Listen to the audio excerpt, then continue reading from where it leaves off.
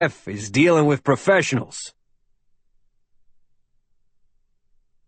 10. Observatory Circle, Washington, D.C. The Bureau of American Islamic Affairs was less than 2 years old, a new bureaucracy within the U.S. Department of State, with the onerous portfolio of trying to chart a stable diplomatic course in the fractious Muslim world. Career workers who were specialists in the field had been called from other sections to take up duties in a heavily guarded and secure office complex outside of the Washington Beltway. But the heartbeat of the Bureau was a remodeled 3-story Victorian building at 34th Street and Massachusetts Avenue Northwest, on the grounds of the United States Naval Observatory. In that ornate building, Arab princes and Persian potentates and the bewildering array of leaders in the volatile Muslim world were welcomed and entertained almost on a daily basis. In its short existence, the mansion had become an important back door to power. From his lavish office on the 3rd floor, Under-Secretary William Lloyd Curtis could look over the treetops and see the groomed front of one observatory circle, the stately official home of the Vice President of the United States. While the White House was the most visible point of government in Washington, hardly anyone even knew where the Vice President lived.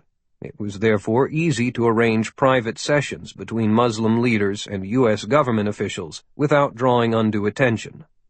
The American representatives would say they were visiting the home of the Vice President.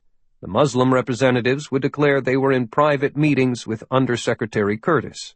In reality, they could all be in a secure conference room on the 2nd floor of the BAIA. Curtis was a tall and broad-chested man who wore tailored suits that were obviously cut from cloth rich enough to denote private wealth, as did the patrician Massachusetts accent. Deep gray eyes matched the thick brows and carefully barbered hair that was thinning but was still full for a 60-year-old. A closer look at the calm face would show hard lines that had been etched at the corners of his eyes from staring into the desert sun too much. His scarred hands also gave away his true past, for although the nails were manicured, the fingers were gnarled and the palms hardened from decades of working in oil patches and construction projects all over the world. His nose had been broken several times, leaving it with a curious bent shape that added to his look of experience. Bill Curtis had grown from being a mining engineer to becoming a one-man equipment hauler, and eventually to creating Curtis Construction, a multinational corporation. By the time Bill Curtis decided to retire from the business, he had contacts all over the globe and was friends with most of the powerful men in the Middle East. Those contacts, and his easy ability to juggle business, political, and personal favors, had led him to becoming the American ambassador to Kuwait, and then he was given the plum prize of Egypt. Curtis was there to steer U.S. interests when Egypt fell apart under the tidal wave of revolutionary upheaval that was beginning to sweep through the Muslim world, and the old regimes toppled and fell so rapidly that it was often difficult to determine which side the American government should support. There were no good options in some of the uprisings. The overwhelmed State Department decided to bring the entire troubled region beneath one tent, so it created the BAIA, and Big Bill Curtis was deemed uniquely qualified to be its leader. The paint was hardly dry on the walls of the new offices when the American SEALs staged the assault in Pakistan that killed Osama bin Laden and created a leadership vacuum in the terrorist world. The charming and tough Curtis was the man who would have to ride the tiger of Arab revolution, and he was more than happy to do so, for he had spent several years pushing the idea that bin Laden and his al-Qaeda organization had become obsolete. For more than a decade, since the attacks of 9/11, there had been the feeling that bin Laden and al-Qaeda were in charge of the entire Muslim revolution, for he had struck the biggest blow ever against the great Satan. The Saudi was revered for that, but almost before American sailors wrapped his body in a white sheet and dumped him overboard from an aircraft carrier, internal bickering erupted within the terrorist community over who would carry that violent legacy forward. Bin Laden's old friend, Mullah Omar, was too worried about being the next on the list for SEAL Team 6 to step forward. The egocentric Sayyid Muqtada al-Sadr in Iraq spoke loudly, but no one listened to him. Dr. Ayman al-Zawahiri from Egypt inherited the official role as head of al-Qaeda, but could not control it. Even an American Muslim cleric in Yemen, derisively known as the big-headed little man, due to his likeness to the cartoon character Charlie Brown, made a pathetic attempt to be seen as the ultimate leader. The Palestinians were never even in the game. Curtis felt that Osama bin Laden's death marked the passing of the flag. Hezbollah, the Muslim Brotherhood, Hamas, and the inevitable lone wolf terrorists were scrambling for wider pieces of the pie and their own agendas. But none was succeeding, and he blocked them all whenever possible. Iran bankrolled revolution, but cared only for itself. The only real success was being shown by the new Muslim order and its leader, Commander Khan. Bill Curtis had long ago decided that Khan was to be the one, and used his position as undersecretary to nudge things in the proper direction. He had a dog in the fight. The commander was no stupid outlaw, but a friend and ally from years gone by. Which was why Curtis was angry as he stood beside the big office window. In his hands was a handwritten note that had been delivered by a private courier, folded and sealed in 2 envelopes. His lips had drawn into thin lines when he read it, and the eyes darkened. Failure. The girl still lived. The undersecretary sighed and fed the note and envelopes edge-on into the office shredder, which cross-chipped the paper into microscopic pieces that would be impossible to ever reassemble. At the end of the day, they would go into the burn bag and be incinerated. During the Iranian Revolution that toppled the Shah from power back in the 1970s, the U.S. Embassy in Tehran had shredded all of its important documents. Those thousands of strips had been reassembled and pasted back together by Iranian students, and today could be read verbatim. The WikiLeaks scandal made security even chancier. William Curtis preferred for his secrets to remain secrets. There had been no mention of the Quantico action in his morning briefing, which was gratifying. The Marine Corps was keeping it bottled up while its investigators tried to determine exactly how the breach happened and who was involved. Curtis was confident that they never would. The mission that day to which the girl had been assigned was a simple training exercise, and all preparatory communications were handled through normal open channels. The people at Task Force Trident had contacted the Department of Defense with a request for technical support, and DoD went through the Treasury Department to get a particular helicopter and its Coast Guard crew. Orders were cut from departmental operations to base ops and squadron ops, specifying exact times and coordinates. It had all been available in various military mailboxes, easily monitored by outsiders. Curtis had had a rogue private security company monitoring the system for information ever since the CTDSS terminated surveillance of Petty Officer Ledford, declaring that she was no threat. That depended, the Undersecretary thought, on who or what was being threatened. The target wasn't even in the United States, but in Pakistan, where the huge new bridge project was underway, with funding flowing in from the oil fields. Front companies of Curtis Construction, in partnership with similar Muslim businesses, were lost in the organizational maze. He could not afford to have that link exposed.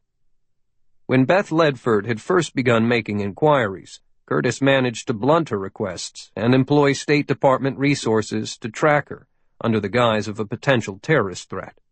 When the DSS pulled out, he had resorted to his very expensive friends in the private sector, who specialized in unusual assignments, professionals that he had used before. For them, infiltrating the Quantico base had been easy.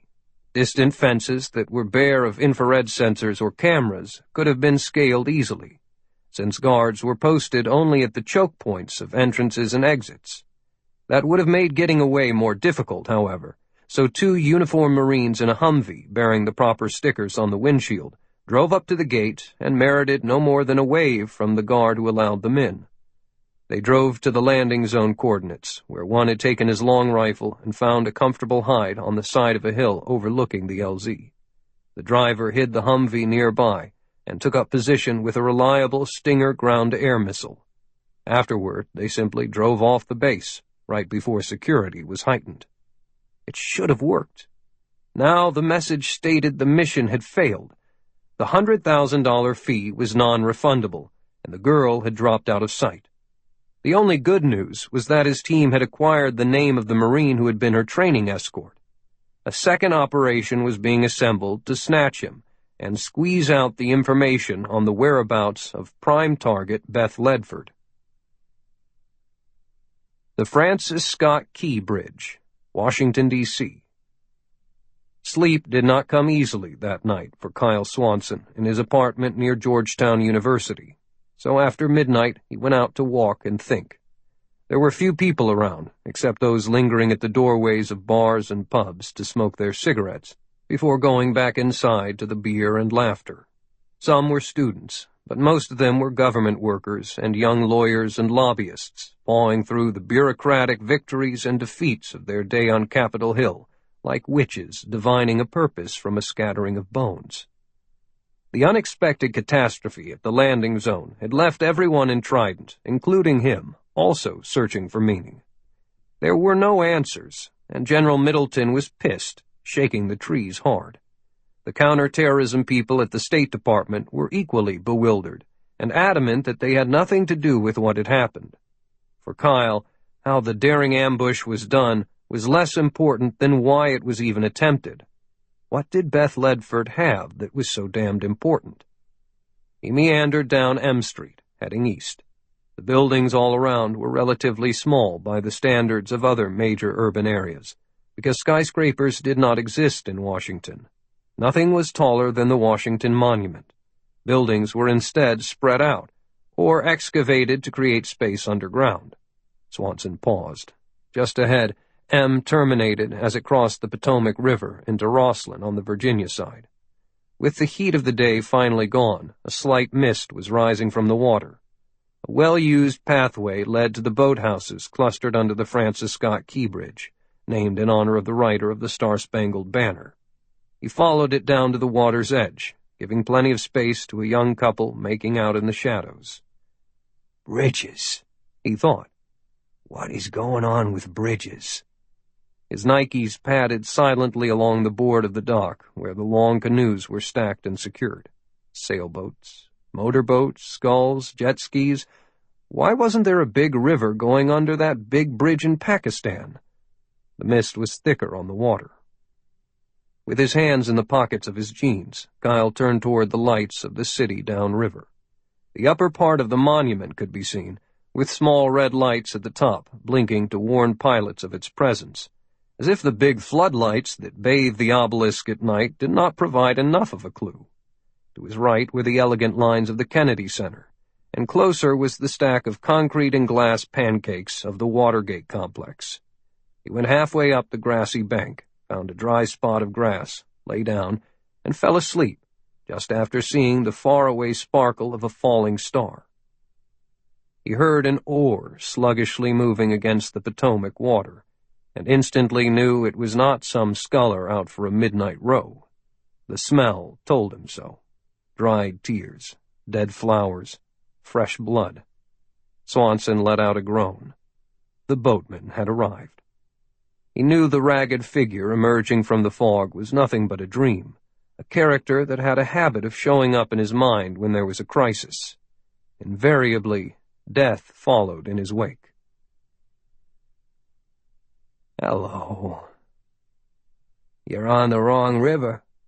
The Styx is underground somewhere, down in hell. This is the Potomac." A slender thread of crooked laughter made Kyle look up. Charon was still in his boat, the long oar over the stern bumping ever so lightly against the boardwalk.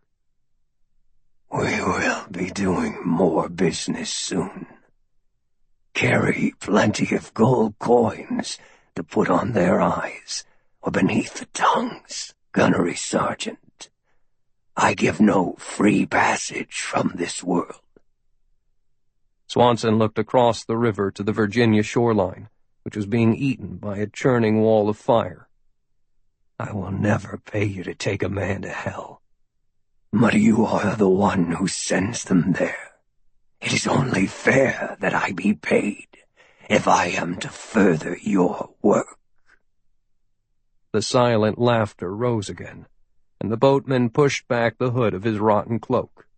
A bald bone skull seemed to grin, and the black holes of the eyes had seen an eternity of life and death. "Why are you here, you decayed piece of trash? Why is there a bridge in Pakistan, in a place with little or no water?" "There was a huge flood. Thousands died.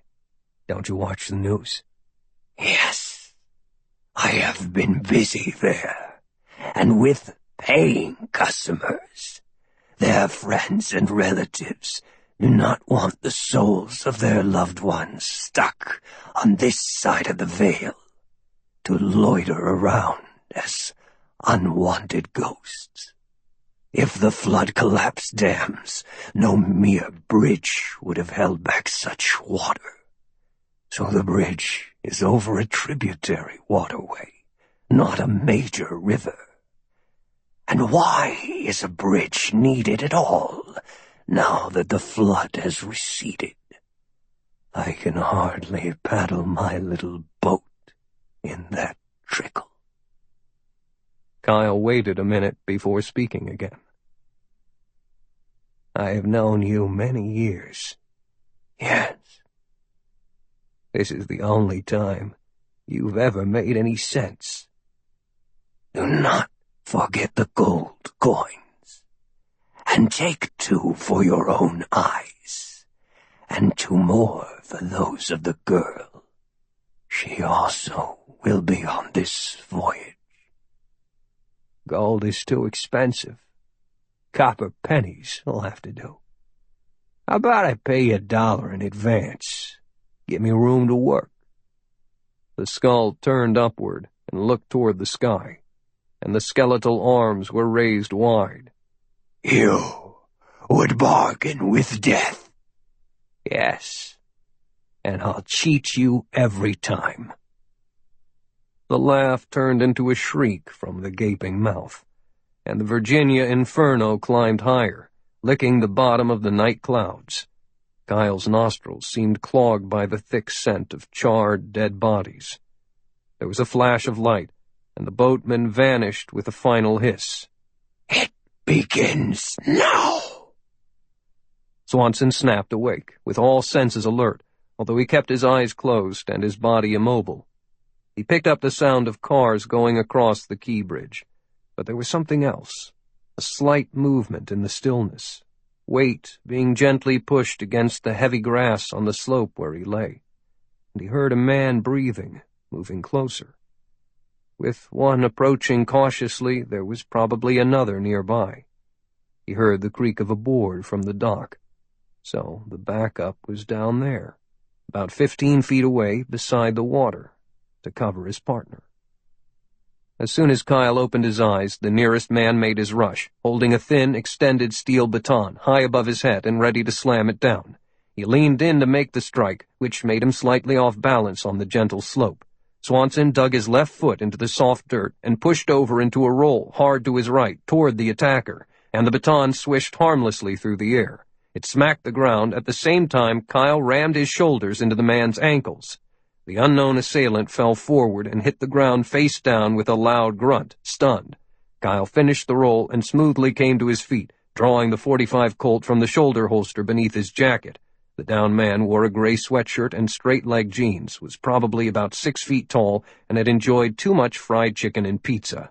Kyle stomped hard on the spinal column at the base of the skull with his left foot, and felt and heard the C2 neck vertebra give way with a loud snap as it forcibly parted from the C3 under great force in a classic hangman's break. He swiveled to face the second threat and saw the man charging from the dock, a dark figure moving fast but from lower ground. He was shorter and even wider than the other one and had Asian features. The blade of a knife flashed in the subdued lights below the bridge. Kyle raised his pistol and fired point blank into the face, and the man jerked to a halt as the back of his head blew off in a spray of blood and bone. The body fell backward and landed on the grass with a wet sound. The double tap of gunshots echoed wildly beneath the arch of the bridge. Kyle held his Colt in both hands and methodically quartered the area around him. The choice of a baton and a knife instead of guns meant the two men were not expecting to be unsuccessful in the attack, and therefore they were likely professionals. It was unlikely that they had brought along even more support. 2 tough pros would normally have been more than enough. When Swanson was certain no one else was there, he holstered his pistol and made a quick search of the pockets of the dead men. Neither had a wallet nor any identification. Pros, for sure. Swanson, for a moment, considered dialing 911 on his cell, but decided it would be better to just move on out of there. Let someone else report the sound of gunfire. He walked up the hill and back into Georgetown. This whole thing was out of control. It was time for Trident to go black on it, and for Kyle and Beth Ledford to vanish. He was tired of people knowing where the fuck he was at. 11. They were on Interstate 95 only a few hours after the attack. Glowing strands of headlights marked the commuters flowing into the Washington corridor. Within an hour, the traffic would thicken in the southbound lanes to bind the cars trapped on it into a slow-moving parking lot. Swanson and Ledford were going the other way, as Kyle glided a big Land Rover north, heading for a small airport just outside of Providence, Rhode Island, that served private passenger planes. He would have preferred something less conspicuous than the big SUV, but was thinking defensively, and the specially equipped vehicle was rigged with bulletproof glass, heavy-duty bumpers, tires that would resist gunfire, and interior weapon storage areas. It also had the advantage of sheer weight in case somebody tried to ram it, and its enhanced four-wheel drive would take it almost anywhere. The Land Rover had been part of the FBI fleet until earlier that morning, when Special Agent Dave Hunt checked it out in his own name, then handed the keys to Kyle, with a warning that it was lousy on gas mileage. The wipers clicked methodically against the windshield as they drove through a light rain. "Why don't we just use a military flight out of Andrews?" she asked, leaning back in the big, comfortable seat. "The general could clear it, right?" "There's a hole somewhere in the ComNet, Beth, and we don't know where. We cannot trust normal operating procedures," Swanson said. "What happened yesterday at Quantico, and then last night with me, could only have been planned with advanced intelligence. Too many people had access to what we were doing, so from now on we're dark. Only the 4 other people in Trident know our plan, plus a few on the other end, along with the 2 of us. Not even your mother can know what's going on. Nothing is being written down, entered into any computer, or spoken on any open comm line or channel. We intend to keep this new loop as tight as possible." She thought that over. It still felt like they were running away. "Gunny, I think we should stay here and fight whoever they are. Instead, you have us going on a cruise? It's like we're scared." "Just the opposite, Beth. We're moving toward the real fight. The cause of all of this trouble, obviously, is in Pakistan." "The bridge." "Yes, the bridge." "And Task Force Trident is able to lay on a private jet and a yacht to get us there?" Kyle pressed a button on the console to activate a device that showed no radar was painting them, then accelerated. The Land Rover jumped forward in response. "The yacht is just a way station for us, a secure position where we can get ready in private for the final move. The plane is owned by the same corporation that is providing the yacht." "Your General Middleton has some pull, huh? He trusts the civilian owners?" She looked quizzically at him and saw the flicker of a smile. "He should. It's my family." After a hearty dinner, Chief Engineer Mohammed Al-Attas took Sergeant Hafiz along on his final inspection for the evening. They buzzed through the big central tunnel in an electric cart, dodging around workers and technicians. In a subsidiary corridor, the engineer halted the cart and led Hafiz into what looked to the sergeant like the pictures he'd seen of America's space mission headquarters in Houston, Texas. Tangles of wiring hung loose from the false panel ceiling, and the temperature was a comfortable 65 degrees. Al-Attas stepped onto a raised platform and took a seat in a cushioned, high-backed swivel chair, wrapping his hands around a pair of computer joysticks that rose one from each arm.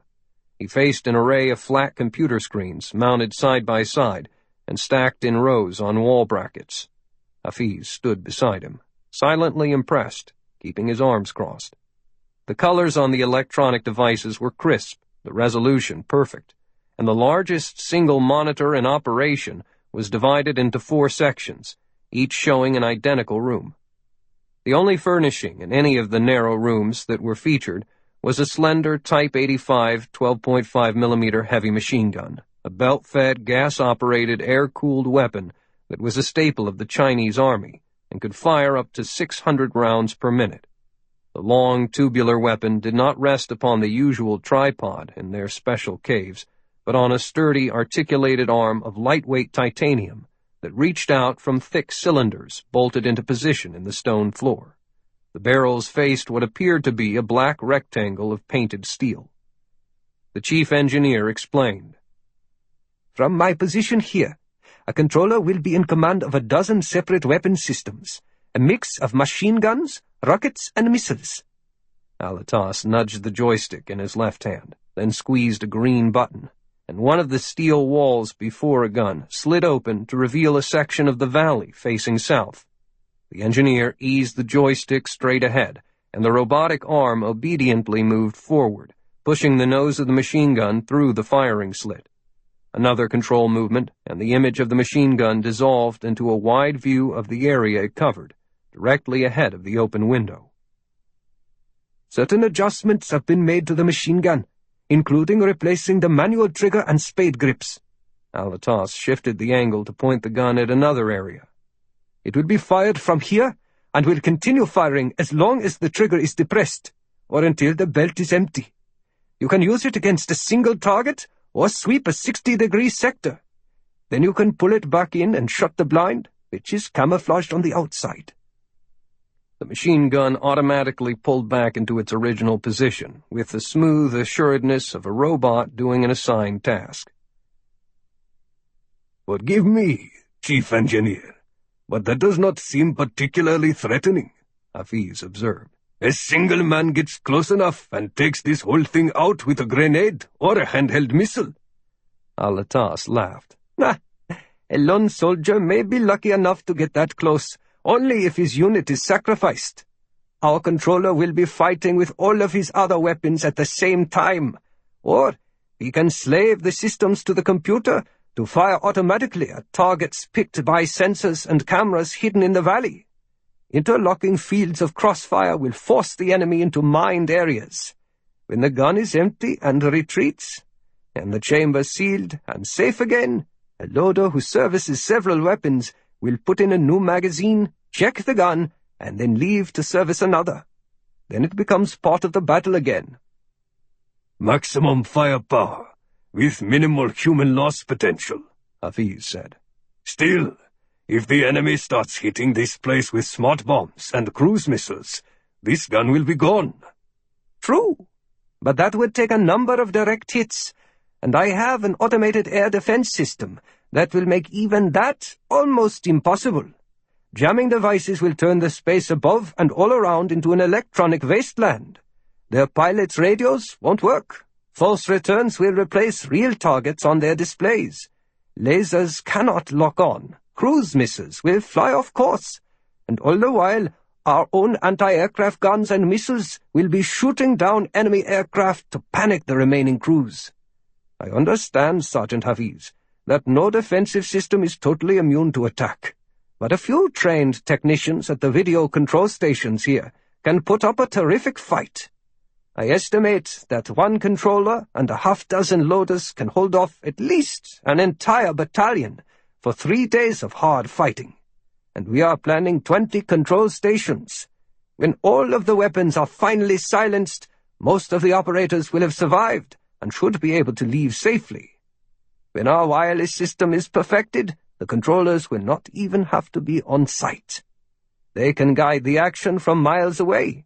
Any sort of attack, by ground or by air, is going to be a very long process and extremely costly for the attackers. My cameras will capture the carnage and feed it to the cable networks. You expect the bridge and all of these fancy defenses to be overrun? Mohammed Alatas rose from his seat, turned off the display, and shrugged his shoulders. We must face reality. Put yourself in the mind of the enemy commander. After a week of hard fighting, nothing seems to work, and you have suffered horrendous losses of men and material. Is that a victory? So your troops finally make it in, wading through more mines and booby traps and the occasional sniper or counterattack at designed choke points. They will think they are in the devil's toilet, Sergeant. Then, just when the general thinks it is over, that he has won, internal bombs explode, and it all collapses around his ears. Hafiz had been told little of this when he was given the assignment of watching over the engineer. He said, "Nuclear bombs." Possibly, but those would not really be necessary, and the radioactivity would create a wasteland for centuries. This land belongs to us, and might someday be transformed into a fertile breadbasket. Anyway, there are things worse than a nuclear bomb. What could be worse? Breaking the will of the enemy. Our most likely attackers would be the Americans, and maybe some of their European allies. The Pakistanis will never try to take this fortress, because they are helping to pay for it. Let us not be coy, Hafiz. Important lessons were learned from the tragic death of the Grand Martyr Osama bin Laden, and I won't make those mistakes.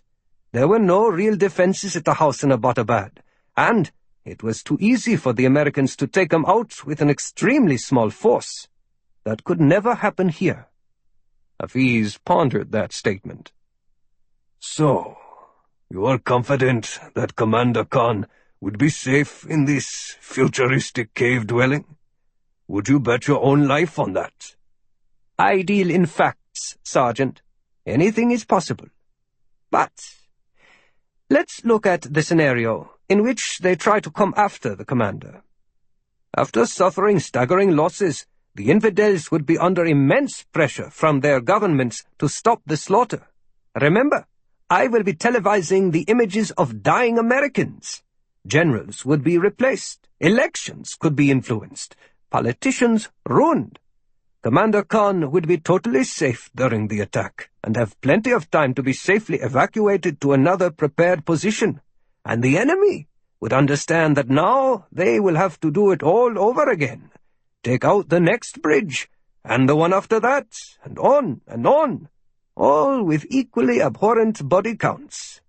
Air power and cruise missiles simply will not do the job, and the Americans always stop short of using nuclear weapons.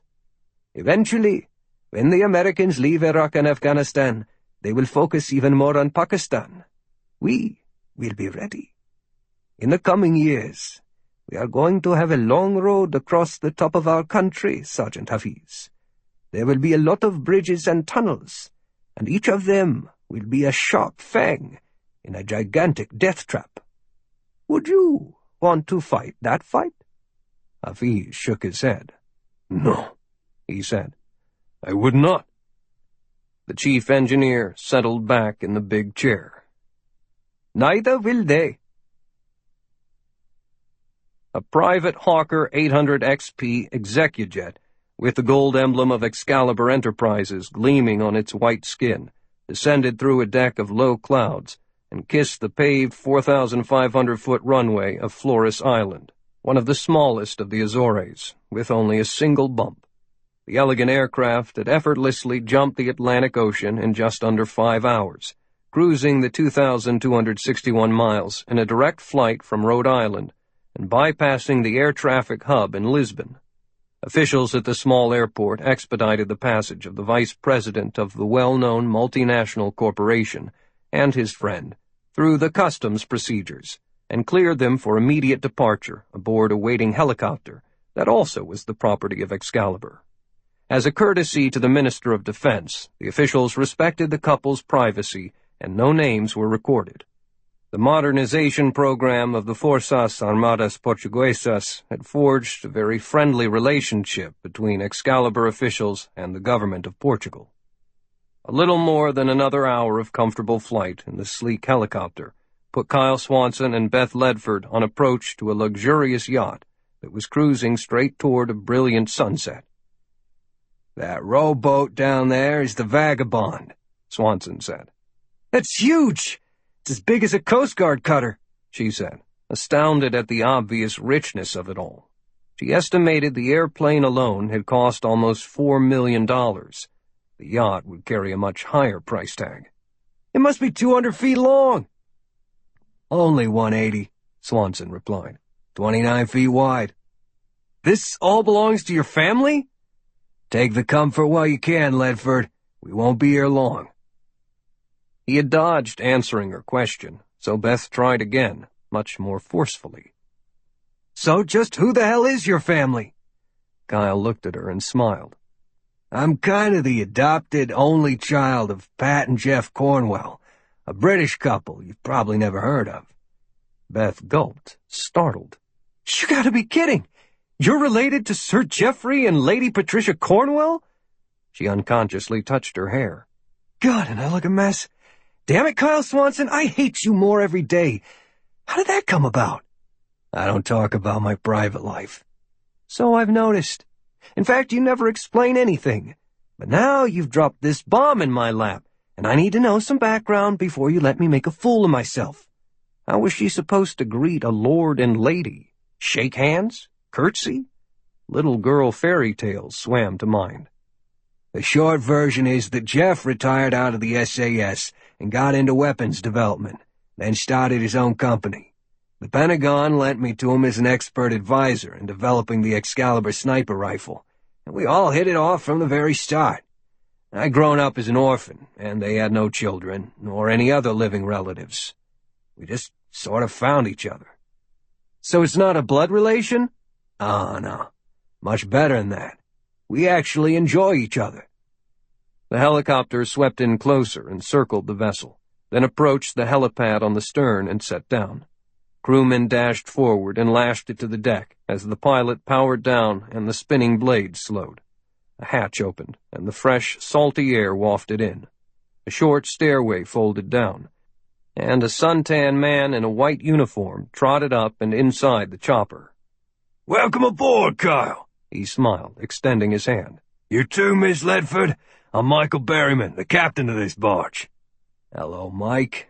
Good to be back, even if we are just passing through." "You always are, mate. Come along now. I'm to fetch the both of you immediately to the main salon." They all stepped onto the deck, feeling only a gentle roll underfoot as the vagabond surged through the calm sea. "We'll have good weather for the next few days. Maybe an overnight squall, but that's all." "How's the old man?" Kyle asked. "Irritable. Still thinks he's the indestructible Special Air Services colonel. The legs give him trouble, but at least he's no longer wheelchair-bound. It's a miracle he even survived that terrorist attack on the castle in Scotland, much less that he's walking again." "What's that about?" asked Beth as they entered the central corridor of polished, paneled wood that ran the length of the vessel and looked like the entranceway of a five-star hotel. "What terrorist attack?" Kyle said, "Jeff and Pat were damn near killed when some tangos blew up a reception they were hosting for the signing of a peace treaty between Israel and Saudi Arabia. The Muslim fanatics did not like that idea, so they tried to kill everyone involved." "Of course, I remember that. Can I stop off at a restroom before we go in? I'm a frump." Captain Berryman chuckled. "Please be at ease, miss. You look quite exquisite, particularly after such a long journey. Now, here we are." He tapped on a wooden door, opened it, and stepped away.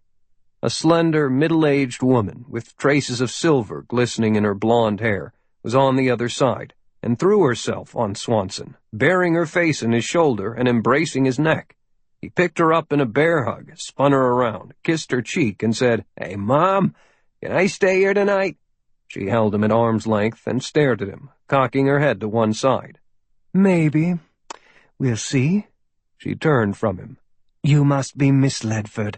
I'm Patricia Cornwell, but I insist that you call me Pat, and I will call you Beth because, well, just because I want to. Come in, my dear. We are so very happy that you're here." Swept up by the woman's charm, Beth was barely able to speak in a normal voice. "Hello," she said. Please pardon my appearance, Pat. I wasn't expecting this." Lady Patricia still had the slight figure of a fashion model and wore an elegant, pale green blouse and slacks outfit that matched her eyes.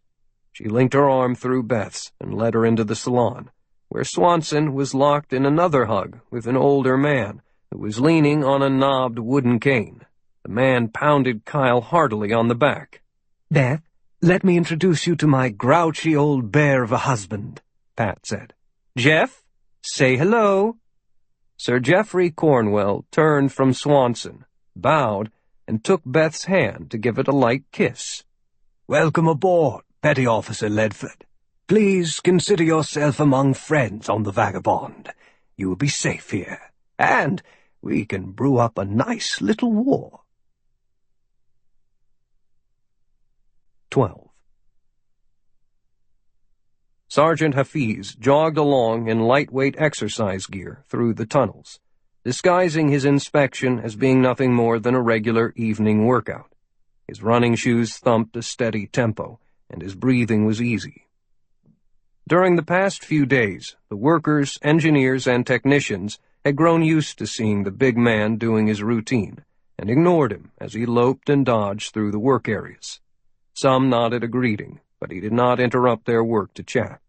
Hafiz wanted to be regarded as unimportant, as he accumulated more knowledge each day, exploring each cavern and cave and tunnel in turn, miles of them, some illuminated only by bare bulbs hanging from a spider's web of overhead wiring, with idle machinery covered with protective plastic lining the walls.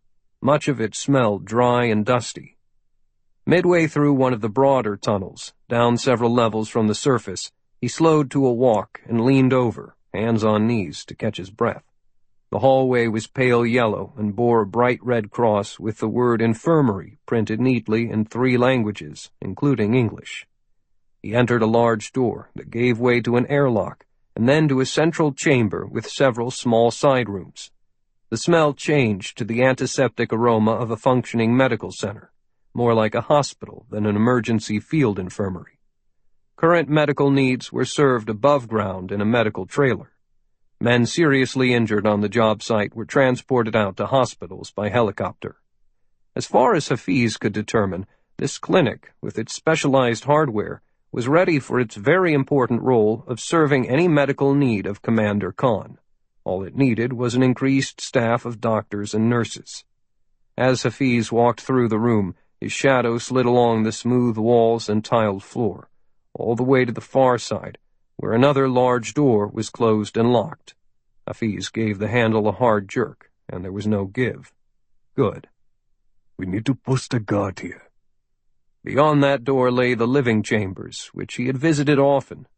The underground suite, complete in every respect, was served by a private entrance and had a unique design that provided all the amenities for a comfortable life: filtered pure air and controlled air conditioning and heating, soundproofed walls, adjustable lighting, expensive furniture, and cushions and pillows stacked on lush carpets and rugs. A full kitchen was attached to one side, as were guest rooms for important visitors. A door in an outer wall led to a sheltered stone patio that overlooked the valley. Down a short hall was a modern studio from which the commander could record broadcasts to be transmitted to the world. There would be audio only, for the commander never allowed his picture to be taken. Hafiz had been given a demonstration of that facility only yesterday. He would report his conclusion to General Gould at the ISI headquarters that the place was ready for occupancy, pending final inspections. Hafiz trotted back into the corridors to finish his daily run, mentally composing his account. The strange little chief engineer had done a magnificent job. That would be another matter to be enclosed in the confidential report. Muhammad al-Attas, the brilliant engineer whose delusional personality was putting the project at risk. By the chief engineer's own estimate, construction was more than 80% complete, and specialists to man the battle stations were still to be trained elsewhere, so his unique skills were still required. Things were reaching a critical stage, and Hafiz planned to ask for a full security detail, at least a platoon of regular soldiers, which would allow him to establish patrols, overwatch positions on high ground, put automatic weapons in bunkered positions outside, and patrol the road. The tales of the evil spirit haunting the valley were balloons of illusion waiting to burst, and no deterrent at all from a tactical standpoint. Even some foreign civilians had managed to accidentally penetrate the chief engineer's digital battle space with ease before they were captured. The chief engineer had been so enraged by that breach that he had fallen into his ferocious personality in the room where they were being held prisoner and slaughtered them. The bodies were then quietly trucked away and dumped elsewhere.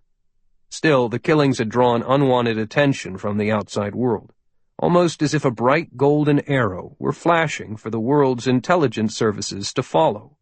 The secret was at risk. Had Alatas outlived his usefulness? Could other engineers finish what he had started? For the moment, Hafiz believed the strange young man should be allowed to continue his work. Several hours later, night swept into the undulating valley, and pale moonlight painted the trees, rocks, and water through scudding clouds. Workmen on the road and in the tunnels toiled on, wary of venturing beyond the edges of the racks of spotlights fixed along the construction zone. They had heard stories of men who had gone alone into the darkness and met their deaths somewhere out there.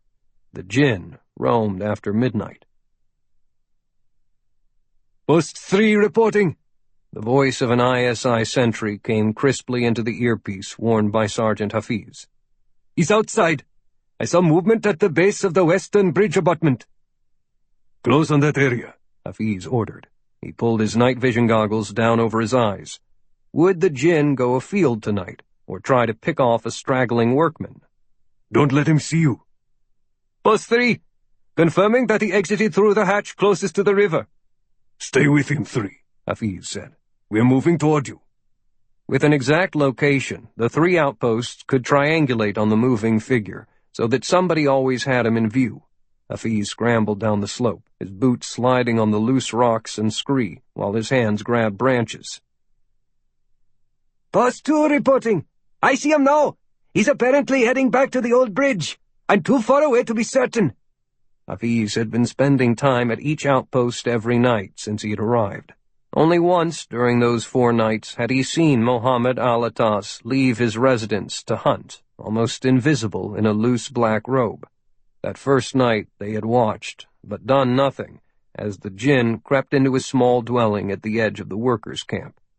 He remained there for almost an hour before leaving and making his way back to the hidden entrance, staggering like a drunk. The following morning, the mutilated body of a murdered woman was found in a blood-soaked hut.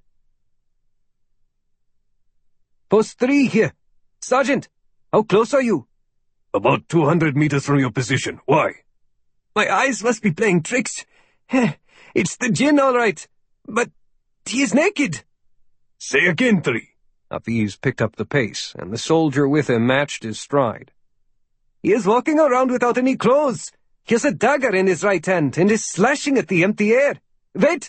He's at the old bridge now, and is working out toward the middle. Sergeant Hafiz stopped. He could see the man standing on a slanted steel beam, totally nude, dancing and spinning. The knife moved fast, and a howl of pain rose from the thing on the bridge, rattling the nerves of the watchers. Everybody move in! Hafiz ordered, breaking into a run when he saw a gush of blood spurt from the arm of the crazed man. Get in there now! He's cutting himself to ribbons! Take him down! Mohammed Alatas's eyelids fluttered as he rose into consciousness. At first there was stillness all around, cool air, and a terrible taste in his mouth. Then he made out vague figures and felt a gentle hand on his chest. When he tried to move his arm, he could not, and when he tugged harder, panic overtook him. He heard someone talking far away, then more people speaking close by. His other arm was also immobile, and his feet refused to obey his mental commands. A doctor peered into his eyes, then adjusted the drip in an IV tube, and a warm sensation of weightlessness consumed Alatas, dropping him back into unconsciousness. He came out of it again 4 hours later, while someone was spooning chips of ice into his dry mouth. He groaned and coughed and opened his eyes to find himself in a white room.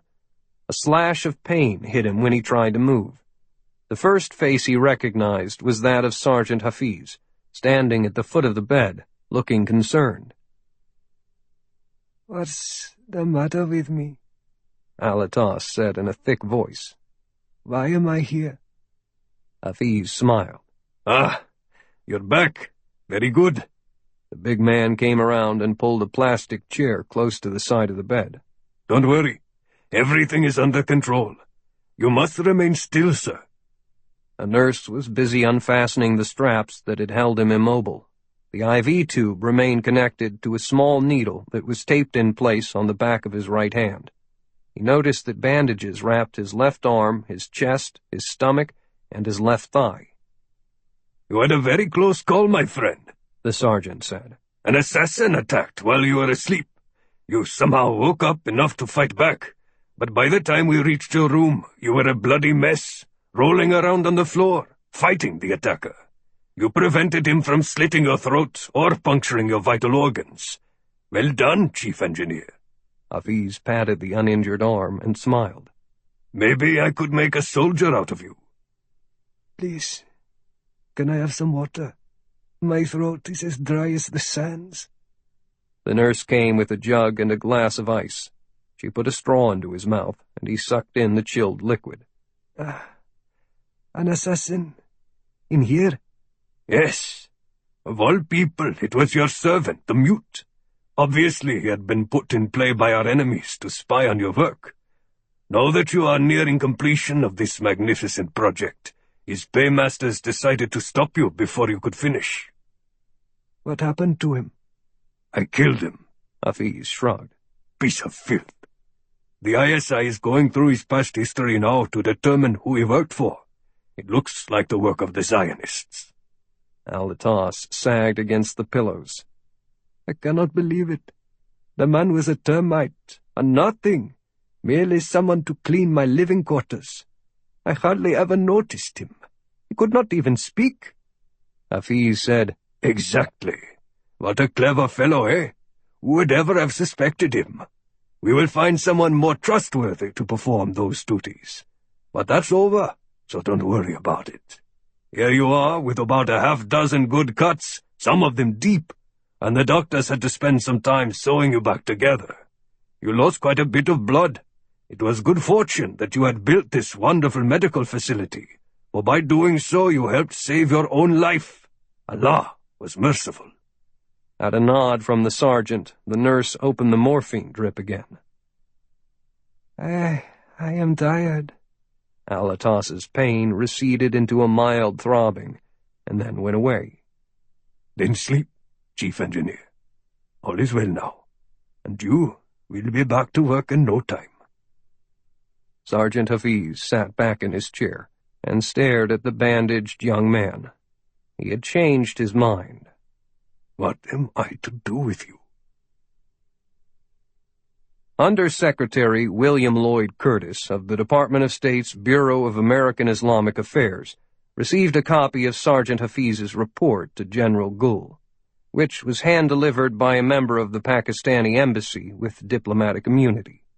Curtis dismissed the messenger so he could read and consider the message in private. The near suicide by Mohammed Alatas did not exactly come as a surprise, for the man had been known for some time to be somewhat mentally unstable. The peculiarities of his personality were far outweighed by the value of his ideas and his work. Curtis had known him a long time, since he had personally recruited the young engineer 10 years ago, while Alatas was still a semester short of obtaining his master's degree in electrical engineering at the Massachusetts Institute of Technology. The brilliant student had been not much more than a boy, only 19 years old, but Curtis believed that Alatas had an innate talent and could probably build a cathedral from a child's set of plastic Lego bricks. Further specialized education had followed MIT, with field assignments on major projects in Brazil, Arizona, Germany, and Indonesia. It was in the mosques of the teeming capital of Jakarta that Alatas's latent Islamic beliefs bloomed into serious study of the Quran. Curtis had applied gentle pressure to ensure that the youngster embraced the fundamentalist pull of the religion, for it was an opportunity. As if he were the owner of a sports franchise, Curtis traded the rising star engineer to his good friends at the largest construction company in Saudi Arabia. And when the boy proved to be more comfortable in the Middle Eastern environment, his extraordinary skills continued to improve. When the international consortium of giant building companies needed a special man to head the secret new project in Pakistan, Curtis had suggested Alatas for the job, for it dovetailed with his other interests. Now it appeared that the unique usefulness and skills of Mohammed Alatas might be coming to an end. The report from General Gould had been a courtesy alert of possible danger. The Undersecretary did not object, for the engineer knew too much and was a direct link back to Curtis, and that could not be exposed. Although his company was being run by a blind trust during his tenure in public service, Big Bill Curtis still kept a close eye on his empire. His friends trusted him to do that, and not to make mistakes. Disappointed, Curtis prepared a reply for General Gould. The overall task and protecting Commander Khan were of far more importance than the life of young Alatas, or anyone else, and keeping the Curtis name out of the affair was mandatory. The ISI had his approval to do as it thought best. 13. The summer squall came on the starboard quarter, from out of the northeast just before sunset. Swirling, steady winds increased in strength, and the Vagabond altered course slightly to nose into the rising sea. With plenty of depth and no land nearby, the ship had room to maneuver, and there was no schedule to keep. Solid-state inertial sensors fed digital processors that automatically positioned stabilizing fins to keep the yacht running smoothly at 12 knots with only a minimal roll. Grim clouds moved in and loosed cascades of raindrops that broke hard against the windows before sliding harmlessly away into the scuppers. Beth Ledford was comfortable. "It feels good to be back on the water again," she said. "How does Vagabond stack up against your big Coast Guard cutters in this sort of little blow?" Sir Jeff was beside her, one hand on his cane and the other holding a glass of whiskey. "We would be feeling the change worse than this, humping along and busting wave after wave. But look at this."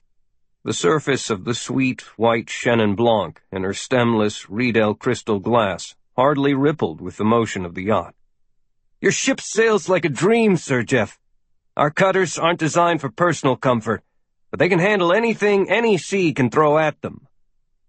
"As good as a Navy ship?" She laughed. "Better. We have much more control of our vessel, with highly trained crews in every compartment, and we are more mission-oriented. Innocent lives can be at stake every time we're out.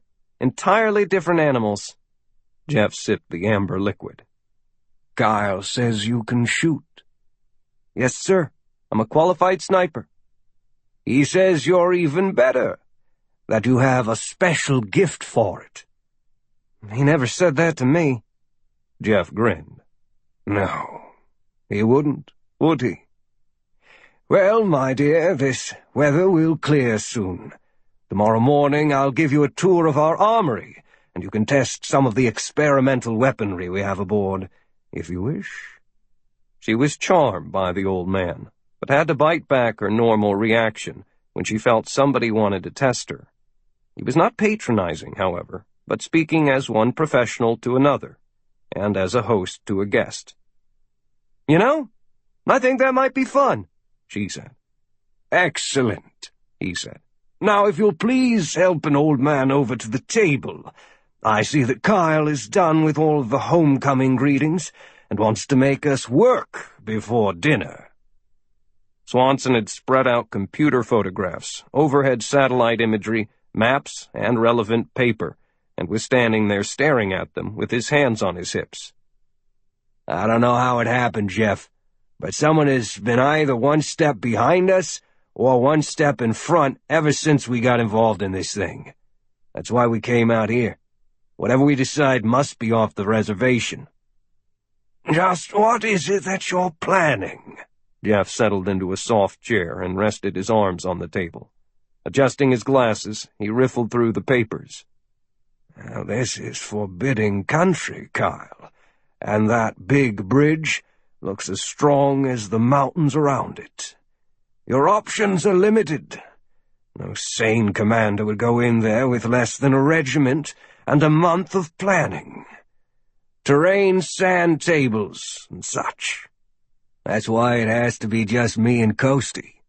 I think that if we go in quick, then we can see whatever there is and get out before anyone knows we're there. That's your plan? You're dreaming, lad. Which is why I'm picking your brain, old man. You must have learned something during all those years with the SAS. Sir Jeff placed his fingertip on the bridge location on the map and studied the contours. At least we should assemble a team of professionals to back you up on the ground, with adequate air cover. It's quite a distance from a safe base. Kyle shook his head. I don't like this situation either. But right now, nobody on the ground is expecting us. Whoever's chasing Beth and me does not know where we are. We can use this window of secrecy to our advantage, if we can put something together fast. Does General Middleton know what you're up to? Hell, Jeff, I don't even know what I'm up to. All we have is a target zone and a lot of questions.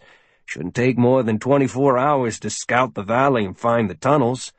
The Lizard told us that security in the area is almost non-existent. The flood's cleared everybody out, and although the water's gone down, not many people have returned. They're still in the refugee camps. Lady Patricia had been listening. Why not go into the area disguised as a part of a medical team, just as Beth's brother did? One of these briefing papers said the Pakistanis were opening the area for an inspection and were ready to establish a new refugee camp there.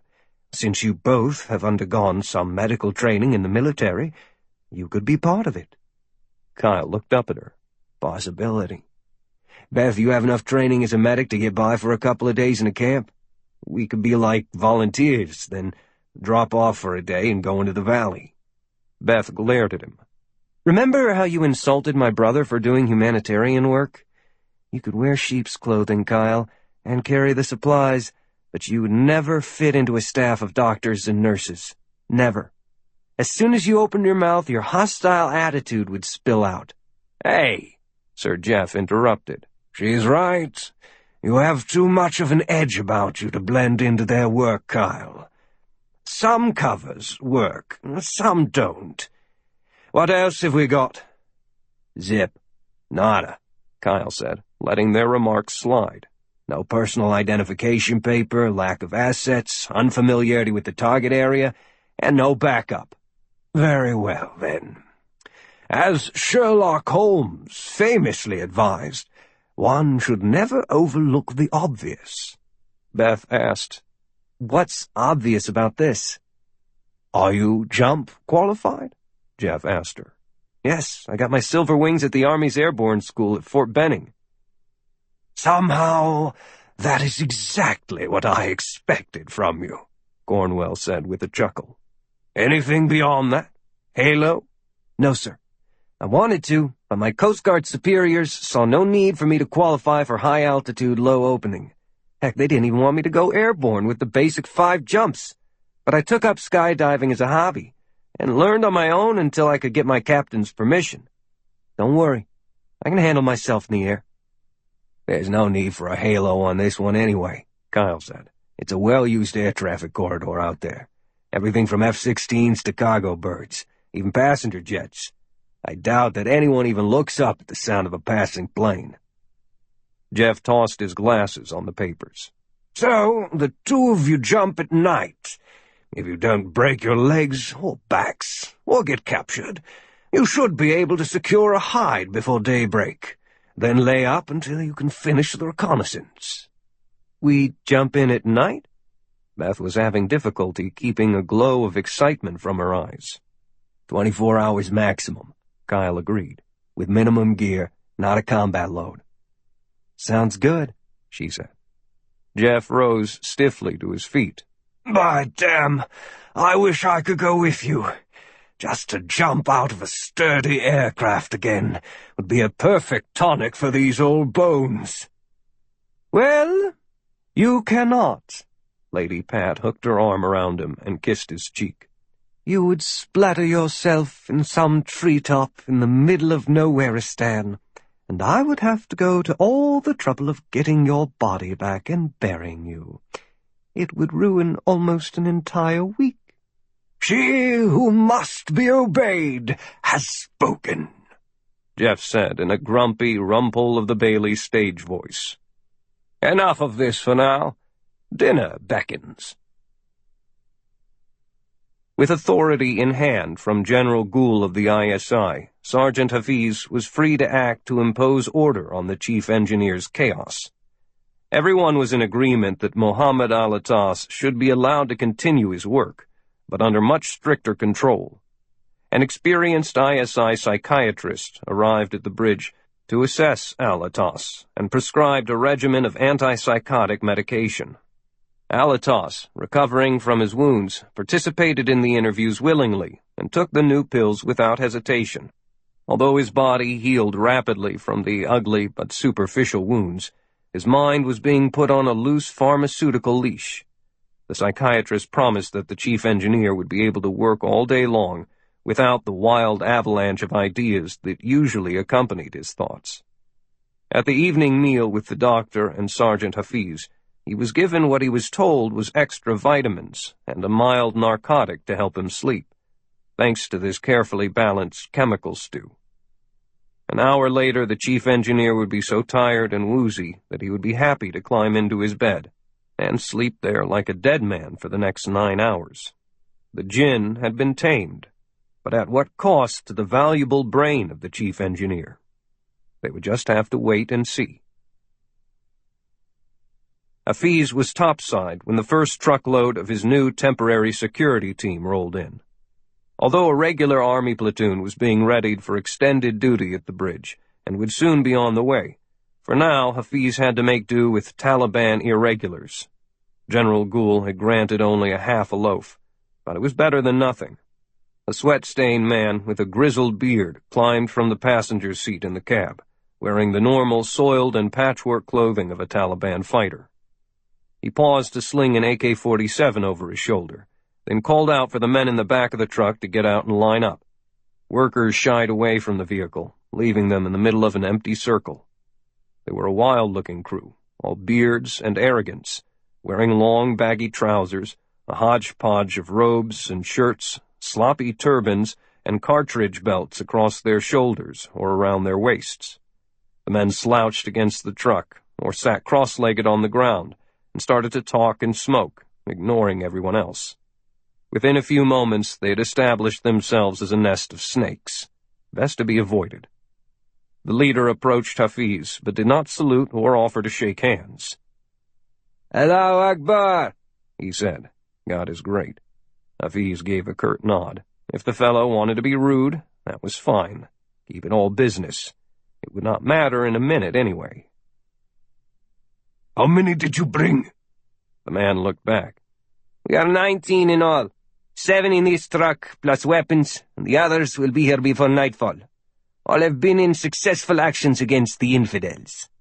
He removed the automatic rifle from his shoulder and cradled it comfortably in his arms, almost pointing it at Hafiz. Are you their leader? The man stiffened. How could there be any question of his authority? This sergeant was a stupid man. Yes, I am Said, and my leaders have ordered me to secure this place. I will now take control. Are you Hafiz? Sergeant Hafiz? Hafiz looked down at his boots for a moment, studying the ground, the bowed head indicating subservience. Why couldn't this have been easy? Why did these people refuse to cooperate? Inshallah, the sergeant said. God's will. He reached behind him and pulled the modified Makarov 9mm pistol from the belt holster, swung it up, and fired directly at the nose of Syed. The back of the man's head blew off in a crimson curtain of bone, brains, and blood, and Hafiz fired again before the body hit the ground. He looked over at the Taliban fighters. Suddenly, they were paying attention. Hafiz held up his left hand, palm outward, to signal them to remain still, then planted a boot on each side of their fallen commander's body and methodically emptied the remaining 10 shots of the magazine into the corpse. Streaks of crimson glistened on the ground as Saeed's body bled out. Turning away from the bullet-riddled corpse, Hafiz walked over to the waiting group, clapping a new clip of ammo into his pistol as he moved, his eyes killer cold. "Allahu Akbar! You motherless pieces of dung!" he snarled. "You work for me now. Get in line." The rain had passed over during dinner, and Lady Pat and Beth went for a slow turn around the deck so Pat could smoke one of her little cigars. The doctors insisted that Sir Jeff be in smoke-free environments, and the portable oxygen tank that was always near him made it necessary for her to smoke outside. The women had put on sweaters against the chill.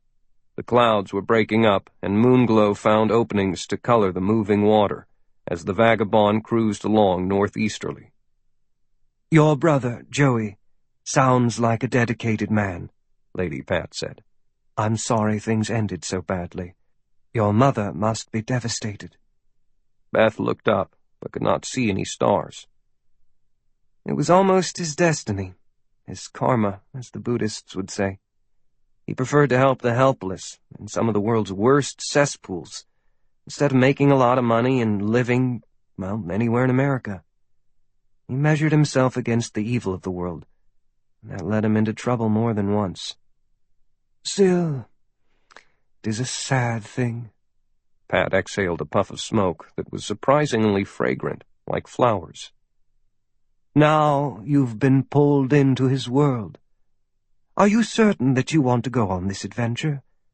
I would advise you to leave it to the professionals." "Pat, I have no choice. Joey saw something in that valley that only I would recognize, and I'm not even sure what it is. Kyle says the job is doable, with minimal risks, and I am a professional, too." Lady Pat threw back her head and laughed. "Kyle and Jeff would consider fighting a saber-toothed tiger with their bare hands to be a piece of cake. They live for the rush of it all. You're not really like them, Beth. Very few people are, even within the Special Operations Forces. Still, if I have to see you go off on this errand, I prefer that you have Kyle as your partner. He's the best, and he even admits that you're pretty good." That is a very high compliment." "I work hard at it, Pat. Always trying to break through the glass ceiling, you know. Because I'm petite and pretty, men won't treat me as an equal." "The eternal story, my dear." They paced on in silence until they reached the stern, then looked back over the churning wake behind them, glowing with green phosphorescence. "You haven't asked the question." "What question?" "About Kyle and Jeff and me?" Pat smiled. "You must be curious why someone as sophisticated as I, a lady of the realm, would have anything to do with a foul little mongrel like him. He gave me a synopsis on the way in, Pat, but it's really none of my business." Pat threw the remains of the cigar overboard. "Do you know how hard it is to find a true friend in life? What started as a simple business deal, when Kyle was sent over to advise Jeff on a new weapon, unexpectedly grew into a deeply personal friendship among the three of us. As you said about your brother, maybe it was our karma. No one was trying to make it happen, which is probably the only reason it worked. We did not really need him, and Kyle didn't need anybody. Yet he slowly filled a gaping hole in our lives, and we acted as surrogate parents to him. As the company grew over the years, Jeff turned out to be an even better businessman and financier than he was a soldier. So did our relationship, until we became quite the odd family. Kyle is invaluable to us now. We love him to death. We always try to lure him away from the Marines, but he refuses. The Pentagon stays happy because it gives the U.S. special access to the Excalibur products, and as you see, we provide the occasional spot of help for some operations. Are you telling me that Kyle can choose between being a jarhead gunnery sergeant and living in this sort of luxury, and he stays in the uniform? Yes. Someday he'll retire and come into the business as a full partner. In the meantime, he's a member of the board of directors and a vice president. When Jeff and I die, Kyle inherits the company. Lady Patricia looked sideways at Beth. Did I mention, darling, that he is extremely rich? Beth thought in silence for a moment. I don't care about his money, or his private life, she said. From the moment we met, he's been an insufferable enigma. We're barely friends, Pat. He can be cold and abrasive and rude one minute, and the next encouraging and understanding. All I want from Kyle Swanson is to get me into that valley in Pakistan, and then get me out again. 14. Sergeant Hafiz tried not to overthink the task. The Talibs were unimpressive substitutes for real soldiers. They were courageous, if untrained jihadists, but tribal. He divided the remaining 18 men into 3 groups of 6 and assigned each team to be led by one of the ISI regulars who had been watching the jinn at night, since the man who was the evil spirit would now be sleeping soundly during the dark hours. Those few soldiers could be switched to lead the new irregulars. One group would be on patrol, and the second in reserve, while the third rested. They would rotate every 6 hours. Sleep pulled at his eyes, and Hafiz went to the basin and washed his face, forearms, and hands clean of the fine grit that caked into every crease and wrinkle. A final radio check with the new squad leaders told him that all was quiet outside, so he headed for his bunk and a few hours of rest. He had learned long ago that sleep deprivation dulled a leader's abilities. The inspectors from the new Muslim order were due to arrive tomorrow, and he had to be alert. Just as Hafiz was drifting off, Muhammad al-Attas snapped awake. He was in his own bed, wearing only boxer shorts and bandages, and the lights were off. He smiled broadly into the darkness and got up, as if pulled by a friendly hand. Fools! Did they really think the jinn would be an easy prey? He clicked a switch on the wall, and the room filled with such brilliance that he bent double to cover his eyes, moaning with the pain, until he could reach out and turn it off again, plunging the room back into restful, familiar darkness. Why was he so sore? Oh, yes. Ghostly images slashing at him emerged as a real memory. Evil creatures with sharp claws and teeth had tried to devour him until he fought them off. Then he remembered the hospital and the drugs, and coming back to life behind the masquerade of being a mere human again, the weak little engineer who was liked and respected by everyone, feared by none. The jinn could withstand pain. It had a delicious taste that proved he was real, that he was alive. The thick dreams induced by the morphine had been a tumble of terrifying characters that loyally followed him as they scourged the earth with fire and blade.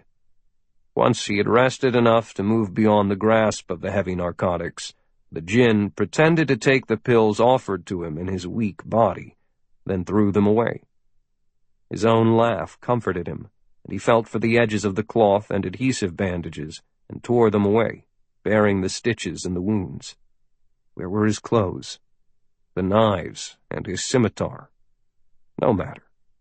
Naked and pure, he left the room, sauntered down the empty hallway, and scaled a short ladder that led into a gun pit. The push of a button opened the wide firing slot, and he wiggled through, leaving a trail of blood. Once outside in the night, he could hear the songs from the stars as he breathed deeply in the rain-cleansed air. Voices called for him to hunt, and to answer them, he squatted on a rock beside the river, cupped his hands around his mouth, and loosed a single screeching howl.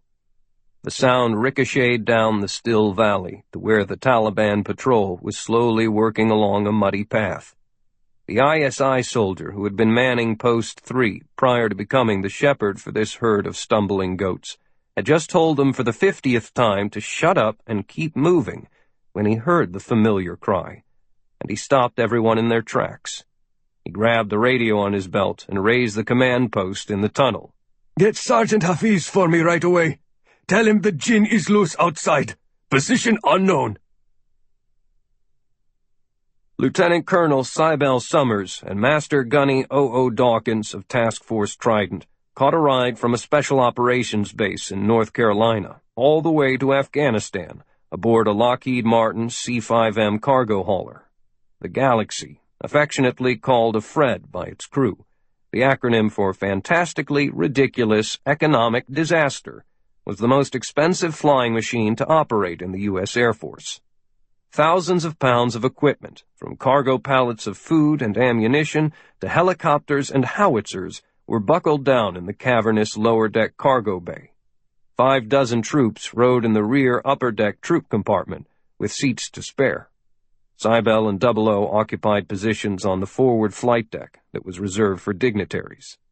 The flight had been a long, droning, boring crossing of the Atlantic that required alternating flight crews, and twice they made the slow rendezvous with refueling tankers and then roared on. The dull whine of the 4 new General Electric engines was quieter on this updated model of the Galaxy, but it was always there, burrowing into the eardrums. Cybele played her tunes, tried to nap beneath a light blanket, or immersed herself in an almost indecipherable textbook on international economic theory that was part of her program with the Lejeune Leadership Institute. As she studied some arcane charts, she wished she were down in the dirt, chasing bad guys. But to punch another notch on the career belt, the warrior had to rest while the student finished her master's degree. The constant droning in her ears was maddening. How could people really sleep on any airplane? Across the aisle, 00 snored. He was a Marine, by God, and slept when he was told to, anywhere, any time. In his pocket was a little black notebook in which he'd been jotting reminders about the best way to throw Kyle and the little Coastie out of an airplane over Pakistan in about 24 hours. Getting them to the target area would be the jobs of the pilot and co-pilot of the small jet, but as jump master it would be his plane, and he would personally handle everything else.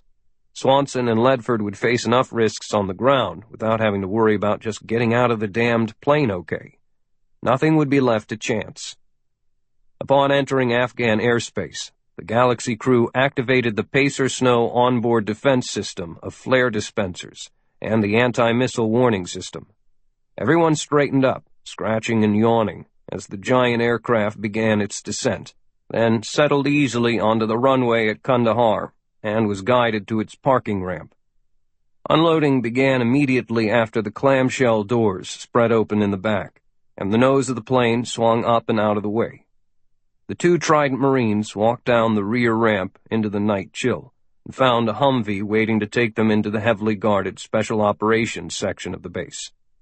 Once in the building, Summers dialed a secure private number on her sat phone to give a coded confirmation of their arrival to the Lizard in Washington. Only code names were used. "Queen and Knight are in place." "Roger that, Queen," replied Commander Friedman. "Shaky and Coastie arrive your location approximately 1200. "Queen out." She terminated the call. No names had been used, even on one of the most secure frequencies available. Shaky was an old nickname of Swanson's that referred to his unusual habit of physically quaking after a particularly hard and heated battle, his way of releasing the self-imposed total lack of emotion during the fight. Coastie now applied to Beth Ledford. "They're on their way, and they'll be here by midday tomorrow," Cybele told Dawkins. 00 grunted approval.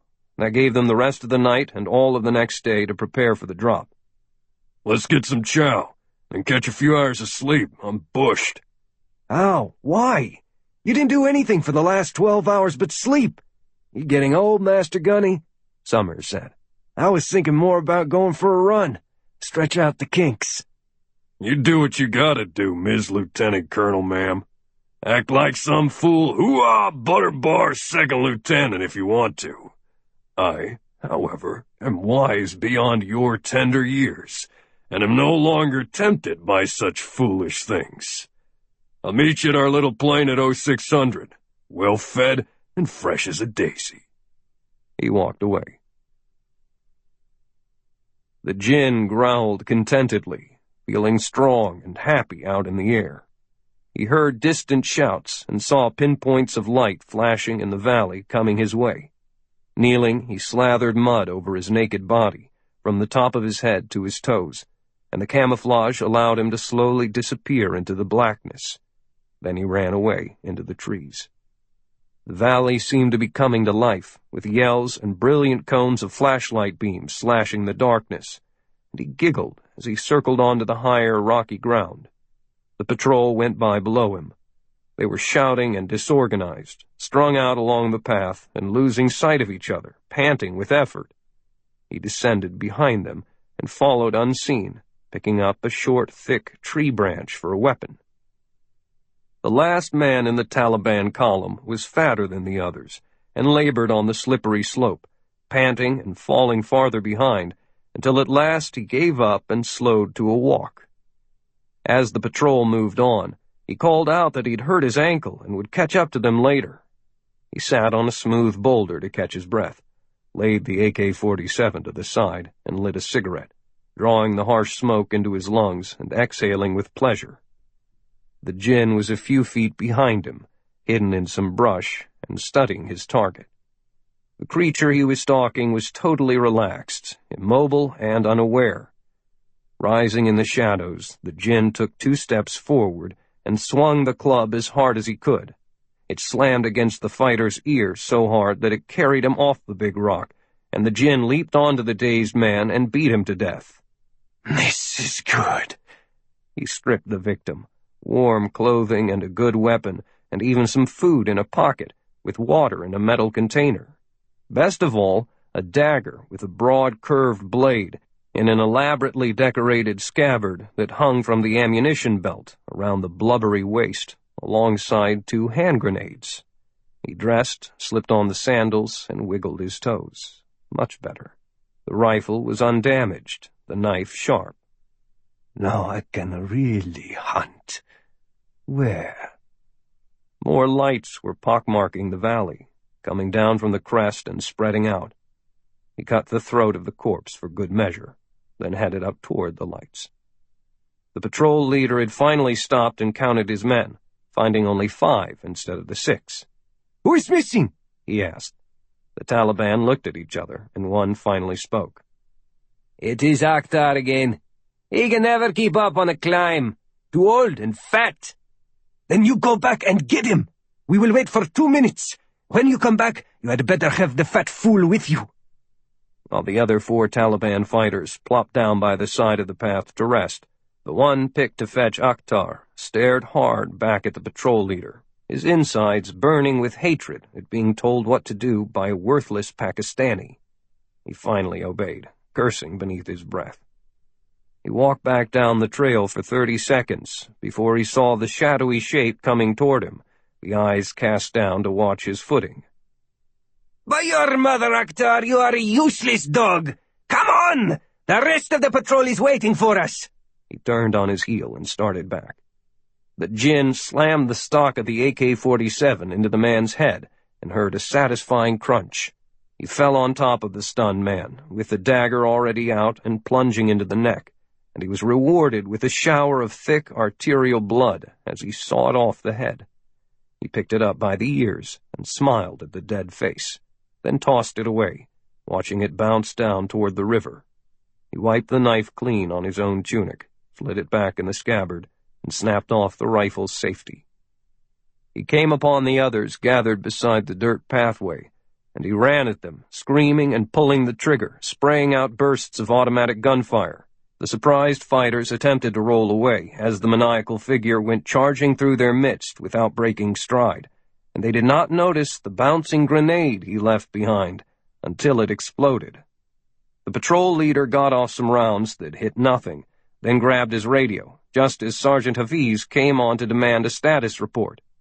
"He just came out of nowhere and went straight through us, Sergeant. We have unknown casualties. I'm leaving these people and going after him myself. It makes no sense, but he was headed your way, right into our strength."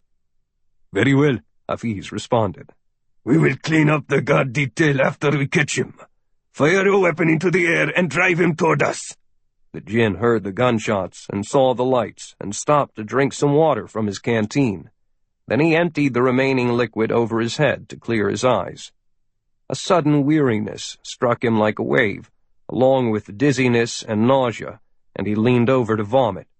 He brushed his hand across his sour mouth, his thoughts tumbling about, his muscles aching from so much unaccustomed exercise and running. He needed to rest for a time, not long. Then he would resume. There was excellent hunting tonight. He put down the rifle, the ammunition packets, and the remaining grenade, and staggered away, singing a little song from childhood. The faint voice of his mother spoke in his head, telling him that safety was not far away, a door into the ground, his entrance to the underworld.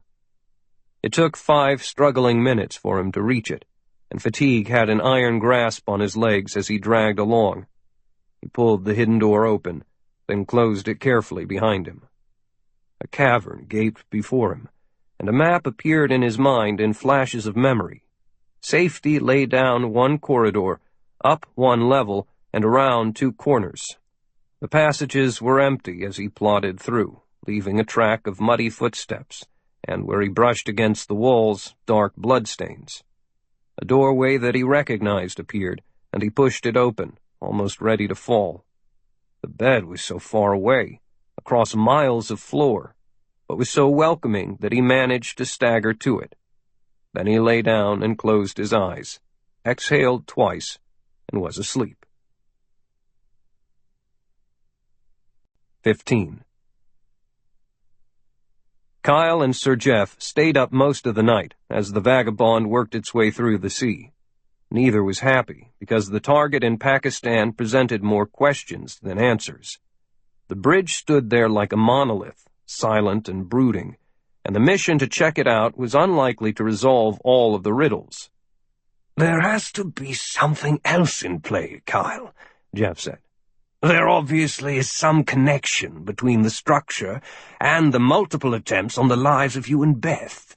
I like her, by the way. Do you?" "I'm not taking her out on a date, Jeff. In answer to your point, the damned bridge, from what I can tell, it's just another pile of rocks and steel. We suspect there's a network of tunnels under it, but so what?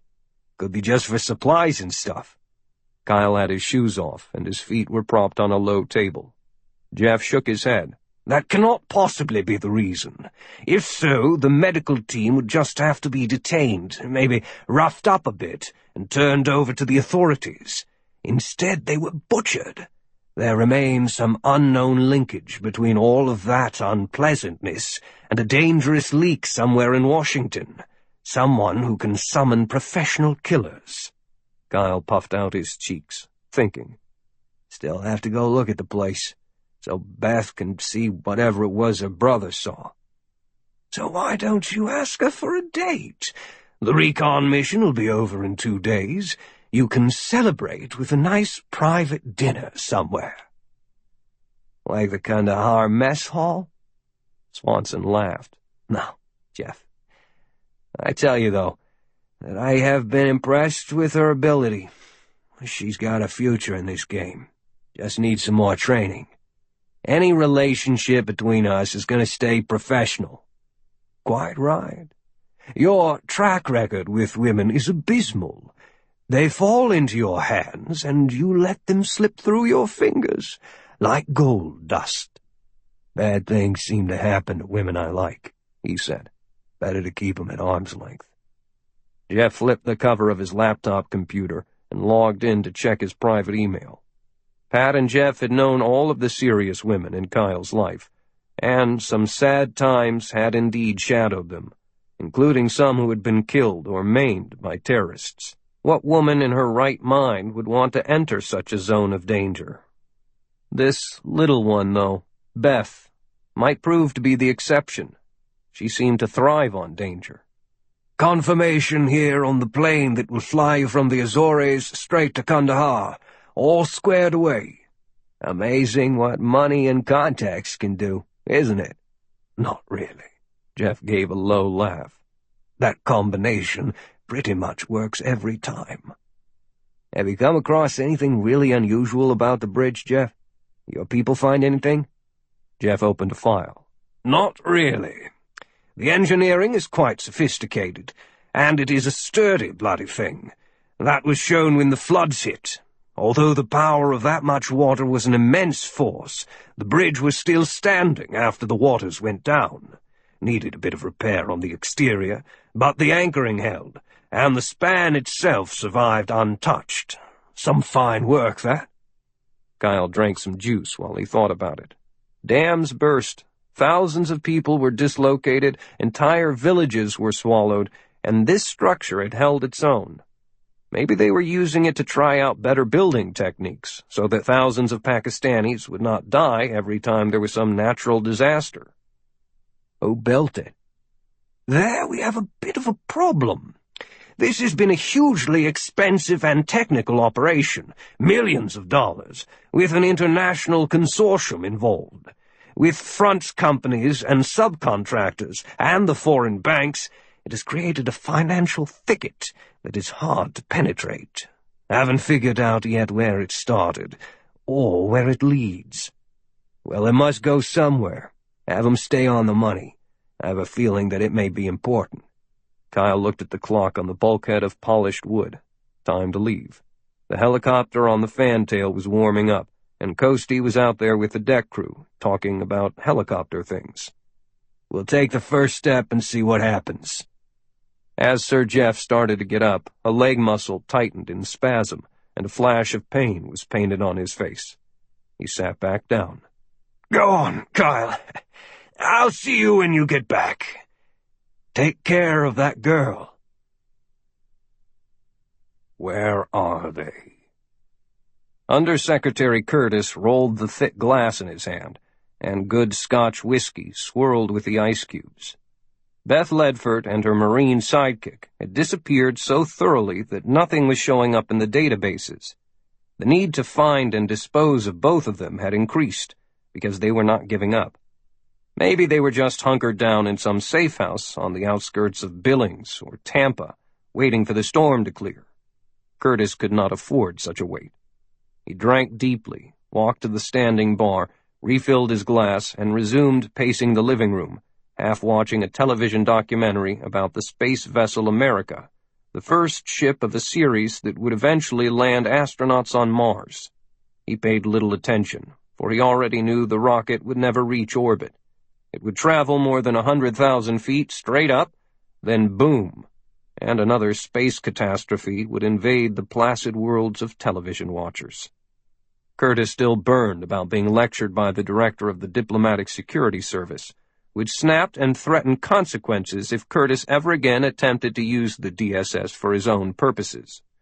Curtis had kept calm during the tirade, although his stomach had churned. Prison? Abuse of power. The man carried a pistol in a shoulder holster and made certain that Curtis had seen it. Bill Curtis had carefully explained that he had acted fully within the law, as stated in the Patriot Act, and in his official capacity. Any citizen could be investigated on a whiff of suspicion of terrorist activity. No proof was needed. Beth Ledford had been acting very suspiciously, even disobeying direct orders in a politically charged situation that fell within the interests of the Bureau of American Islamic Affairs. Her interference would further impede the already weak diplomatic relations with Pakistan. That grain of truth had saved him, along with a contrite admission that he had overstepped his authority by ordering the full surveillance of the Coast Guard woman. Curtis promised never to do so again. The DSS man had not wanted the involvement of his own office exposed any further, and chose to drop the matter. The book was closed with the security service, and Curtis would not reopen it. It was well that the man had not known the other half of the story. He had arranged for the DSS only to track Ledford around the Washington area. For the direct attacks on Swanson and at Quantico, Curtis had turned to his contacts within a renegade element of the private security community, but the mercenaries had failed, and 2 of them had been killed. After that, the private firm was no longer interested in the job, no matter what the pay. Curtis drank the sharp whiskey and felt the burn go down into his stomach. So am I alone in this now? No. I have powerful friends all over the Middle East, many more than the U.S. government knew, and those friends have friends in the United States. Some would be more than willing to help track down this loose end.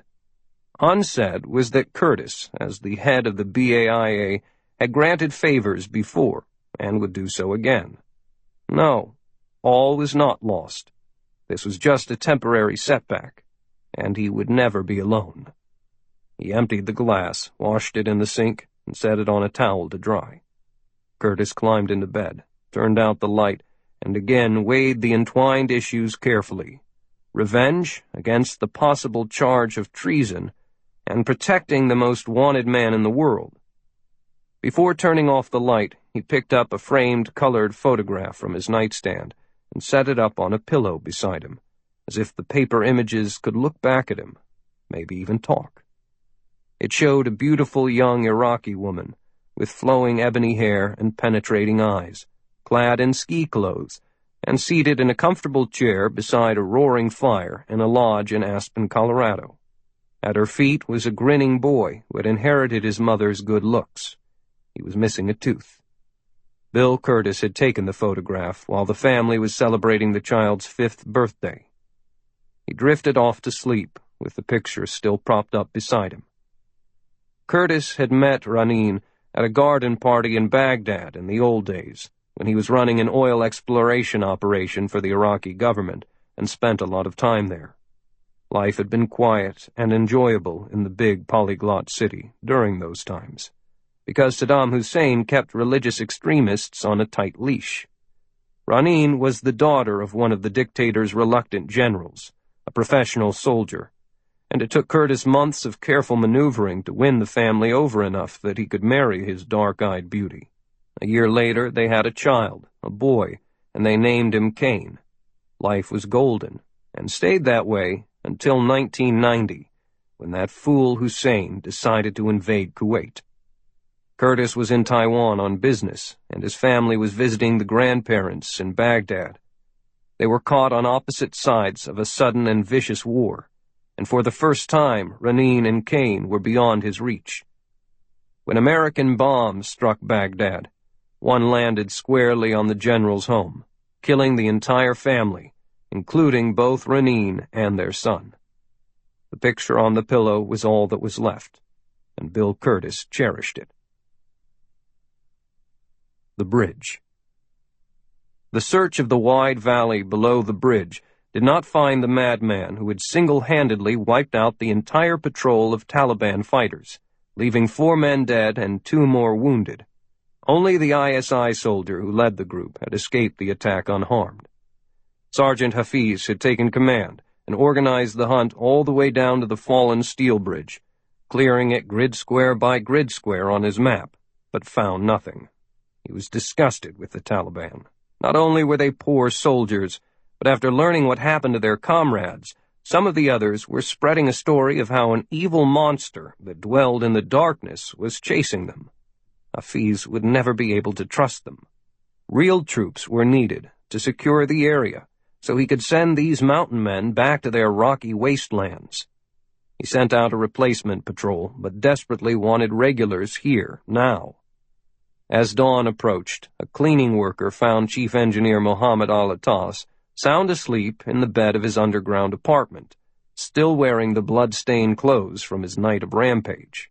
Sergeant Hafiz brought in 3 other large men and slapped Al-Attas hard across the face, snapping his head to one side.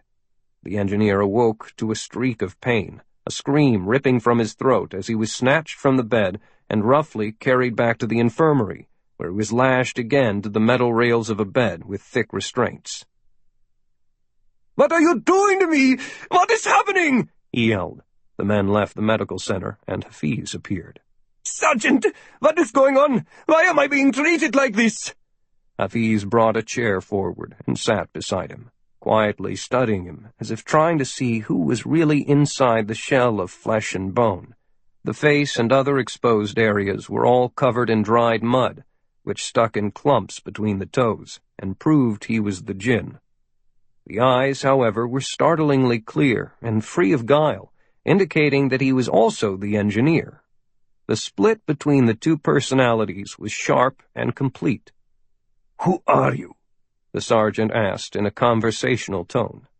"You know very well, Chief Engineer Mohammed Al-Atas. Let me go. I demand that you set me free and explain yourself." "I'm afraid that is not possible right now. Where were you last night? What did you do?" Al-Atas struggled against the restraints, which squeaked with the strain but held him firmly in place. "I was asleep, you fool. That is why I was in bed when your men assaulted me." A long period of silence stretched between them, before Hafiz said, "You really don't know, do you? Look down at your clothes, Chief Engineer. Tell me where all of that blood came from." Al-Atas managed to lift his head to stare down at his chest and legs. Huge caked splotches of maroon covered the long shirt, which was filthy. He could feel the stiffness of the dried blood on his skin. "What has happened? Was I in some kind of accident? I remember nothing like that. Am I going to be all right?" Hafiz had heard enough. He pushed back the chair and stood up, crossing his arms. "I doubt it." He pushed a button on an electrical cord, and a doctor came to the bed. "Give him a sedative to calm him, and keep him hydrated. I don't want him completely unconscious, because I have more questions. Others will need to see him. Tend to this personally, Doctor. Then have him cleaned up and lock him back down tight." "Yes, I understand," said the doctor, a small man with a well-trimmed beard. "Please leave a guard in the room with us." "Of course." "Why are you doing this? Why have I been taken prisoner?" The face of the man on the bed was twisted in confusion, and tears tracked down the sides of his face. He was sobbing like a baby, his body shaking in growing despair. The doctor busied himself at a cabinet, tearing open a plastic bag to prepare a sterile syringe. Sergeant Hafiz had moved to the foot of the bed. "I know you cannot understand this, Chief Engineer, but the reason that you are being restrained and kept on the guard is very simple. You are one of the most dangerous men I have ever met. You are a ruthless and merciless and ingenious killer. Now go back to sleep while I decide what to do with you." "No!" The shout was hard and came from deep within. "No! I am the Chief Engineer! I am in charge here!" "Not any longer, my friend. Now you're just one more piece of paperwork for me." He grabbed Al-Atas by the left arm and held it steady, while the doctor swabbed the skin clean with alcohol, found a vein, and worked the needle in. Within a few seconds, the heart distributed the strong liquid throughout the body, and Al-Atas's eyelids fluttered, then closed as the body went limp. "I'll send in the guard," Hafiz said, and left, looking at his wristwatch on the way through the door. Time was short, and he had work to do. Al-Atas was not only a fiend, but had been a well-protected one during the long months while the bridge and the complex of tunnels were constructed. Hafiz would not summarily dispose of him without first getting permission from General Ghul of the ISI, a routing of messages that would take hours. Eventually the result would be the same, a bullet in the head, but Hafiz wanted the execution order in writing before he murdered this particular genius. Otherwise, his own head might also be on a pike. Even with all of that in progress, the advance team for the camp of Commander Khan would be arriving within a few hours to inspect the facility, and Hafiz would provide the full tour. He understood that the inspectors would question the presence and condition of Al-Atas in the infirmary. It would be best to simply tell the truth, including that the death warrant was in progress. The man had been crazy long before Hafiz ever arrived at the bridge. It wasn't the sergeant's fault. Better to prove that the lunatic was in custody by simply showing him off like an exhibit and letting the inspectors confirm his actions. The man was weak, tied down, drugged, and harmless. Hafiz anticipated a pressure-filled few days of face-to-face meetings, but was confident that the inspectors would approve the overall project. He would report that all of the important work was on schedule. The commander could transfer to his new home before the first snows fell and closed the high passes.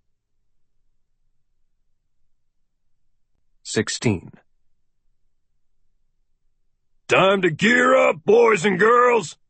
Master Gunny 00 Dawkins was at a long table in a large hangar in the Special Ops area of Kandahar, and his deep voice echoed in the emptiness. The table was strewn with equipment, each piece neatly arranged in its own space after he had double-checked every item. Let's get this show on the road! Cybele Summers grinned at the boyish enthusiasm of the big man, who would have preferred to be heading into action himself rather than consigned to the supporting role as jumpmaster. She took over the briefing. Less than a dozen people know what's happening tonight, and 6 of us are standing here. Because of the leaks back in the States, everything has been kept mission-specific, and names have not been used. There's nothing in the system. So, let me introduce the 2 gentlemen who'll be doing the flying for us. We will just refer to them by their family names, Major and Captain. Both of the slender men nodded. They wore standard olive-green flight suits with no identification patches.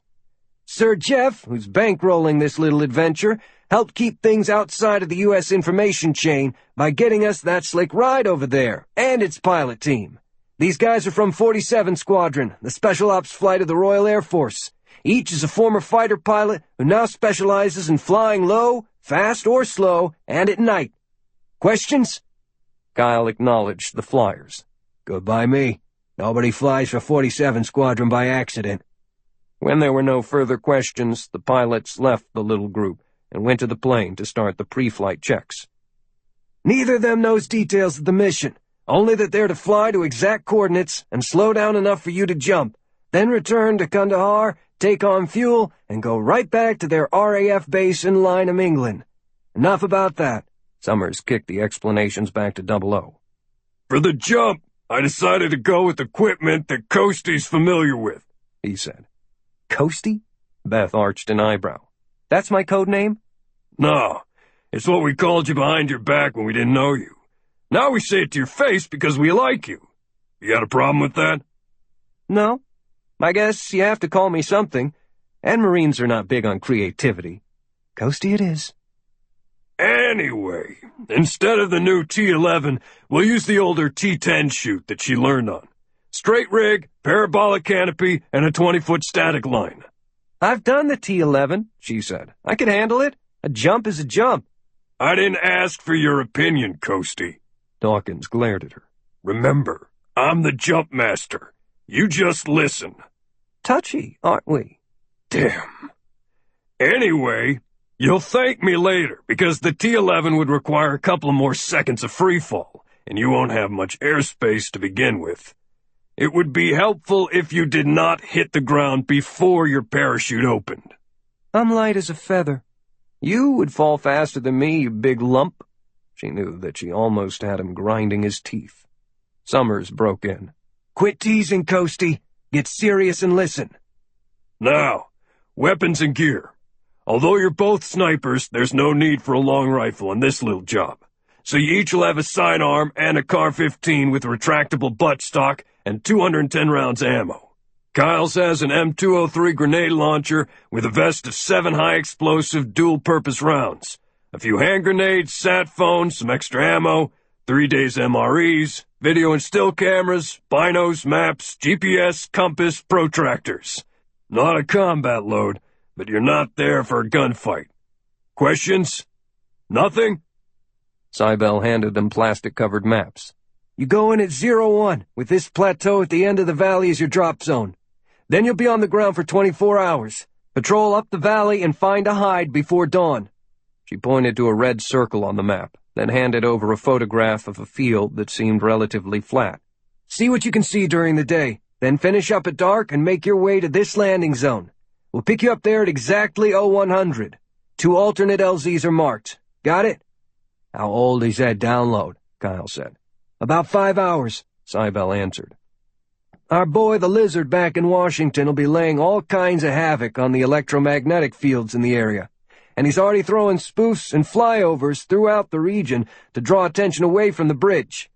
They may be defending, but they will not be expecting you, and even if they were, they probably would not be able to see your plane. You two just focus on the mission. Leave the rest to us." Beth Ledford realized that all three of the Marines were looking at her, as if she were going to break under the building pressure of going into a dangerous clandestine mission. She took a step to the table and picked up her pack, then pulled a Snickers candy bar from a jacket pocket and stuffed it in among the bullets. "Emergency chocolate ration," she said. "Now I'm ready. Let's go." The three Pratt & Whitney Canada PW307A engines kicked the Dassault Falcon 7X off of the apron and into the night sky without a strain, although with enough power to push the three passengers against their seats. The plane seemed to climb almost straight up to 30,000 feet before leveling off and settling into a gentle cruising speed of 500 miles per hour. Up front in the cockpit, Major and Captain constantly monitored the Honeywell Primus Epic avionics suite, but the fly-by-wire aircraft was basically running on its own. Cousins of the smooth Falcon trijet were plying the skies over peaceful countries as $50 million luxury long-range business jets, but this one had been converted for special operations, and creature comfort was low on the list of priorities. The 6'2" cabin ceiling prevented 00 from standing erect. He had to hunch over. The ride to the target area seemed short to Beth, but then 00 was shaking her shoulder. She had been asleep. He looked at her curiously, then tapped his round black bubble helmet. "Get ready, Coastie," he said. Swanson was already on his feet, rocking comfortably with the motion of the plane, his face hidden behind the clear plastic mask. A 1-pound bottle of oxygen was beneath the right arm of his olive coveralls, with a hose feeding the cool air into the closed jump helmet. The parachute pack was on his back, a day pack around his waist, and the weapons were in a drop bag between his legs. "Looks like he's done this before," thought Beth, as she struggled with her own bulky equipment, sucking in the clean oxygen and huffing it out again. The plane was tilted, coming down to 7,000 feet and shaving off speed. 00 listened to a verbal radio message from the cockpit and held up a palm toward them, all fingers extended. 5 minutes. Beth waddled into place behind Kyle, using her hands to adjust the shoulder straps. She leaned around him to see 00 squatting beside the door, motioning to his face to make certain they were on oxygen as the cabin depressurized. 2 fingers were held up. 2 minutes. Normally, the hatch on the Dassault would fold outward and become a stairway. With the modifications, it would come inside. 00, secured by a safety harness, unlocked it, grabbed the rails with his beefy hands, and pulled it free, then stashed it behind him. He held up 1 finger. 1 minute. Both responded with a thumbs up. They shuffled closer and hooked their 20-foot-long static lines to a special ring welded above the hatch. Kyle stood in the open doorway, grabbed each side, and stared down at 00, who was listening to the reports from the cockpit, and held up 3 fingers. 30 seconds. Beth looked past Kyle and saw nothing, just blackness beyond the door. The wind tugged at her coveralls and helmet, and the deck seemed to dance beneath her feet as the plane slowed almost to stall speed. She gulped. 00 had made a fist and pumped it 10 times to signal the final seconds. On the last movement, he thrust it toward Kyle, and Swanson was out the door. Beth immediately moved forward, saw the big fist thrust out toward her, and dove into the night of howling wind and nothingness. Swanson steadied up quickly and worked the risers of his parachute so he could look around. He could not see Coastie, who should be floating above and off to his right, and he didn't bother looking for the airplane, which was already out of sight, gaining speed and altitude. It was good to work in the dark, because if he could not see much, neither could anyone who might happen to be looking up. Silence meant safety. Ribbons of light marked the far end of the valley where the bridge work was underway, and a cluster of illumination showed the location of the village to the northeast. Those were his 2 biggest markers, and were right where they should be. He mentally estimated the vector. There was little wind to shove him off course, so he should be near the unseen drop zone. Down he came, starting to feel the pull of the ground as a little bit of moonlight coming through the low clouds reflected dully off the water, as if bouncing back from a dirty mirror. He adjusted his descent angle, and the flat plateau came up fast. Swanson bent his knees slightly and hit standing up, with a near-perfect parachute landing fall. Working to release the harness as the canopy collapsed softly on the ground, he looked over in time to see Coastie come to Earth about 100 meters away, hitting hard and doing a rough roll. "Welcome to our world." She must have been tracking him all the way, watching the top of his chute and steering to his position, and had done a good job for someone with her skill set. She continued to impress him, although he would never tell her that, for while standing in the doorway of the plane, he had wondered whether she would jump or choke, and rated the odds at 50-50. Now here she was, already scrambling to her feet. He rolled up his chute and went to her. Last thing he wanted was for her to break an ankle on landing. "You hurt?" "Just my ego," she said quietly, reeling her own canopy together into a tight ball of silk. "That was a rush, dude." She took off the jump helmet and oxygen mask, shook out her hair, and put on a soft black wool beanie. When they had their weapons out, chutes off, and packs on, Kyle said, "Follow me, and stay quiet." He headed uphill, into the moonscape left behind by the receding floodwaters, a treacherous jungle of rough terrain and jumbles of debris, downed trees, and boulders that had been brought downriver. The area had dried well, but a swampy pit of sticky mud, thick as molasses, was just below the surface. A 10-foot piece of rough concrete slag was mostly buried in the muck, with a low hole created beneath the tilted side, where the water had washed around it. Kyle dumped his parachute and helmet into the depression, and Beth added hers as he set a demolition charge that would explode in 36 hours to erase that evidence of their landing. They stacked stones to cover the hole, then headed higher up the hillside, neither slow nor fast, blending with the shadows, disappearing. In the control room at the bridge, 2 red dots began to blink on a map of the valley, displayed on a flat-screen monitor, where motion sensors had detected movement on the wide southeastern end of the funnel-shaped terrain. The computer slaved to the map automatically registered the coordinates of the intruders and marched the positions across the bottom of the screen. The round cover of a pipe set vertically into the ground popped open, and the long-range video camera nearest to the target automatically hissed up from its nest and swung toward the correct azimuth. 2 figures were portrayed on a portion of the screen in the control room, heat signatures of glowing green, yellow, and red blobs. A narrow rectangular lid hidden in the hillside slowly opened, and the barrel of a machine gun nosed out, gyros guiding it to face the threat. The overhead lights were off in the control room, but tiny lights shone on the servers and computers to confirm they were receiving power. The place was empty of humans, off limits until another qualified chief engineer could take over. No one was seated at the console to monitor movement in the field. This electronics wonderworld was the lair of the Djinn, who was again lashed down in the infirmary, and he had trained no deputies to sit in his chair, so his lethal hardware sat forgotten and useless for the time being. It was stiflingly warm, and the hum of the cooling fans was the only noise, other than a low but insistent beep, beep, beep coming from one control panel. The door was closed and locked. 20 minutes since they had jumped at 1 o'clock. Good time. No hitches. Kyle checked to be sure Coastie was right behind him, and she was on his heels step for step, as if on an invisible leash. Dark shapes were all around, and it looked more like a junkyard than a lush forest after a flood. Trees had been torn out by their roots, limbs chipped into sharp splinters, gullies and hillocks gouged by the force of water and boulders that scoured the floor of the floodplain. It reeked of damp and rot, but the area was strangely dry since the sun had baked the mudflats left behind by the river's rampage.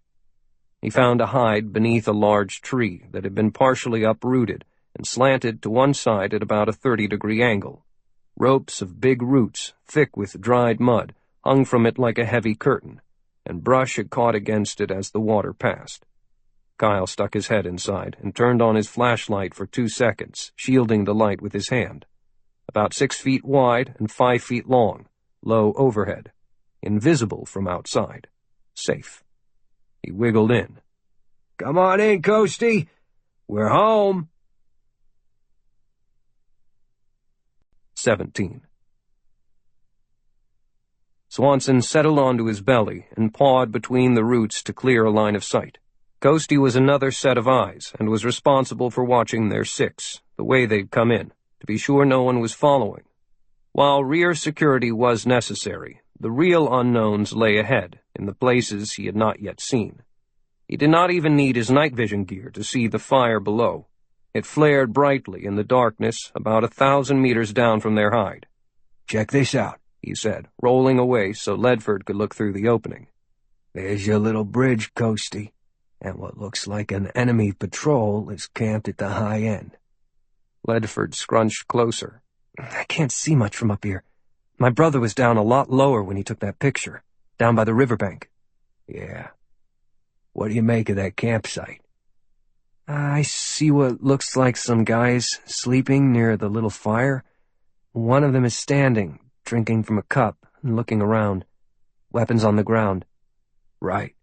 So, 2 questions. Why are they out here at all? And why aren't they patrolling instead of catching Z's?" Guile had his binos focused. "They're just hanging out there like a bunch of clowns." "Isn't that good?" she asked. "Since they aren't looking for us, our insertion wasn't compromised." Swanson slowly examined the entire area. Something about it seemed wrong, like a framed picture hanging at an angle. "Nobody's moving anywhere down there. Kinda weird. They should be roaming around, but the campsite is as far out as they go." "So do you think it'd be okay for us to go down closer, get a better angle?" Swanson did not reply. He moved his glasses up to scan the larger, newer bridge 2,000 meters away. That canopy of bright work lights gave it the look of a carnival, and he could see workmen and vehicles moving about. Sheets of dust blew in the night wind, and the rumble of heavy equipment could be heard in the distance. Seeing it from the ground was totally different than viewing it from an overhead satellite picture.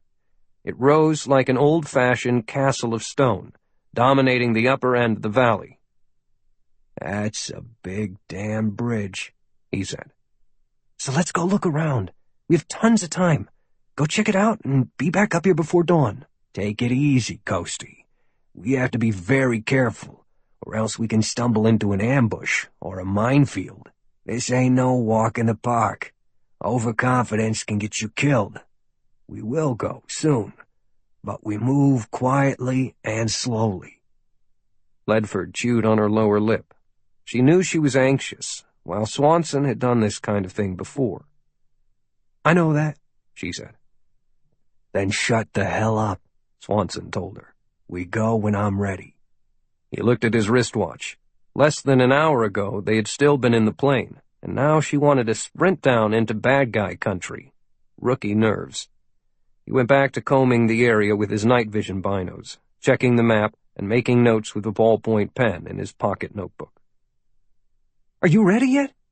15 minutes had passed, and Ledford was impatient. There was nobody down there but those few guys at the fire. "Keep your voice down. Sound carries," he said. "We can't just stay here. What do you want to do?" She was exasperated. The answer to what Joey had seen was right down the hill. Swanson switched off his flashlight, put away the notebook and binos, took a sip of water, and rolled onto his back. "I'm gonna sleep for an hour. Stay awake, and don't say another fucking word." 2:30 in the morning. Sergeant Hafiz stifled a yawn as the need for sleep pulled at his eyes. The radio on his belt buzzed, and he acknowledged the incoming call, listened carefully, and terminated it. The convoy of visitors was only 2 miles away now, paused on the roadway, ready to come in. Before giving the signal, Hafiz made a quick call to the replacement patrol that was now down in the valley. "What's going on?" he asked the leader. "Nothing. Very quiet." The voice was calm, which was good. Hafiz did not want anything else unexpected happening. "Keep it that way. We're going dark up here for a few minutes. Keep those people alert and spread out. No errors. Not now." "Yes, Sergeant. I'm at the old bridge if you need me." "Very well. Base out." Hafiz changed channels on the portable radio and inhaled deeply to steady himself. The vehicles, carrying the party of Ayman al-Masri from the New Muslim Order, were waiting nearby, ready to come in. At the sergeant's order, sirens along the bridge whined to life. All engines shut down, every light was turned off, and when the siren stopped 30 seconds later, the area was enveloped by total silence. At the campfire beside the old bridge, the patrol leader sipped his tea and stared back toward the massive bridge that had just vanished before his eyes, as if it had been sucked into a hole in the night. The wail of the sirens bounced off the sides of the valley, bringing curses from the Taliban fighters trying to sleep on the ground. They were hard men, but had refused to go any farther than this point. He was going to accuse them of being afraid of the jinn, hiding like scared children, but they probably would have killed him on the spot for insulting their manhood. Better to leave them alone. A relief patrol would come down at dawn. Maybe the Taliban would be braver in the daylight. Up top, 3 sports utility vehicles sped onto the bridge with their lights off and were guided into the underground garage by men carrying soft red lights. When large doors to the outside slid closed, all of the lights came on again, work resumed, and Sergeant Hafiz approached the middle vehicle. Guards with machine guns pounced out of the lead and trail SUVs and formed a perimeter.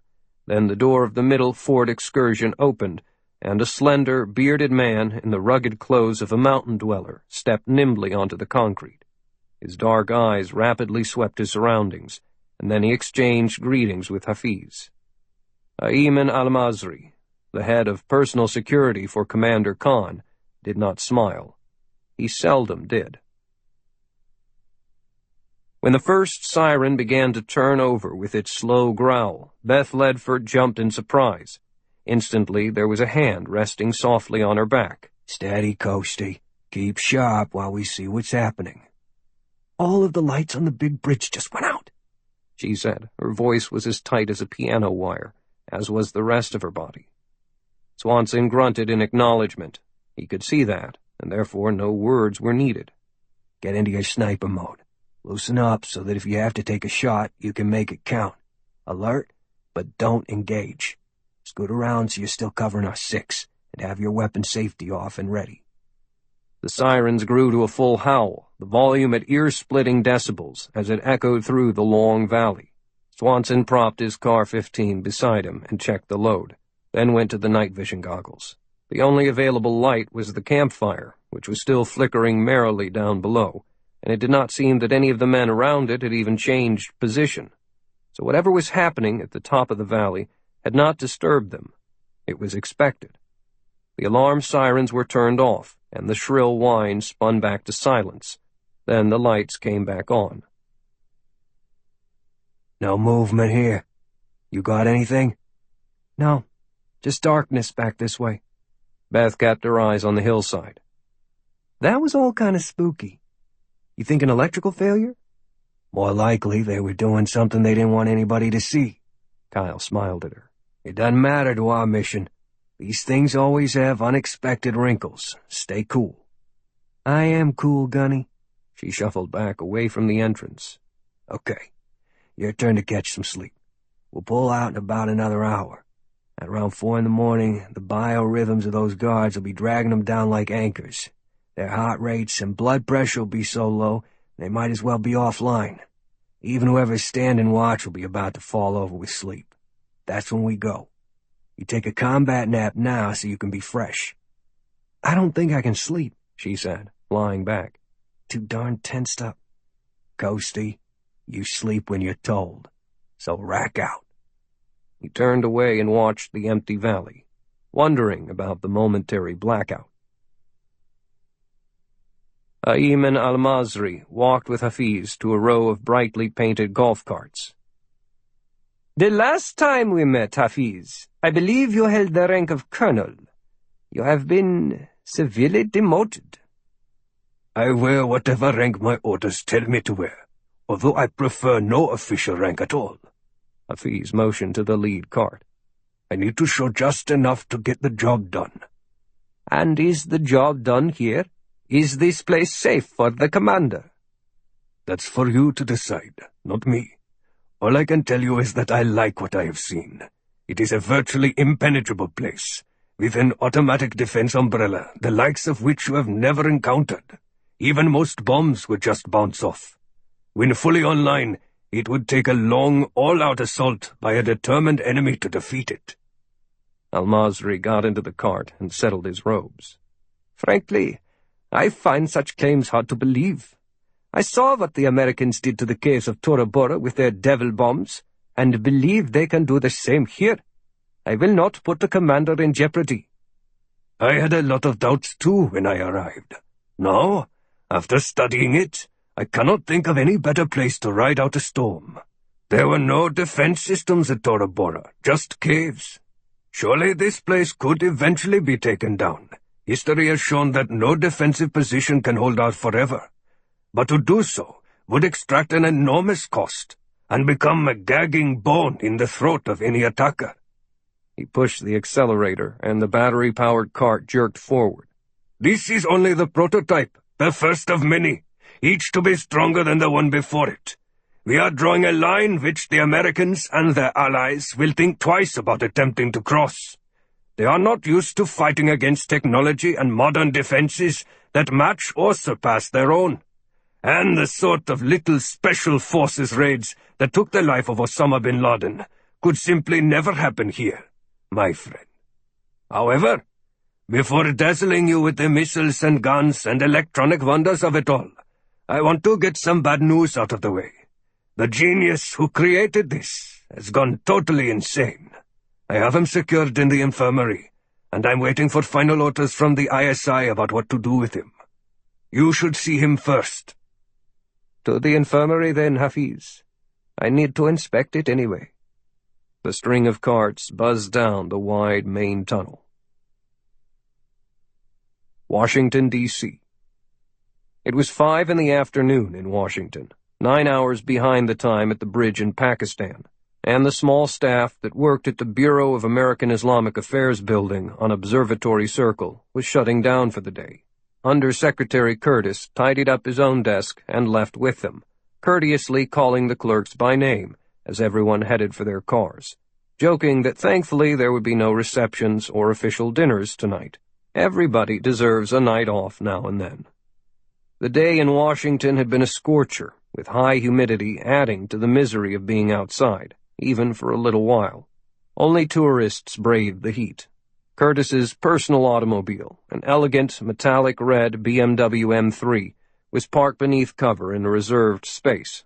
But even so, a blast of roasted air rushed out when he opened the door. He opened the passenger door to let the furnace heat dissipate with a cross-draft. Out in the parking lot, others were doing the same.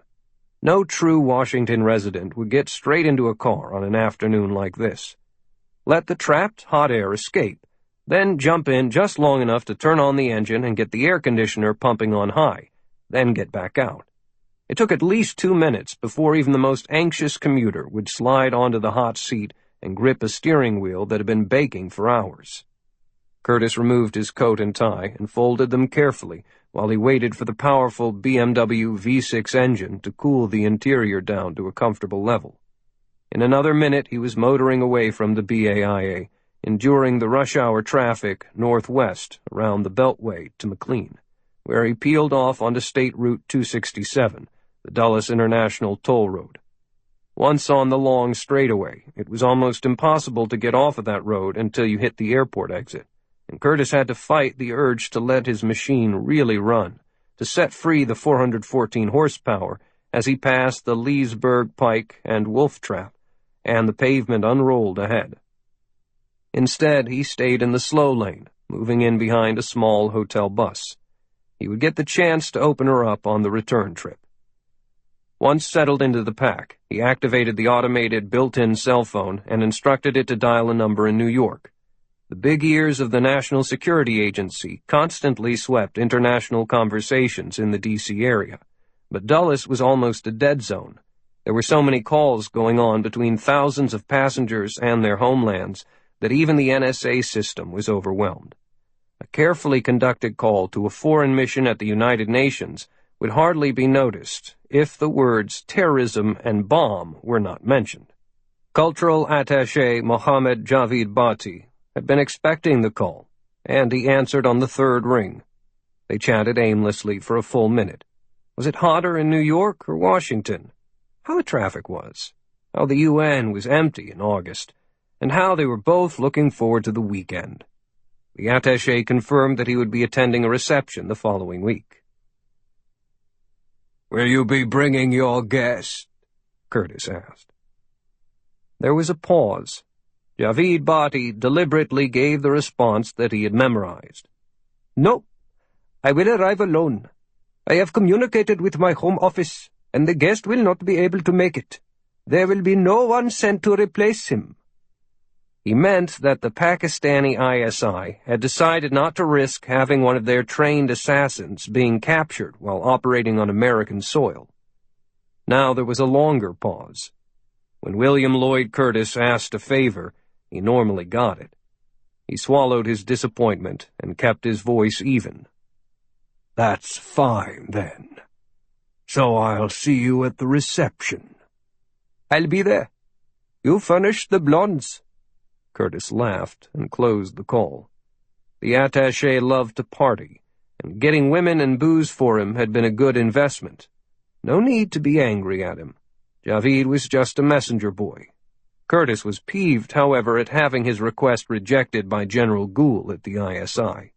With so much at stake, and the days counting down toward a major attack, was the ISI getting cold feet? Playing him? Curtis no longer had to paddle along the dullest road like some grandma in a used Honda. He cut out from behind the passenger van and into faster traffic, ignoring the horn blowing and finger-waving of other drivers as he stomped on the accelerator, and the BMW responded with a burst of blurry speed that catapulted him to 90 miles per hour. The speed limit was 65, but Curtis had not spent $65,000 on a luxury muscle car to do the speed limit. 18. The Valley. Kyle Swanson let the night speak to him. He was fully alert, all of his senses constantly bringing in and updating information. But those people down below, except for the one guy who'd stayed up and was walking around, were at the low point of their entire day, bored, tired, and hard asleep. The darkness felt heavy, and the steady grinding of big equipment up on the bridge was almost like white noise, lulling the brain into restfulness, assuring everyone that things were normal. "Okay," he said, giving an easy shake to Beth Ledford's arm. "Time to move out. Police up your trash. Leave no target indicator. No one should ever know that we were here." Beth sat up and arched her back to work out the kinks. The hump of a thick tree root had been digging into her shoulder while she slept, but there had been little room to shift positions. "Anything going on?" Half of the Snickers bar was still uneaten, so she wrapped it tightly and put it into the pack. Same old, same old. Most of them seem to be getting a good night's sleep. They're not professionals, that's for sure. Hopefully they won't bother us and we won't bother them." Beth checked her car 15, made sure the flash suppressor had not been plugged by dirt, then slid down the night vision goggles. "Ready. Are we coming back here?" Kyle shook his head. "All hides are temporary, Coastie. We go down and look at the fallen bridge, then find another place. There'll be plenty of opportunities in this junkyard. Remember what I told you earlier? With the cover of the night, we don't have to crawl. Step with your toe down first, then ease your weight onto your heel. Toe, heel, toe. There's no hurry. Slow is smooth, smooth is fast. Got it?" "I remember that lecture from the first time," she griped. "Quit treating me like a baby. Let's get out of here and take care of business." She squirmed onto her knees, facing outward. He left the hide without another word. One step, then another, then stood upright. The direct available light from the campfire was amplified further in his goggles by the faraway illumination at the big bridge, and Kyle took his time to do a 360-degree scan. Nothing was moving. Bizarre shapes and shadows were cast by rocks and brush and trees. 2 more steps, and he'd stopped again to wait for Ledford to emerge. When she stood, he held up his right hand and waved 4 fingers, motioning her to follow him downhill. He covered the first 10 meters in just a few moments and heard her moving behind him, trying to be quiet, but sounding to him like a marauding buffalo. Remembering that she had a smaller stride, he shortened his own step. Yeah, that was better. They settled into a tandem glide. The first 100 meters went by quickly on the gently sloping ground, and they worked around a couple of minor obstacles without incident. The dirt was hardened mud, and the flood had sluiced away most of the usual scree of little pebbles that would coat a riverbank. Swanson held up his fist and took a knee. Coastie did the same. They had a clear view of the old bridge, and he saw her lips tighten as she studied it. The stubby old truss span was still firmly anchored at the end where the campsite was, but it buckled sharply downward about 15 feet from shore, pulled by the weight of the steel after the far supports had given way years ago. The other end rested beneath the surface of the sluggish water.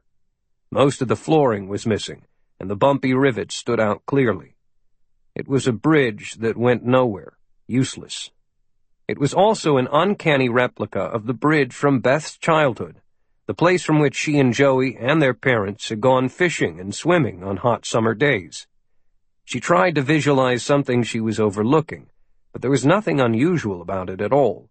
Not a thing, other than its eerie familiarity. "Is that it?" Kyle had kept his own eyes on the unstirring camp and was whispering into his throat microphone. She nodded her head. "That's exactly it, just as in Joey's picture.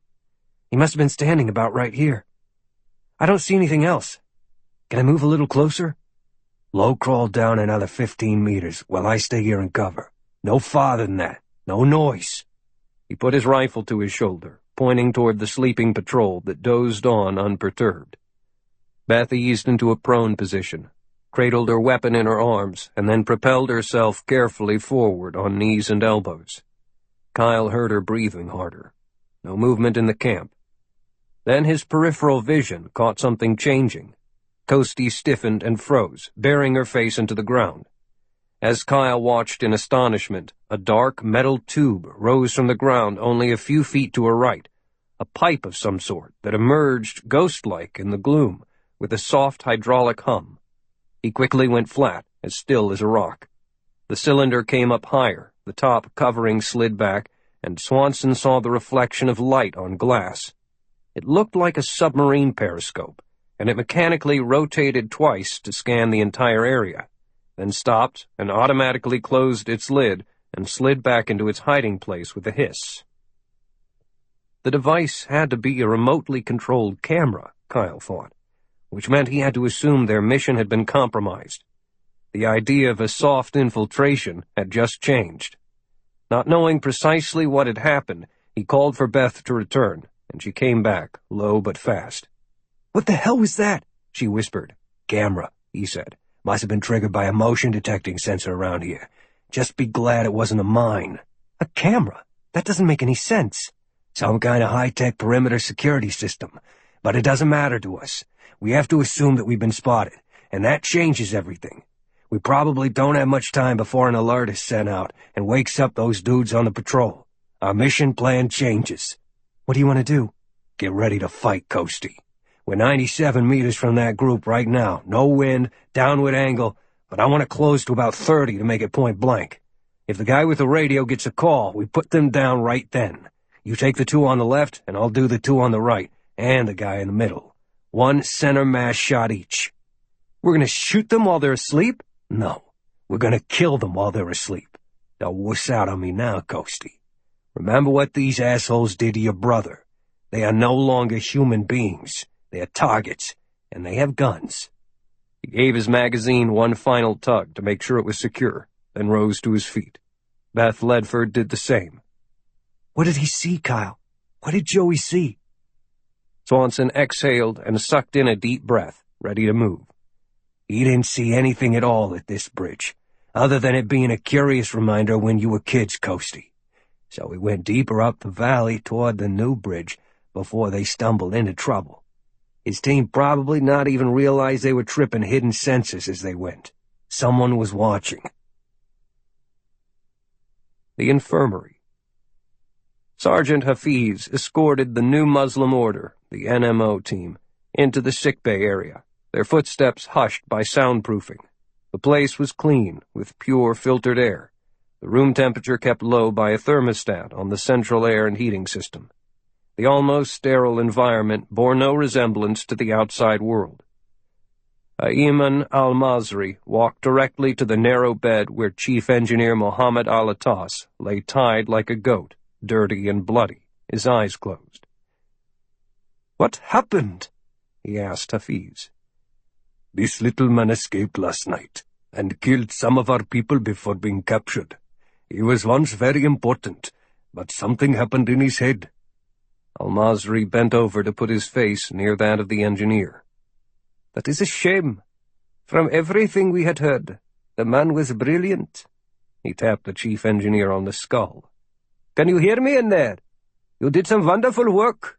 Even the commander knew about you, and sends his compliments." The dark eyes of Al-Attas flew open, so wide that the NMO inspector stepped back in surprise. The white shone bright around the pupils, which darted everywhere, taking in his surroundings. "I'm thirsty," he said weakly. Hafiz moved closer. "Don't be fooled by this mild manner. He's a heartless murderer when the other personality, the one he calls the Jinn, seizes him. Then he is uncontrollable." "Sergeant Hafiz, my friend!" The grating voice of Al-Attas grew stronger. "Why am I still prisoner?" "See," Hafiz said, "he remembers nothing of his murderous actions." The inspectors gathered around, examining the engineer as if he were a specimen on a laboratory table. "So it cannot be used at all?" "No. The breaks in memory and behavior have become too erratic and sharp and are increasing in frequency. In addition to the danger he poses to anyone around him, his work would be suspect too." "What a shame," said Al-Masri. "Inshallah, God's will." "Inshallah," Hafiz agreed. The inspectors, having seen enough, moved away at Hafiz's suggestion that the infirmary staff guide them around the elaborately equipped medical clinic. Wounded fighters might receive attention on the operating tables, but the infirmary had been specifically built to serve the special needs of Commander Khan. Hafiz glanced back and saw the hot eyes of the Jinn boring into him. He filled a cup with water and helped the bound man sip the liquid. Then he laid the head back down, pulled the cloth screen around the bed, and returned to the tour. "When you've seen enough here, we can go to the control room and in the communication suite, so you can see the heart of this place," he suggested. "Then we can do the tunnels, the living quarters, and the individual defense systems." The inspectors moved to their carts, none giving a second thought back at the screened-off chief engineer. He was already dead to them. The infirmary was deemed more than adequate for the needs of the commander and his senior staff. The valley. Beth Ledford's heart was pounding so hard it seemed that everyone around could hear the thumps. She kept her eyes glued on Swanson's back, not the targets, and he moved like a panther through the half-buried boulders and over tree stumps, silent and swift and determined, as they closed on the campsite. Her Car-15 was pressed against her shoulder, the safety off. Coming up on sleeping men who were about to die was a lot different than shooting a boat from a helicopter. It didn't seem right. Maybe they should just capture them instead. She instantly banished those thoughts. Fairness has nothing to do with it, Kyle had told her during their brief training. "Stay focused, girl. Follow the gunny. Don't think about Joey or helicopters or anything else." The greenish images in the goggles grew in size. The man standing by the fire had not heard a thing. "They are targets, not people." Suddenly, she was totally in the moment, and nothing else existed in her life. Back a few steps, confidence had replaced nervousness, and her training kicked in. She knew she could depend on the gunny to do his job, and she was as good with a rifle as he. Annie Oakley in combat boots. In the zone. Can't miss. "You bastards are gonna die." Kyle slowed and stopped, and she came up beside him. "On my count," he said quietly into the mic. Both had their guns up, and the flames of the fire glowed on the sleeping faces. 3, 2, 1. They fired simultaneously, with no more sound than a pair of cricket chirps, and two bodies on the ground twitched under the impact. By then they had tracked to their second targets, and squeezed off another pair of silenced shots, and they both hit the standing man at the same time, and he bucked backward and fell away from the fire. 5 men lay dead in less than 3 seconds. Swanson moved forward, dropping his rifle, which dangled from a D-ring on his harness, while drawing his silenced Colt .45 from its holster. He stalked into the semicircle of downed men and fired 1 shot into each head. The center mass hits had all been accurate, but the headshots provided total insurance. He put the pistol away, then unsnapped his canteen and took a long drink of water. Beth stepped near the fire and felt its warmth. She had been so wrapped up in the mission that she had not noticed the night had gotten chilly. She wrapped her arms around herself, rubbing to get warm. "Grab one of these blankets if you're cold," Swanson said. "Matter of fact, let's take several of them to throw over any more cameras that pop up." He knelt and rolled a body over, snatching out the blood-stained blanket beneath it. Beth balked at the idea, and Swanson threw the blanket at her. "Use it," he snapped. "It's too late for second thoughts, Coastie. We are in a fight now, and the bad guys know where we are. The blankets can also cut down on our heat signatures if they're using thermal sights. Get down here and check them for anything else we can use. We've got no more than a few minutes, then we head up the trail. So get your ass in gear." The control room. Hafiz deftly steered the cart down the broad, light blue hallway that was lined on each upper corner with fluorescent lights. Color-coded arrows and signs were painted on the walls, and at every intersection and branch to guide traffic, and he followed a wide green line that led to the control room. The guard at the sealed door snapped to attention. So far, Hafiz had no doubt that Ayman al-Masri of the NMO was impressed with the tunnel complex, and he had yet to show him the weapons, the mess facilities, the troop barracks, the repair shops, and the private living quarters. "After this stop, we'll take a break and go to the dining hall. I'm certain you and your men could use some hot tea and some food after your long journey." "How much more time will the official tour take?" asked the Al-Qaeda man. "Another hour or so. Then I'll just leave the carts with you, along with a guide, and you can go anywhere you want, ask questions of anyone. There is no time limit and no restrictions as far as I am concerned." Hafiz swung the cart into a tight little circle and stopped. The 3 other carts, 2 men in each, followed his example. Hafiz stepped into a white square painted on the floor, outside the control room, and pushed a button to activate the entrance sequence. A shimmering bright white halo appeared overhead and slowly descended all the way to the floor, taking biometric and facial recognition data, running it through the computer, confirming the findings, and changing to green before snapping off. The door unlocked automatically, and Hafiz pulled it open. Al-Masri was astonished when he stepped inside, and absently reached out and touched one of the many racks of equipment. His team members came in behind him and gaped like children. The room had the look of an empty financial brokerage, with large screens on the walls, desktop computers, indirect overhead lighting, and several chairs in low cubicles filled with electronic displays.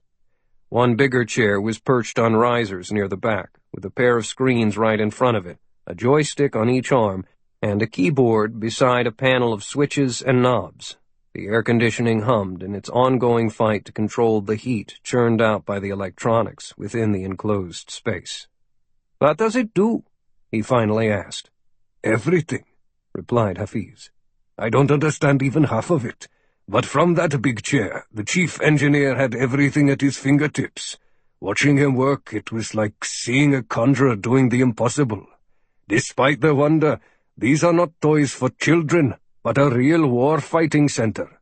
Cameras and sensors everywhere, map overlays, holographic projections, and automatic weapons adjustments. Just imagine, one man holding off anything the enemy could throw at him, and doing it in air-conditioned comfort. A bomb hit up top might not even be felt down here. Giant springs beneath the floor would soak up the impact." "Then why is it not filled with technicians right now?"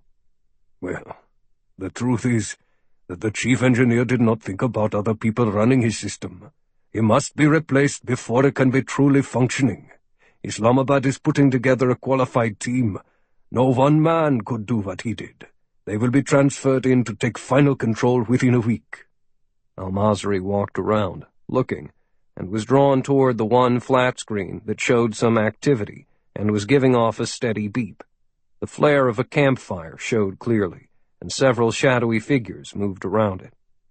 "What is this?" Hafiz glanced over. "Some of my security people. Just a routine patrol down in the valley by the old bridge," he said. "Taliban. They may be good fighters, but not very disciplined.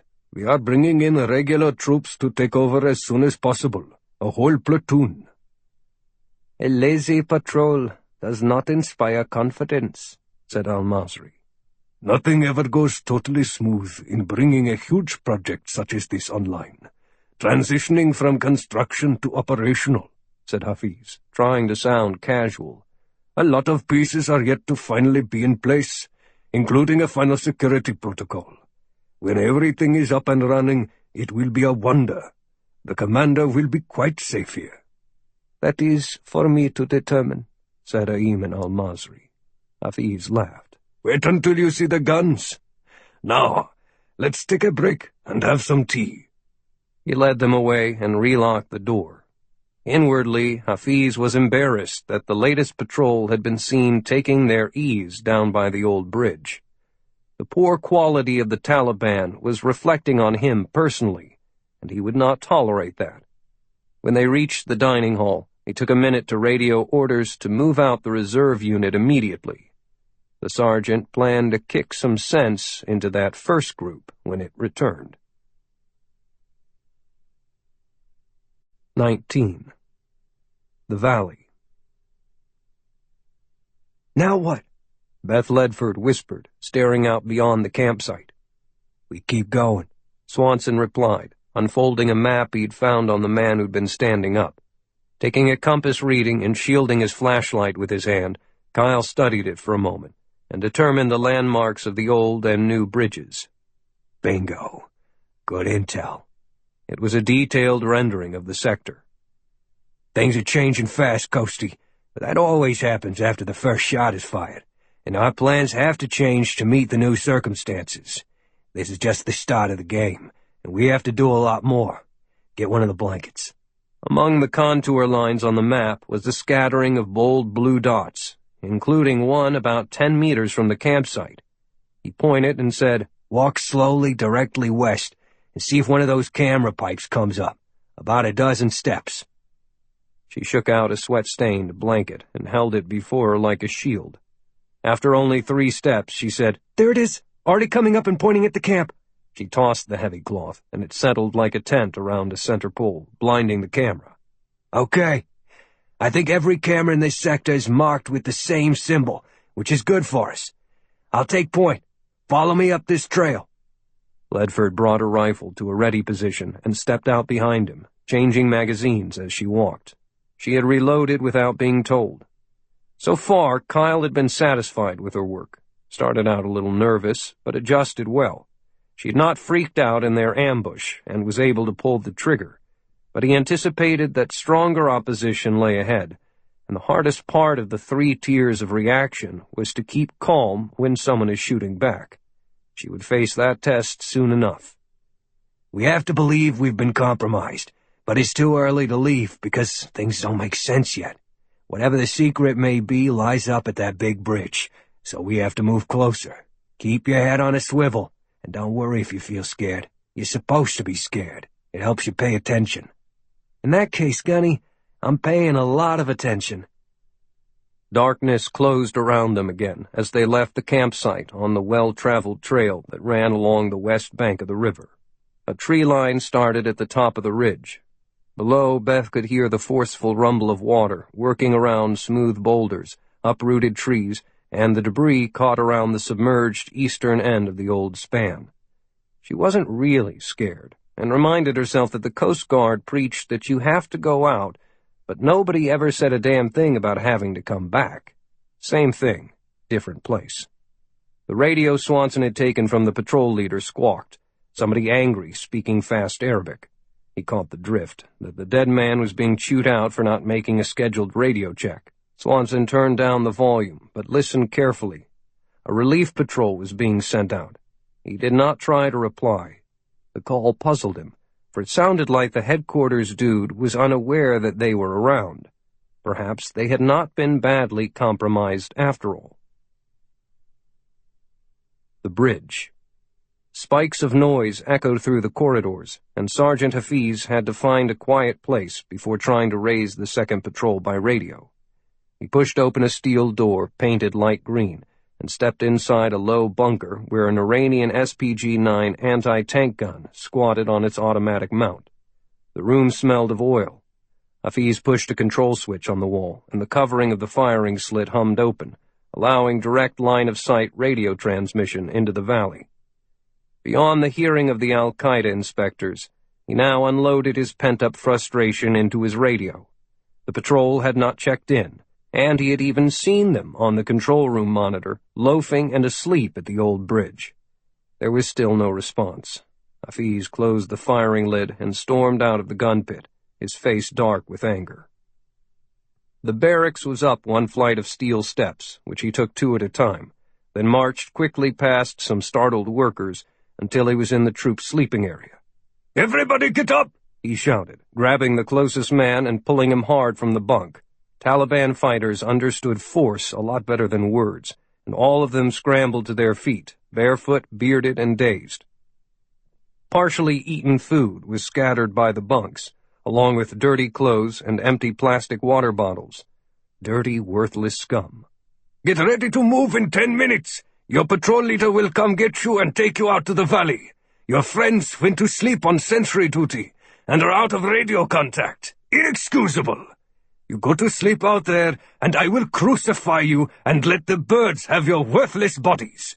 He spun around and stalked away in a fury, out of patience with these people. He went back the same way he'd come up, down the steel circular staircases, and once again into the gun bunker, closing the outer door and opening the firing slit. He put his face up to the cool outside air and sucked in a lungful, exhaled, then took another deep breath. Hafiz had retreated to the solitude of the pit to regain his composure and reassemble his outward image of total confidence and competence. Everything on the inspection tour was going well so far, except for that outside security detail. Ayman al-Masri had not seemed disturbed by the condition of the chief engineer in the infirmary, but Hafiz had seen displeasure momentarily cross his face when he had also noticed the idle patrol. That lapse was damaging and required a tough response, but Hafiz still needed those morons for guard duty until the regular troops could arrive. All he could do at present was to continue the tour and let the mighty bridge fortress sell itself, without him having to say much at all.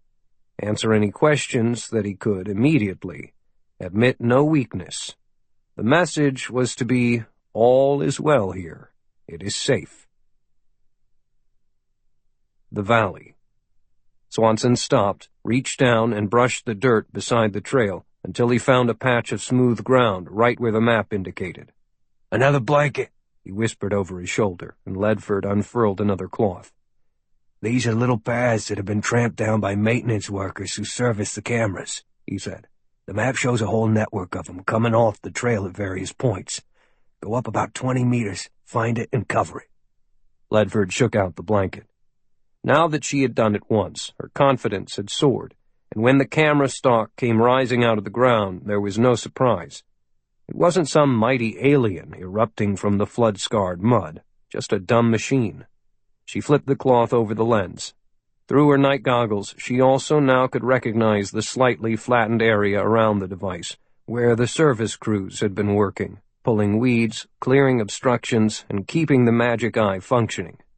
Then she saw a longer strip of discolored earth, running straight as an arrow. She dug her fingers into the muck, pried away a few rocks, and touched plastic. Some things are so basic. Beth returned to Swanson on the main trail. "Done," she said. "The cameras are hardwired by landlines running through PVC pipes. We can just disable them with our knives." "We don't have time to do them all, Coastie. It's enough for now that we know where the cameras are so we can dodge. We've got bits and pieces of information, but we still don't know what's behind it all. I want to get to that bridge. We only have about an hour of darkness left, and weather's moving in." "I can't figure it out, Gunny. Why all this security to protect a dang bridge?" she asked as she got up. Above them, the sky had filled with troubled clouds, nodding and shifting, blotting out the stars and entirely hiding the moon. Nothing out here makes much sense, Coasty. It's a quacks like a duck thing. There is a reason, but we just haven't found it yet. My opinion, worst case, since this is Pakistan, they might have stuck a nuke in there. Let's go. Stay quiet. A single raindrop touched Beth's hand, and a quick wind swirled through the valley to drop the temperature a few degrees. It was followed by a powerful peal of thunder, and lightning sparkled in jagged sharpness overhead, rendering the nightmare landscape even more misshapen. Then the hard rain slashed down, and the first drops changed to torrents. She hunched up her shoulders and moved on. The mission had never been considered to be a long-duration job, and they had packed no rain gear other than the special blankets and the survival kits, which they would not use as raincoats. Their uniforms were formulated to retain body heat and not encumber movement, and the goggles still worked, although they had to wipe them. Rain would have gotten into their exposed eyes just as easily, so wearing the NVGs continued the advantage of being able to see in the dark. Kyle already felt the dirt beginning to mud up beneath his boots, because the area had been so drenched by the recent floods that it still had not deep-dried, and the water saturated the land and rushed down toward the river. On the plus side, the deluge added concealment and deflected noise. The storm and lightning would help protect them from the nosy cameras and motion detectors, so he considered it an even trade. Kyle heard them coming. The members of the 3rd Taliban Patrol were bitching and complaining loudly over the sound of the falling rain, about how that dog of a Pakistani sergeant had forced them out of the dry and comfortable barracks and into the foul weather, and now their clothes were weighed down by water, sticking to their skin, and they were growing colder with each step. They cursed the 1st patrol that had gotten carelessly ambushed, and the 2nd for failing to do its job and making it necessary to be relieved early. There was nothing tactical about their approach. They were just rambling down the trail with a mob mentality, disinterested, angry, ignoring their leader, and wanting to get to the fallen bridge where they could put up some shelter. Each man had an AK-47 over his shoulder or slung across his chest. Swanson, with the NVGs, had a couple of seconds to react when he saw the smeared images approach, because they could not yet see him. He went to one knee and softly said to Beth, Contact front, 5 targets, 20 meters. I take 1, you got 2, just like we drilled at Quantico. She locked into a firing position, ready to shoot over Swanson's head. The Taliban came hurrying forward in a ragged line, their eyes on the trail, bodies bent against the slamming rainstorm. Kyle fired when the first man was only 20 feet away, but the target's forward momentum kept him moving even after he'd absorbed a bullet in the chest. As he fell, Beth Ledford's Car-15 spat a silenced round into the center mass of the second man. Swanson, a moment later, downed a third one. The fourth man in line realized something was happening and began to crouch. Ledford's round smashed into his face and spewed bits of bone and brain onto the fighter behind him. Because of the melee in front of him, the final fighter had a chance to react and was about to jump from the trail when Swanson shot him. The bullet penetrated under the right arm, and the round bored through the chest cavity, tearing up vital organs as it went. He died as he hit the mud. Cease fire, Swanson said, waiting to be sure Ledford was through pulling the trigger before he stood up. Drawing his pistol, he advanced to administer the necessary final headshots. Then he just said, Let's go. Beth was breathing heavy, her breath puffing little clouds in the chill and rain. She had felt nothing for these people she had just killed, nothing at all. This time, it was almost like a video game, for the poor visibility and their positions had shielded their faces from her view, so they didn't even look like real people. She just took the shots, quick and easy, like clockwork, like Swanson. Washington, D.C. Under-Secretary William Lloyd Curtis was still working through the shock of having his request turned down by the ISI. Such a simple thing. The secret police apparatus of one of the world's most paranoid nations had refused to let him borrow one of their men for a special mission of mutual benefit at a critical time. A favor refused. He needed a drink, but not at one of the usual Washington watering holes. Instead, his BMW M3 seemed to find its own way out of the metropolis, away from the government, as the flush of embarrassment turned to anger. Fuck 'em. Requests for favors were seldom refused in his world, and he would remember this insult. For now, he just wanted to blow off some steam. He could do that during his next appointment.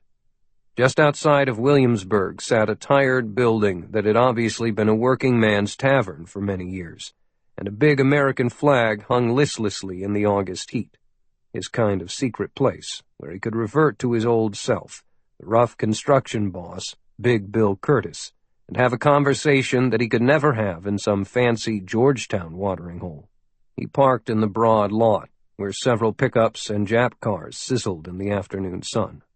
He rolled up his sleeves 2 laps to display the faded tattoo of a rather pitiful-looking dragon that he had picked up one long-ago evening in Singapore, then walked into the bar and straight to a stool. "Give me a cold American draft, pal," he told the bartender, who brought him a Budweiser in a chilled mug. "You know why them Muslim fucks don't drink?" he asked out loud, turning heads. "They don't know shit about making real beer. How long they've been sucking up air on this planet? A couple of million years? Or something. And they still haven't figured out how to make beer?" That drew a few laughs and started the conversation. Bill Curtis joined in as he let the back part of his brain deal with the problem. The Diplomatic Security Service had told him to go screw himself. Then the paramilitary tough guys chickened out after 2 of their punks got popped by Kyle Swanson. Now the damned camel-screwing ISI decided not to get involved in a job on U.S. dirt, although he was about to pull the trigger on a big operation of which General Gould was intimately aware. Gould was creating some distance between them because of the investigation that was sure to follow. "Can't depend on the muzzies," he told his new group of friends after ordering a pitcher of beer and joining them at their table. "You understand, don't you? They have money out the wazoo, they have the oil, but they can't buy respect. Ever see one of those Saudi princes' homes, where they paint the statues around the swimming pool with big red nipples or gold cocks?" A fellow in a checkered shirt, with dirt under his nails, added, "Rodney Dangerfield had it right. Can't get no respect." "They don't deserve any," Curtis declared, emptying another glass of Bud. Damn, it felt good to be in an out-of-the-way bar with a bunch of strangers, just to be able to bitch and moan without consequence. Everyone in there had a story about their wives, their trucks, their bosses, or politicians. His was different, and he could not share it. "Want something done right, you gotta do it yourself," he said. It was that thought he would take back to Washington. Curtis called for another pitcher. "You got that right," agreed another man. Curtis laughed. Now to business. He turned from the bar and walked toward a corner table where a man sat alone, sipping a Corona beer. He wore clean jeans and boots, a sweat-stained golf shirt, and dark aviator-style sunglasses. His brown hair was short and neat. "Buck?" he asked. Astronaut Buck Gardner acknowledged him, and Curtis slid into the other chair at the dim corner table. "Where's the money?" the astronaut asked. "In the trunk of my car, outside. Is the gizmo finished?" "Ready. At 100,000 feet, it'll automatically pop a spark to jump between 2 wires in the propellant feed system, and the whole flammable vehicle will blow up." "And you're sure you can get it aboard? Absolutely?" "Yep. I'm on the support crew. It'll make the final safety inspection before the bird is ready to fly." Curtis stared at Gardner, who did not blink. He was not backing out.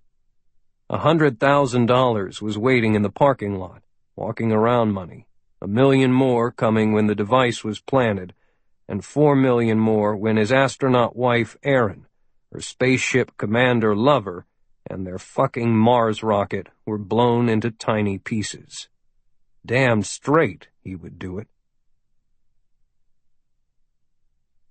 20.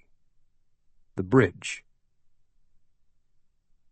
Ayman al-Masri of the NMO and Sergeant Hafiz stood on a discreetly designed terrace in what was to become the new residence for Commander Khan.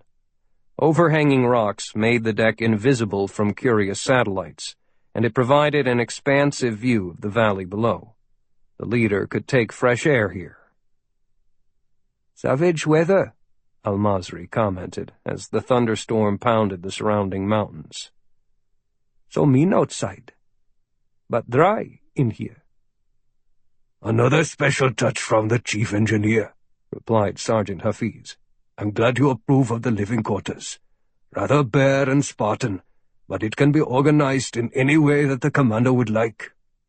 "He prefers a very simple lifestyle, actually. Even a fast hare gets tired after a long chase. He needs rest, lots of rest, but he won't slow down." A snap of lightning was followed by a tremendous crash of thunder. "Work topside has been suspended because of the weather," said Hafiz, pleased that the security inspection was almost done. "The interior work continues. I propose as soon as the new engineers arrive, they concentrate on finishing out the living quarters and adjacent corridors and rooms. The other work can proceed then, with the commander already secure, with everything he needs." "Listen to that roar," al-Masri said, deftly changing the subject. "Is the river going to flood again?" Hafiz gazed out into the thick curtain of falling water. "I doubt it. This storm is just passing through. The big typhoon system that caused all of the trouble had stalled in the mountains and rained like this for almost 3 months. This should pass on about dawn." "When we were young soldiers, you and I spent a lot of time out in these typhoons. I would hate to do so now." The Al-Qaeda man shuddered at the memory of those cold, forlorn conditions. "It is better to be inside," Hafiz agreed. But a second later, he caught the real meaning of the man's words. "Yet someone must stay out on guard." Al-Masri glanced over, and the dark eyes were piercing. "Have you heard from your patrols? Either the one down in the valley, or the one that you sent out in relief? It has been some time." Hafiz was honest, knowing a lie would be detected immediately. "Not yet. The storm is playing havoc with the communications. But if you are set for the evening now, I will get back to my other duties. I want to get some of the chief engineer's assistants into the main control room to see if they can get it up and running again, at least on a minimal basis." "That would be excellent, Hafiz. My own people are ready for some sleep after a long journey, and we can finish the inspection tour tomorrow. I readily admit that I have been most impressed with what I have seen so far." "Well, I shall leave then. Sleep well." "And you will check on those patrols?" "Yes, of course. I was planning to do that immediately," Hafiz said. "Leave me a radio. I would appreciate you contacting me as soon as you discover what has been going on out there. Let us hope the problems are just due to the bad weather." The sergeant placed his own handheld radio on a table and left the new Muslim Order security chief standing on the overlook, his hands buried in his sleeves for warmth. The valley.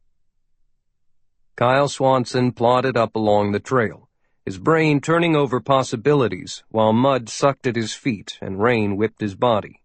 The storm was a tactical blessing, providing both some concealment and cover, but it was fucking miserable, and moving forward felt more like swimming than walking.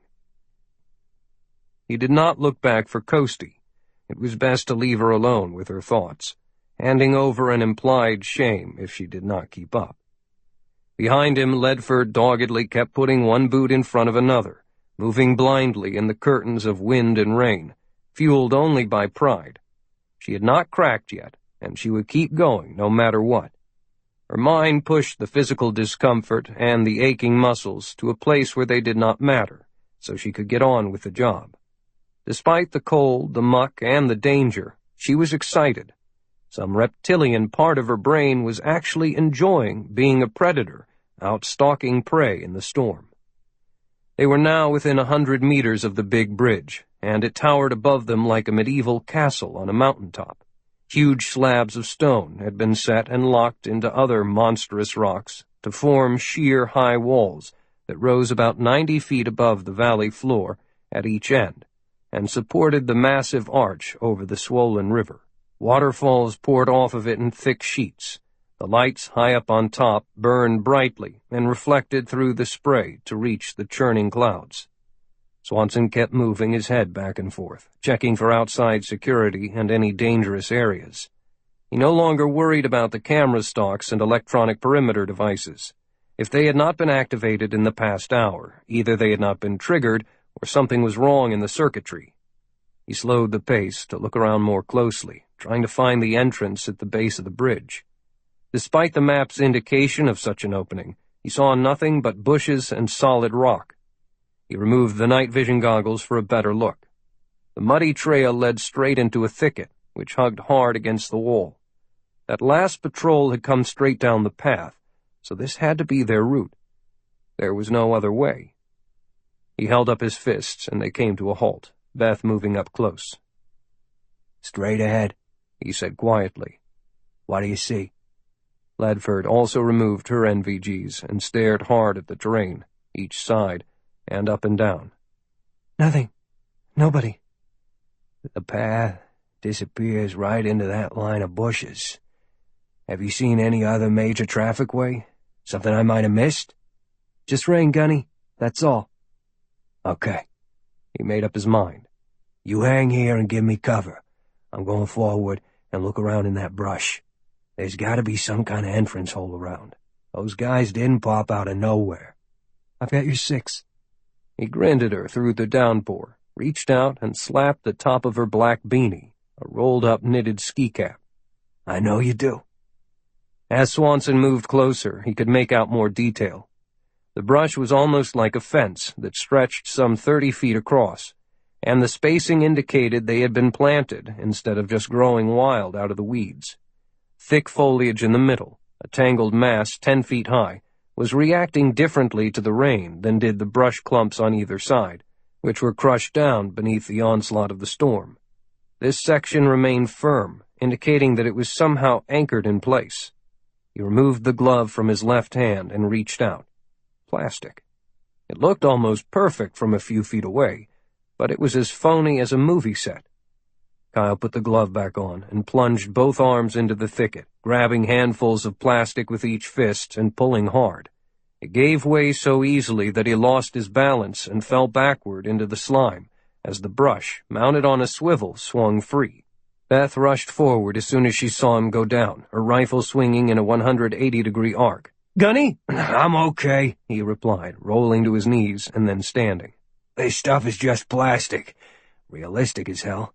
But only a special effect that no satellite camera would ever detect. The gate swings open, then closes tight again." "And there's a door," she said.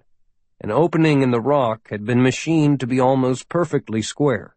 It reached back about 6 feet into the slab, where a solid metal door with a big lever handle blocked the other end. With no light, it had been invisible behind the bushes. "Yep." He was on a knee now, studying the area for possible booby traps or other surprises. A camera was secured by a wall brace, and he smashed it with the stock of his rifle. "We're going inside?" Beth asked. "Yep." The bridge. Sergeant Hafiz decided to go out himself. 2 patrols were now out of contact, and he was out of guards. The 3 corporals who had led the patrols were absent. He did not know where they were, and all of the Taliban security forces were either dead or unaccounted for. All that was left was the approximately 100 civilian workers on the night shift and the 10 men of the NMO security team. The civilian construction workers would be even more useless in the valley than the Taliban roughnecks, and Hafiz would be damned before he begged help from Ayman al-Masri. By the process of elimination, that left it on his shoulders. That was probably best, he thought, as he walked to the western end of the bridge, descending stairwells along the way, because he could move faster on foot than waiting for an elevator. Getting around the complex reminded him of being within a big ship, where multiple levels were woven together for a common purpose. The comm operations were near the top, on the east end, but he did not want to call Islamabad again. General Ghul would want answers that he did not have. He had already given cause for concern by pestering them for the regular troops. The defense control system was housed on the eastern side, deeper into the mountain. It would have been nice if the chief engineer had picked some other time to go crazy, so he could have been in there to work the fancy defense suite and its deadly electronic network. Hafiz brushed that thought aside. He had to deal with reality, not fantasy. He came to his own small quarters, a single square in which were a small desk, a few shelves, a single bed, and a bathroom. His gear was folded in neat stacks, and he pulled out a rubberized poncho, then retrieved the AK-47 beside the bunk and headed toward the lower exit, pulling on the rain gear. The weapon had been cleaned the previous night and had a full magazine, but Hafiz checked it anyway before slinging it across his shoulder. A little room just off the entryway contained supplies for maintenance workers and people heading outside, including a rack of rechargeable battery-powered lanterns. Hafiz chose one that threw a powerful beam. I really don't want to go out into this mess, he thought. What excuse could they possibly have for not reporting in? When I find them, I will put my boot up their backsides hard enough to rattle their teeth. He picked up a fully charged radio, then headed for the main hatch. Hafiz pushed down the lever to unlock the main door and gave it a shove. Beth Ledford was flat against the wall on the right-hand side of the door, reaching out with her left to push down the lever. Kyle Swanson was on the opposite side, also with his back to the wall, weapon poised and his finger on the trigger, ready to charge in as soon as she yanked it open far enough. You never knew what was behind any closed door. Hafiz registered that something was not right as soon as the door had opened just enough for a strong burst of fresh wind to hiss in, indicating the outer gate at the other end was open to the storm. The door continued to swing outward, seemingly on its own, for, unseen by Hafiz, Beth Ledford had grabbed the handle on the other side and was pulling on it. Hafiz dropped the lantern, which bounced on the concrete slab floor and sent the beam of light dancing in the darkness. He fumbled to pull the AK-47 from the shoulder sling as a shadowy figure appeared in the open space, with a rifle already pointed at him. Hafiz did not panic, although he realized that his opponent had the advantage. Swanson had stepped forward and saw a large man bulked up in a poncho, unlimbering a weapon and staring straight at him. I see you. You see me, but I saw you first. He fired a 3-round burst, then smashed shoulder first into the big man and stepped over him to clear the rest of the room. Sergeant Hafiz felt the impact of the bullets. The shock of the attack masked some of the pain. Then his head collided with the floor, and his face came to rest with his eyes staring directly into the fierce glow of the lantern. He tried to make his hands grab the rifle so he could fight back. His body would not answer his brain's command. Hafiz could detect the nearness of his attacker, but there was nothing he could do. There was a brilliant flash, but he did not hear the rifle fire when Beth Ledford pumped a final shot into his head. 21. Beth and Swanson each grabbed a wrist of the lifeless, heavy body of Sergeant Hafiz and hauled it outside to dump it in the soggy brush beside the trail. Returning through the gate that camouflaged the entrance, they swung it closed behind them and were in the tunnel and shut the inner door. Smeared blood streaked the smooth floor, and it was eerily still. Swanson pulled Ledford by the collar and put his mouth close to her ear. You stay on my 6 at all times, Coastie. Do what I do. No questions, and don't hesitate, he said. We have to push forward as far as possible. If we get contact, follow my lead. She gave a quick nod, but did not reply. That life-taking bullet she had fired point-blank into the big soldier's head was something that she had watched Kyle do to the targets they had downed on the patrols, so she had copied the same move, pulling the trigger without emotion. Once it was done, the man was surely no longer a threat to them. It may have been standard operating procedure in special operations, and she had learned it in a violent way on the job, but she was not yet to the point that it would have no effect on her. When she removed the night vision goggles, Kyle saw tears welling in the blue eyes of his baby-faced assassin before she wiped them with her dirty sleeve. Because she had been going along so well, he had momentarily forgotten that she had not been trained for these gut-wrenching missions, that her surge of adrenaline had limits. She was running on fumes, and they had a long way to go. He pulled her into a hug, just as he would soothe a thoroughbred horse, or any first-timer getting a taste of close-up death. "You're doing great, Beth," he said. "As good as anybody, and better than most. Now let's do this." The first steps were the hardest, as they moved into unknown territory, but they had no choice. They were totally exposed in the hallway, which measured about 6 feet wide, big enough for a small tractor to pull a trailer of material or supplies. The ceiling was about 7 feet high and supported by webs of metal girders. Neat clusters of pipes hid the electrical wiring, and long fluorescent bulbs glowed with a bluish tint. The low hum of electrical generators could be heard from elsewhere in the complex, and the constant vibration was transmitted through the stone walls. 20 feet down the hallway, on the right-hand side, was a closed door, and they crept toward it, stacking against each wall. Swanson saw it had no lock, just a knob, and he motioned for Beth to give it a slow turn. She opened the portal into a small room that was filled with neat stacks of cardboard and wooden boxes, routine supplies that probably serviced nearby facilities, including the entranceway. He motioned her inside, closed the door, and turned on the lights. Mops and brooms stood around like spindly sentries, radios and flashlights were recharging on a long metal rack, and a pile of fresh towels lay on a shelf. The tangy odors from the jugs and bottles of various disinfectants and cleaning fluids assaulted their nostrils. A bin of dry rags occupied one corner. Kyle tossed a towel to Beth and used another to rub away the mud that was thick on his boots. Beth took off the black beanie and shook her blonde hair, then worked the towel into it hard and wiped her face. She tossed the hat aside, then also went to work on her boots. "I don't think it matters any longer if they happen to notice I'm a woman," she said. "I'm good to go, Gunny. Just some nerves." Kyle peeled off his own wet wool beanie and dried the top of his head and his face with a soft towel. It felt better. "This place is incredible.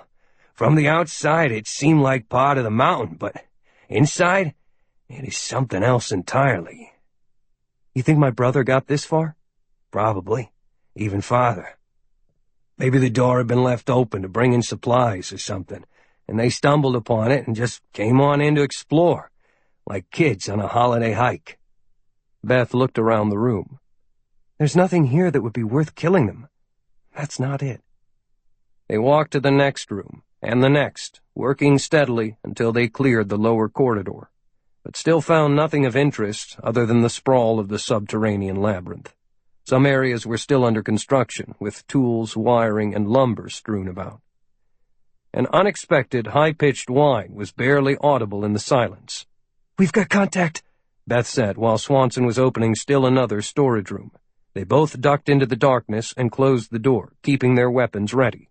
The whining came closer and passed them by, then stopped. A door opened down the hall. There were slow footsteps, and a grunt and a scrape as something was moved.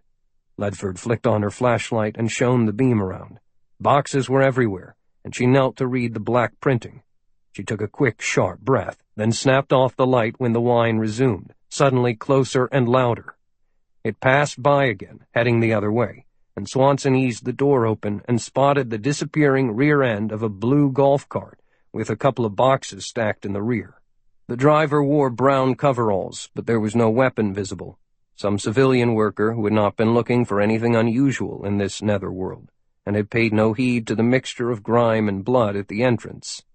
That sort of luck would not last. "We're clear here. Ready?" "Wait, Kyle, take a look at this first. Boxes of ammo." She flashed her light toward the door, found the light switch, and clicked it on, flooding the room with fluorescent brightness. Swanson immediately saw a box with stenciled markings that identified it as a case of 7.62 by 39mm ammunition.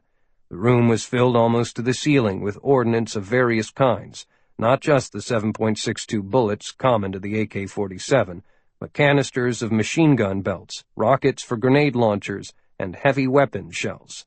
He took off his pack and placed it on the floor. "This is more like it, Coastie. Your brother and his friends at least discovered storage rooms crammed with ammo and weapons. That alone would prove that this bridge is not just some benign structure built to hurry traffic along the road. If word got back to the U.S., then Washington would start asking uncomfortable questions that Pakistan would not want to answer." Would that really be worth killing them for? Maybe just shoo them away with some cover story, like being a storage area for ammo needed to fight the warlords. "Whatever. It's too good for us to pass up," he said. "You keep watch while I bury some C4 in this pile. We can command detonate it later on if we need a diversion."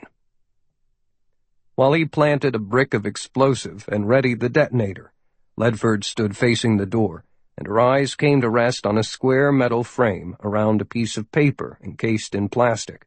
She stepped closer. It was a computer-created image that looked like the layout for a subway. "Here's some kind of map," she said. "Grab it," Kyle said, and Beth used her fingernails to pry the map from its frame, then dropped it beside Kyle to keep her hands free on her weapon. "I'm done with this," he said, then shouldered into his pack again and spent an extra minute studying the paper. "It's a map, all right, like the kind a hotel puts in guest rooms to show escape routes in case of fire. It diagrams the entire floor that we're on, and it looks like there's nothing down here but supply and storage areas and that outside exit. An elevator's at the far end of the corridor to ferry things up, and there's a stairwell just down the hall from here. Okay, we'll head up one level." Ayman al-Masri did not go to bed. He would not consider doing so until he heard from Hafiz that all was well. As a veteran security specialist and responsible for the safety of the commander, he was uncomfortable with the performance of the Taliban, and Hafiz had seemed uncharacteristically unsure of himself. The odds against 2 patrols being simultaneously stymied and 1 destroyed were enormous. Nothing had been heard from them, and now Hafiz himself had not reported in. 30 minutes had passed. A vague sense of unrest was bothering al-Masri, a feeling that had served him well over the years as an early warning that something was happening, something much worse than a storm. He left the living quarters to awaken his small group of inspectors and guards, and told them to arm themselves. "Troubling things are happening," he said. "We must not allow ourselves to be lulled into carelessness by the sheer size and apparent strength of this huge fortress, or its electronic wizardry, or the promises made by others that it is safe." He paired up bodyguards with each specialist. The structural engineer was ordered to secure an overall detailed map of the maze of tunnels, and the tactical officer was instructed to inspect some gun positions. Al-Masri took the information technician under his own wing. "We are going to find that defense system control room and try to get it back online. If we can get those computers running, they may help us solve the mystery. Hafiz was supposed to do that, but I think he went outside the bridge first and has not returned."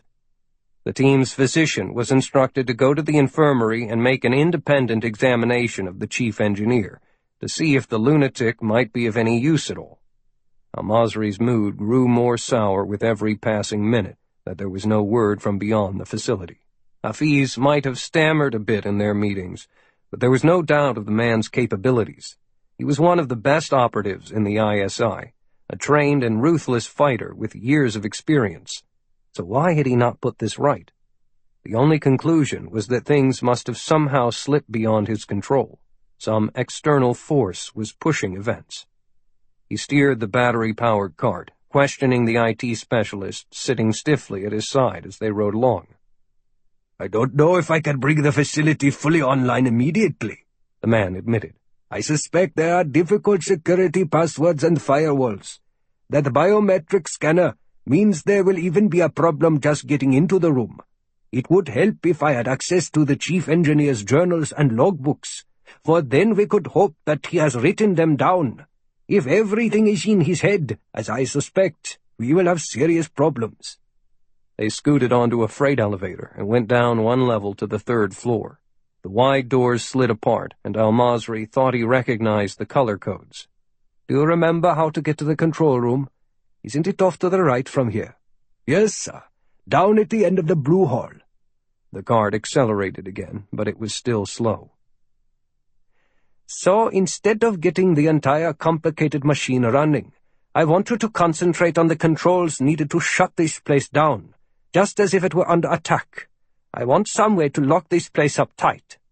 The IT man rode silently for a moment. "That also will take some time. Why not just signal that there is a fire, sir? That would not seal off the facility, but it would empty it of all civilian workers." Al-Masri smiled. A brilliant idea. He yanked his foot from the accelerator and slammed the brake so hard that the IT man was almost thrown overboard.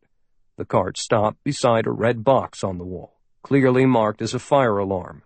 He jumped out and yanked the handle. Swanson and Ledford were barely at the top of the stairwell when the fire alarm screeched, and the shrieking startled them both. Kyle ran to the first door he saw and burst through it, quickly quartering the area with his weapon, although he could see nothing but darkness. Beth came in fast behind and shut the door, breathing hard. The smell of gun oil hung thick in the small space. In the corridor outside, people ran past their hideouts, shouting in various languages. Boots thumped in the stairwell as workers bolted for the exits. "Did you smell any smoke before the alarm?" Kyle asked. "No." She leaned against the wall in the darkness, catching her breath. "Exactly. Neither did I. So there's no telling where the fire may be, or even if there is one. Maybe on the far side of the bridge." He made the decision. "We stay on track." He unhooked his flashlight, flicked it on, and pointed it at the wall by the door. "Hit the switch, Coastie. Nobody'll be looking in here for a while." Beth flipped the switch, and bright light immediately bathed the room. "Holy cow!" she stammered, looking past Swanson's shoulder. "What is that doing here?" Swanson spun, almost tripping over an MK-19 grenade launcher mounted on an adjustable platform that was locked in place on a short set of rails. Affixed to the weapon was a 48-round can of 40mm high-explosive grenades, and the weapon appeared ready to fire. He gave a low whistle of surprise and ran his hand over the familiar shape. Kyle had run thousands of rounds through similar MK-19s, the reliable American-made grenade launcher that was a staple of the U.S. arsenal because of its heavy firepower and adaptability to various platforms.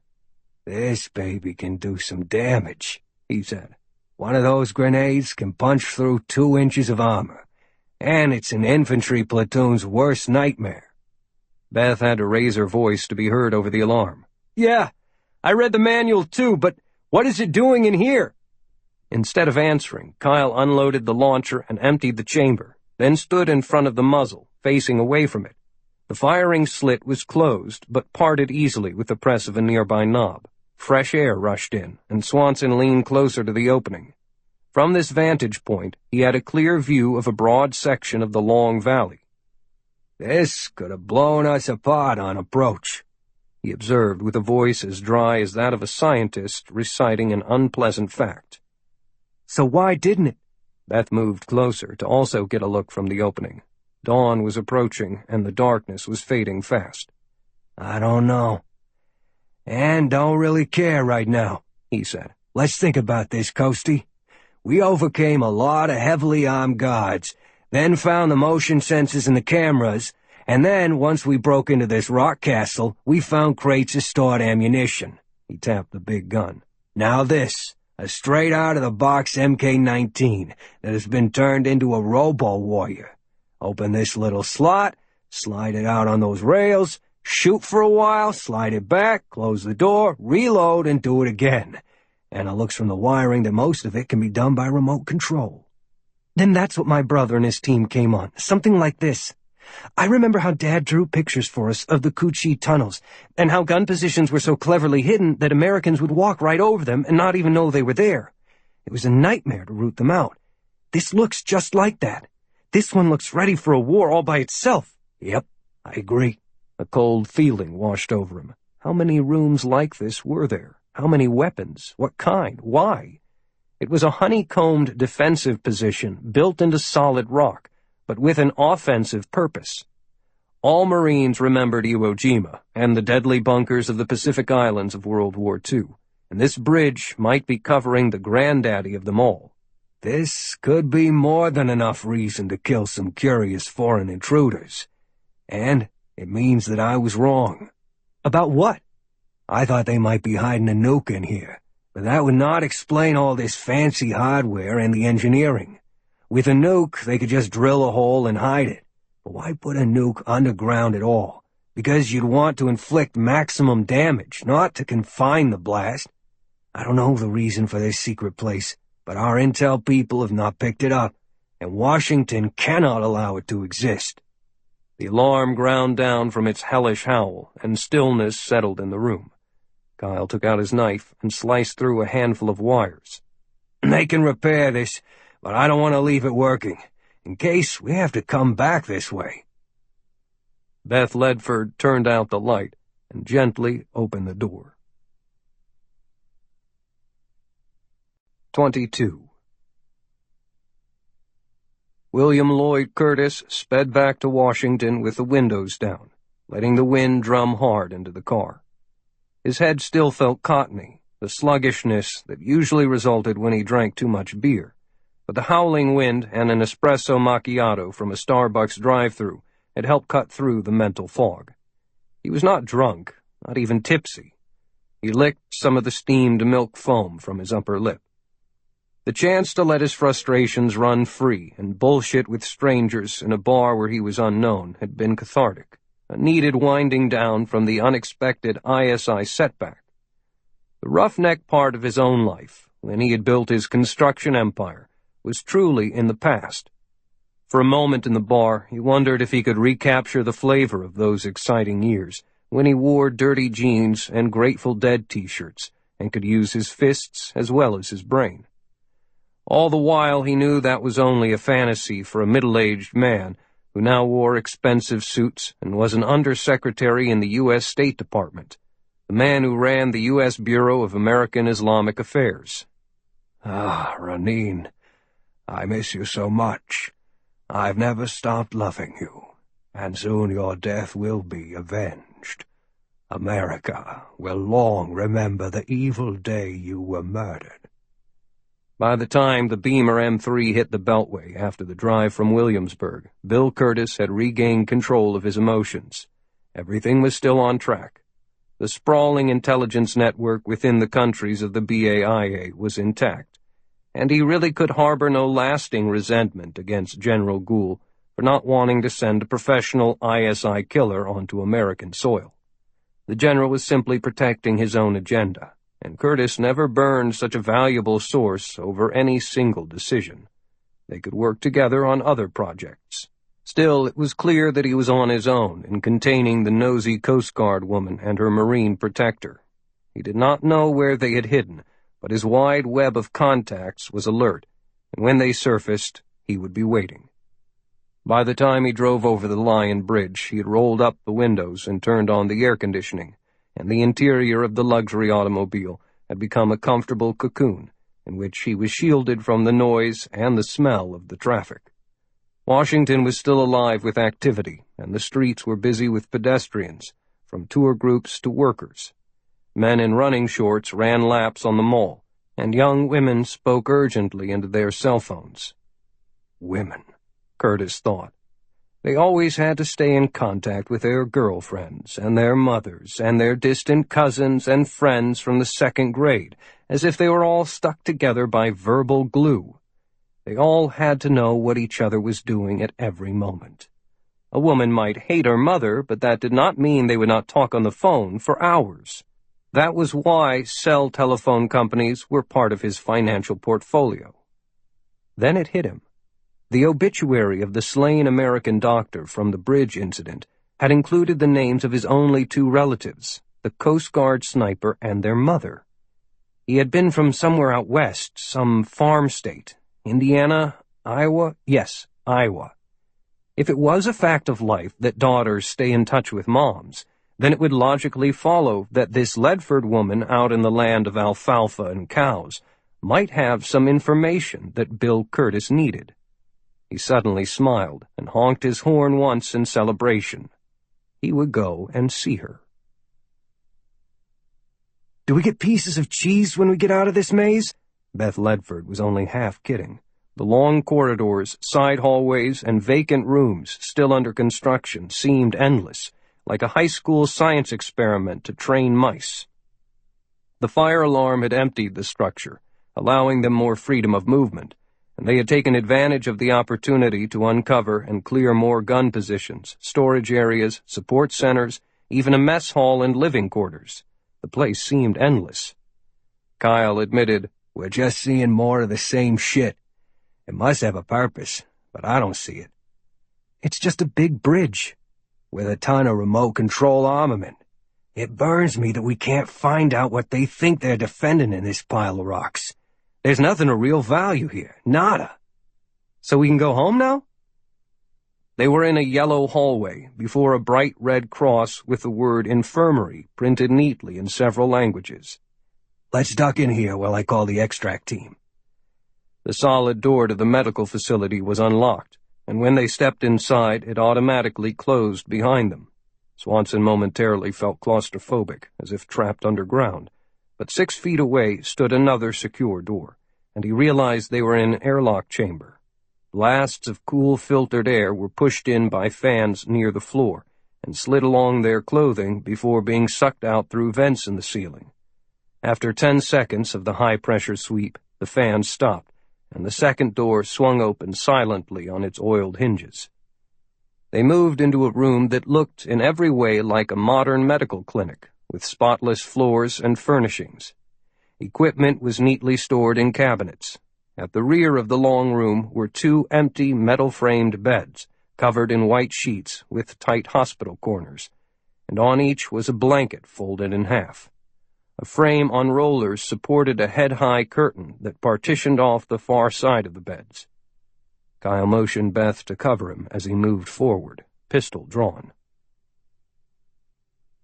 Ayman al-Masri climbed onto a spool of wire cable beside the road topside and spoke to the approximately 50 workmen who had evacuated the facility. When he identified himself as representing the NMO, there was a shifting of feet in the crowd and an averting of the eyes. "There is no fire," he said to calm them. "It was necessary to sound the alarm because there has been a serious breakdown in security here. The entire guard force has either been killed or is missing. You too may be in danger." Now they were paying attention to the bearded man. "I do not yet know the extent of the problem, so my team will go back to determine what has happened. I need a few volunteers to stay out here, men who have had military experience, to act as guards at the entryways, and let no one in or out until I say differently. Who will help us fight the infidels?" A few men raised their hands or stepped forward, then more followed. Although they were only construction hands finishing the midnight shift, it would not be wise to be known as an enemy of the NMO. Al-Masri had counted on that fear. He put a volunteer who said he had once been with the Pakistani military in charge and ordered that weapons be issued to the men on guard duty, for he did not want any of them having second thoughts about their loyalty. Most of his team had also run topside when the alarm sounded, leaving behind only the computer specialist who had the original idea for the alarm. He was still down in the tunnels trying to find the defense system's control room. When they all had weapons and the entrances and exits were effectively cut off, Al-Masri gathered the others and went back inside. On the elevator ride, he joined the doctor and his bodyguard, who were heading for the infirmary to determine if the captive chief engineer might be able to divulge some of the secret passwords needed in the control room. If necessary, he could be forced to talk. Pain could do wonderful things for a memory. Tangled, interesting images had been wafting through the brain of Chief Engineer Mohammed Al-Attas when the fire alarm sounded, the shrill noise penetrating the last barriers of the sedative he had been given. He came awake slowly with a series of blinks, yawned, and smiled to himself. Still alive. He wondered only momentarily about the fire, because there was nothing at all he could do about it. Burning to death or a bullet in the head would have the same result. Instead, he ran a mental diagnostic of his body. His arms and legs were all still secured by straps, with 2 more bands of strong woven plastic running across his hips and his chest. For some reason, the clamp around his head had been removed, or perhaps it had slipped off while he thrashed about in the nightmares. Irrelevant. At least he could see around him now. He surveyed his situation. He was still in the infirmary, with the rolling curtain hiding the rest of the room from view. The usual hospital apparatus was near the bed, but was not connected to him. He sucked in a deep breath, then blew it out hard to expel the old, stale air from his lungs. When he did it again, the heartbeat slowed to normal as his mind shifted from a place of uncertain fright to cold analysis. Alatas was not afraid. He just settled in for the long wait, until whatever was to happen, happened. Inshallah. He wondered about Sergeant Hafiz and the Al-Qaeda inspectors who had examined him like a goat.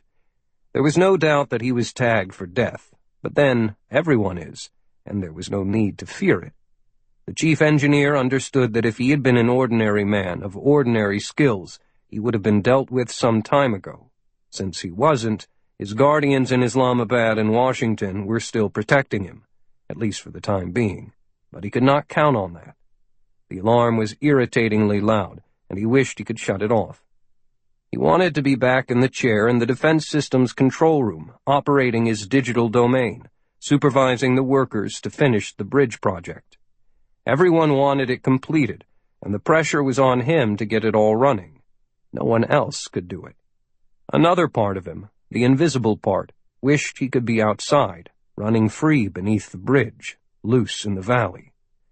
His thoughts were interrupted by the opening of the infirmary door. It closed quickly, and the lock snapped into place. Soft footsteps, not the usual stride of normal workers, came from the far side of the curtain. He saw the silhouette of someone cautiously approaching, and the curtain was thrust aside. Kyle Swanson pushed the curtain back with his left hand and brought up his pistol with his right, pointing it straight at the startled face of a dark-haired young man lashed down to a bed. The decision not to shoot was made in a split second, and Swanson moved around the bed to be sure the rest of the area was clear of potential threats. Satisfied, he holstered the pistol, ignoring the bound figure, and removed a satellite phone from his pack. Beth covered the front of the room, with her finger resting on the trigger guard of the Car-15. Trident Base, this is Bounty Hunter." His voice was unhurried and clear. He heard only static in return, and tried again. "Trident Base, this is Bounty Hunter. Do you read me? Come in." Still, only the hiss of interference. "Your sat phone won't work down here," said the patient on the bed. "You're beneath tons of rock. This signal can't get out." Swanson was startled. The words were clear English with only a slight accent. Ledford pointed her rifle at the man. "Who the hell are you?" Kyle asked. The man shifted the weight of his shoulders as if trying to get comfortable, but was held tightly by the chest strap. "My name is Mohammed Alatas." "Why are you tied down?" Beth Ledford had not lowered her guard. "They are going to kill me," the young man said. "Who is? Why?" "I am considered a security risk by the new Muslim order. I suppose I am, because I know too much, and don't say my prayers all the time." "The order?" Swanson put away his radio and sat beside the man. "You're saying the NMO is involved here? How do you know that?" "Oh, they surely are involved," the man replied, with a small, sly smile. "I know that, because I am the chief engineer of the entire project. I know everything about it." He relaxed even more. Other things as well. This encounter was going better than he could have dared hope. Americans. One, the usual hard-case commando type, but the other, a pretty young woman. He asked Beth, "I assume you people are the reason for the fire alarm. Did you set it off?" "We don't know anything about that. Where did you learn English?" She was fascinated. A man tied to a bed in the infirmary of a hostile facility, and apparently under a death sentence, was carrying on a casual conversation, as if he had not a worry in the world. His clothes were blood-stained, and his face and hair were filthy. "Boston," Alatas said. "Actually, across the river over in Cambridge, at the Massachusetts Institute of Technology. Picked up my master's degree there. Trust me, your sat phone is useless in this location." "Can you make it work?" "Of course. Let's do a deal. Like I said, I know everything about this place, including how to get out. I will be a gold mine for your intelligence people. Take me back with you." Swanson was still hesitant. "You talk a good game, dude. But why are you so messed up?" Basically, I outlived my usefulness, and they really did not like that I helped some strangers, particularly an international medical team that wandered in here by accident a few weeks ago. I tried to help them escape, but they caught all of us. It was horrible. They killed those unfortunates after torturing them for sport for a while. They made me continue my work, and when I tried to escape on my own, they put me in here to await execution, probably tomorrow. We're wasting time, sir. Help me get out, and I'll help you in return. You built all this? Kyle knew the man had potentially vital information. Yes, I designed every inch. Why? For what purpose? All the weaponry? Al-Atas shook his head. At first, I thought that I was just building a bunkered and well-protected bridge. Then it turned out that the new Muslim Order plans for this to be a new hideout for Commander Khan, so he can carry out his attack on America while protected against reprisal. What new attack on America? It's complicated, he said, but I know everything. I listened to a lot of conversations that I was not supposed to hear. Swanson began to unlash the patient. Let's get the sat phone working, he said. Al-Atas sat up and rubbed his wrists, then pointed toward a nearby door that was set meticulously into a steel frame. Sure, right this way, he said. 23. The elevator made a smooth descent that ended with a slight bump and opened onto a pale yellow corridor with directions painted on the walls in blood-red lettering pointing to the infirmary. After the fire alarm had cleared out the workers, an unusual stillness had settled throughout the big project, where the deep rumble of construction work had been such a constant noise to the ears of Ayman al-Masri that its absence now was startling to the inspector. He recognized the area and led the other two men directly to the outer door of the airlock that shielded the sterile clinic. "Come," he said. "We can all go through it at the same time." The three stepped inside, the door shut tightly behind them, the rubber seals locked into place, and the automatic fans blasted them for 10 seconds. Al-Masri closed his eyes against the force of the wind and remained immobile until the fans cut off and the automatic inner portal opened with a hiss to admit them into the infirmary. The startled inspector came to a halt. The cloth screen at the far end had been pushed aside, and the bed behind it, where the chief engineer had been subdued, was empty.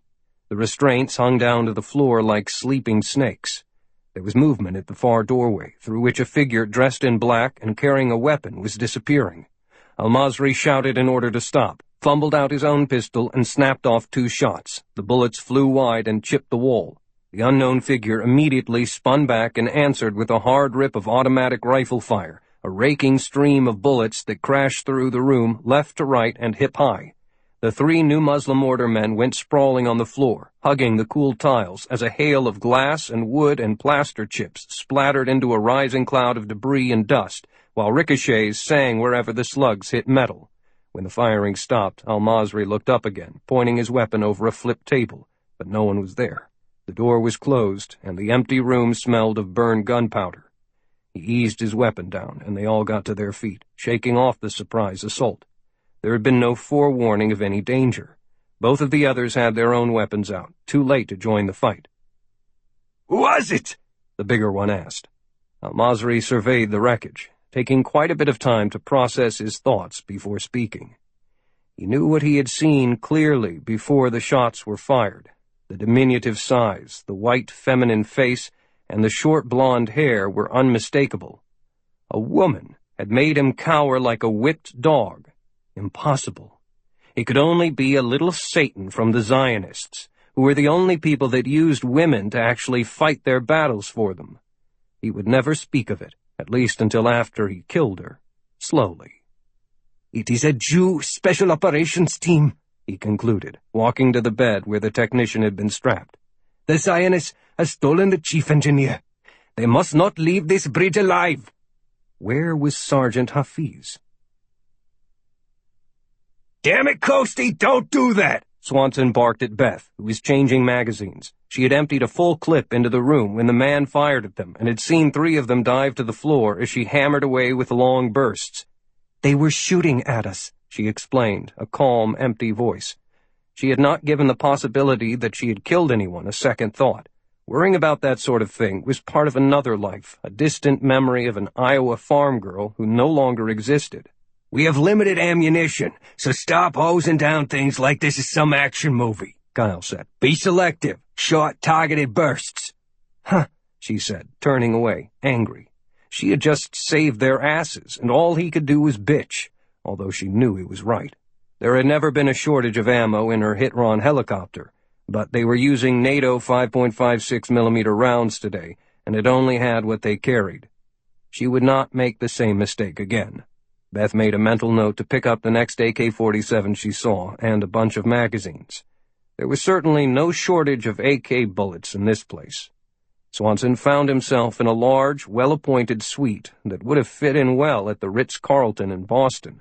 Walls of finished wood, well-made furniture, and an open balcony that extended outside. "Will the satellite phone work out there?" he asked their new guide. Mohammed Alatas shrugged his shoulders. "Perhaps. No guarantee. May I make an alternate suggestion?" "Sure." Kyle was ready to try anything. The mission had been blown, and the bad guys knew exactly where they were. It was time to call the birds and get out. The engineer moved to a small desk on one side of the room and pulled open the center drawer to reveal a computer keyboard, then unfolded a 17-inch flat-screen monitor. "This is a separate hard drive, but is wired into the main computer system to get a clear wireless link. Can you send an email or do a Skype face-to-face video connection?" For a moment, Kyle considered Commander Khan of the New Muslim Order sitting before this keyboard, playing chess by himself, adding new friends on his Facebook page, updating his MySpace profile, checking out porn sites, or launching an attack on the United States. The beauty and the bedevilment of social media was its anonymity, and it was so simple that a caveman could do it. Swanson grunted assent. The control room of Task Force Trident was manned 24/7 when an operation was in progress, and Commander Benton Friedman would be plugged in, constantly trawling his electronic universe. Kyle shifted his gear so he could sit at the desk, pulled the keyboard close, and sent a quick note to lizard@lizard.com. Liz, he signed it, Bounty Hunter. There was a brief pause, then a pop-up window appeared in one corner of the screen to show the Lizard had created a point-to-point connection. "Yo," came the response. Kyle typed, "Launch extract." "Confirming extract, Bounty Hunter. Coords?" Swanson referred to his map and typed 2 groups of numbers, and the Lizard confirmed. "When?" The engineer had been watching over Kyle's shoulder, impressed by the knowledge being demonstrated at the other end of the conversation. Whoever it was had cracked his security wall with ease and put up a private window that no one else could control. For the first time, he entertained a doubt about the security of the entire project. There were other smart people in the world. "How long will it take for us to get from where we are right now up to the top of the bridge?" Kyle asked the engineer. "Maybe 10 minutes, Alatas replied, "if we are not slowed down too much by fighting." Kyle knew that was unlikely. The battle had already begun and would only get worse. "T-minus 20, he wrote. "Start time now. Hot LZ." "On the way. Lizard out." The image of a green gecko scurried up the screen, ate the window and the words in it, then crawled off the screen, leaving it blank. Swanson ripped out the hard drive and checked his weapon. Another problem solved. A pair of Boeing V-22 tilt-rotor Ospreys had been orbiting safely out of harm's way and beyond radar range since Kyle and Beth had parachuted into the night. With in-flight refueling and relief crews aboard, the high-speed, long-range birds could remain on station almost indefinitely and were perfect as an exfiltration vehicle. They could take off and land like helicopters, and the large turbofan engines on each wing could rotate to provide conventional flight, which made them much faster than a chopper. The Lizard was even now alerting them to break out of orbit and head in. One would supply covering fire while the other did the pickup. A new checklist was forming as he surveyed the room one last time. "What are the exits here? Just the 2 doors and the ledge? Is there an emergency way out?" "Of course." Alatas remembered the original instructions he had been given to design the living facility so that the resident would never be trapped, no matter what. "The easiest way is a long rope that can be snapped to that big ring secured into the rocks out on the balcony." "Too exposed," Kyle did not like the idea of dangling from a rope over the side of a cliff with people shooting at him. Then there are hatchways in the floor and ceiling of the closet over there. The top one leads directly into a gun bunker, and the lower one is a service tunnel for wiring and maintenance. From either one you can get into the tunnels and go anywhere, even beneath the river to reach the East Tower, or out into the valley. Pounding was heard at the door to the infirmary as the NMO security men shook the handle and tried the locks. Kyle knew they would not stay there long, and the other door would soon be under attack. He had no idea how many enemy troops would be involved. Beth, listen to me. The Ospreys are inbound and will land on the helicopter LZ up top, beside the road, in exactly 20 minutes. You know the place? Ledford nodded. She had studied the bridge minutely during the recon, and Kyle had pointed out the large, flat area. They were going to run into opposition on the way out, but she was confident that she and Kyle would be more than a match for whoever it was. I'm ready. We split up now. You take this guy and the maps and go through the lower hatch. Get to the East Tower and go up and out that way. I'm going to stick around and cause some diversions to draw them off. Shouldn't we stay together, Kyle? To increase our firepower. She didn't relish the idea of being on her own. Trust me, Coastie. In a few minutes, they'll be coming after me with everything they've got. The main mission now is to get this guy and his information back to base. Now move. You have 20 minutes and that's all. Remember Quantico. Don't miss the pickup. And you go with or without me. Kyle, she started again, but he cut her off. Shut up and do what I just fucking told you. Get him and the intel out of here. If an attack on America is imminent, we've got to get him back safely. I'll run interference. I trust you. She looked at him with steady blue eyes, wanting to stay in his zone, while knowing it was inevitable that she had to go out on her own. She wasn't afraid, but had to push down the troublesome question of what she was doing here in the first place. 3 weeks ago I worked for the dang Coast Guard. But now Kyle Swanson trusts me? That changed everything. Come on, Mohammed, she finally said. Into that service tunnel. Alatas bristled and turned to Kyle. I do not take orders from women, he said. In that case, I'll just shoot you right now and make our egress a lot easier. We will settle for the information that we already have, that hard drive and the maps. Don't think for a moment that you're indispensable. If you give my friend any macho shit on the way out, she has my permission to blow your head off. She never misses. Very well, but I intend to report this rudeness to your superiors. You do that, if any of us live that long. Ayman al-Masri left his doctor at the infirmary door and sent the bodyguard around to the second entrance, returning to the elevator alone and rising back to the surface. His eyes glowered like burning stones as he looked out at the vastness of the construction area. It was all such a sham, such a waste. The Pakistanis and the Taliban had both promised that it was a fortress for the new age, a place in which Commander Khan would be totally safe, because no enemy force could possibly breach the bridge and its mighty array of techno-weapons. Those promises were worthless. They had planned on methods to turn away massive assaults, yet a small special operations team had breached all of the security devices and snatched the man who had put it all together. That chief engineer should have been disposed of immediately, for disaster seemed to follow in his footsteps. Now he and his secrets were in the hands of the infidels. All of the workers were called together again, a mob of shuffling construction men who were physically fit, although most of them were militarily untrained. To motivate them, he announced that the enemy had penetrated deep into the bridge, intending to destroy it and then kill everyone on the site. The suddenly excited men were divided into teams and provided with weapons and radios. There were upwards of 40 of them, which should be enough, so he called out a few European technicians who were bound and left under guard because they could not be trusted. The rest surged into the tunnels, starting the search at the top of the bridge, then flooding down through the stone passageways. They were already familiar with the maze, not least because they had helped build it. They did not need maps, only leadership. Al-Masri organized his command post topside, then drank an entire bottle of water while considering his next move. Play this backward, he thought. Start at the end, not the beginning. The ultimate goal of the raiders, now that they had been uncovered, would be to escape, and that probably would involve a helicopter. By studying a topographical map and walking the area to peer down the valley, he was able to identify several likely landing sites within a 2-kilometer radius of the bridge. He gave a quiet curse. With the morning light growing brighter, it would be an easy thing to shoot them down with the proper weapons. However, the anti-aircraft cannons he needed were located deep down within the bridge, anchored on mounts in the gun rooms, useless, unless his tech specialists could get things running again.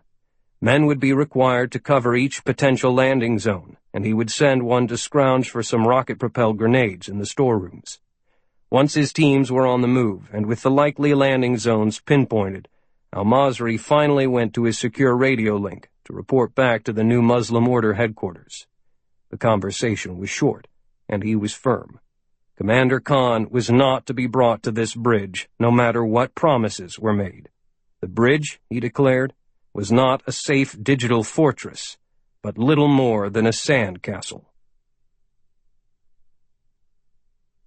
24. Kyle Swanson was finally alone, and his chances of living beyond the next 19 minutes rested solely on his own shoulders.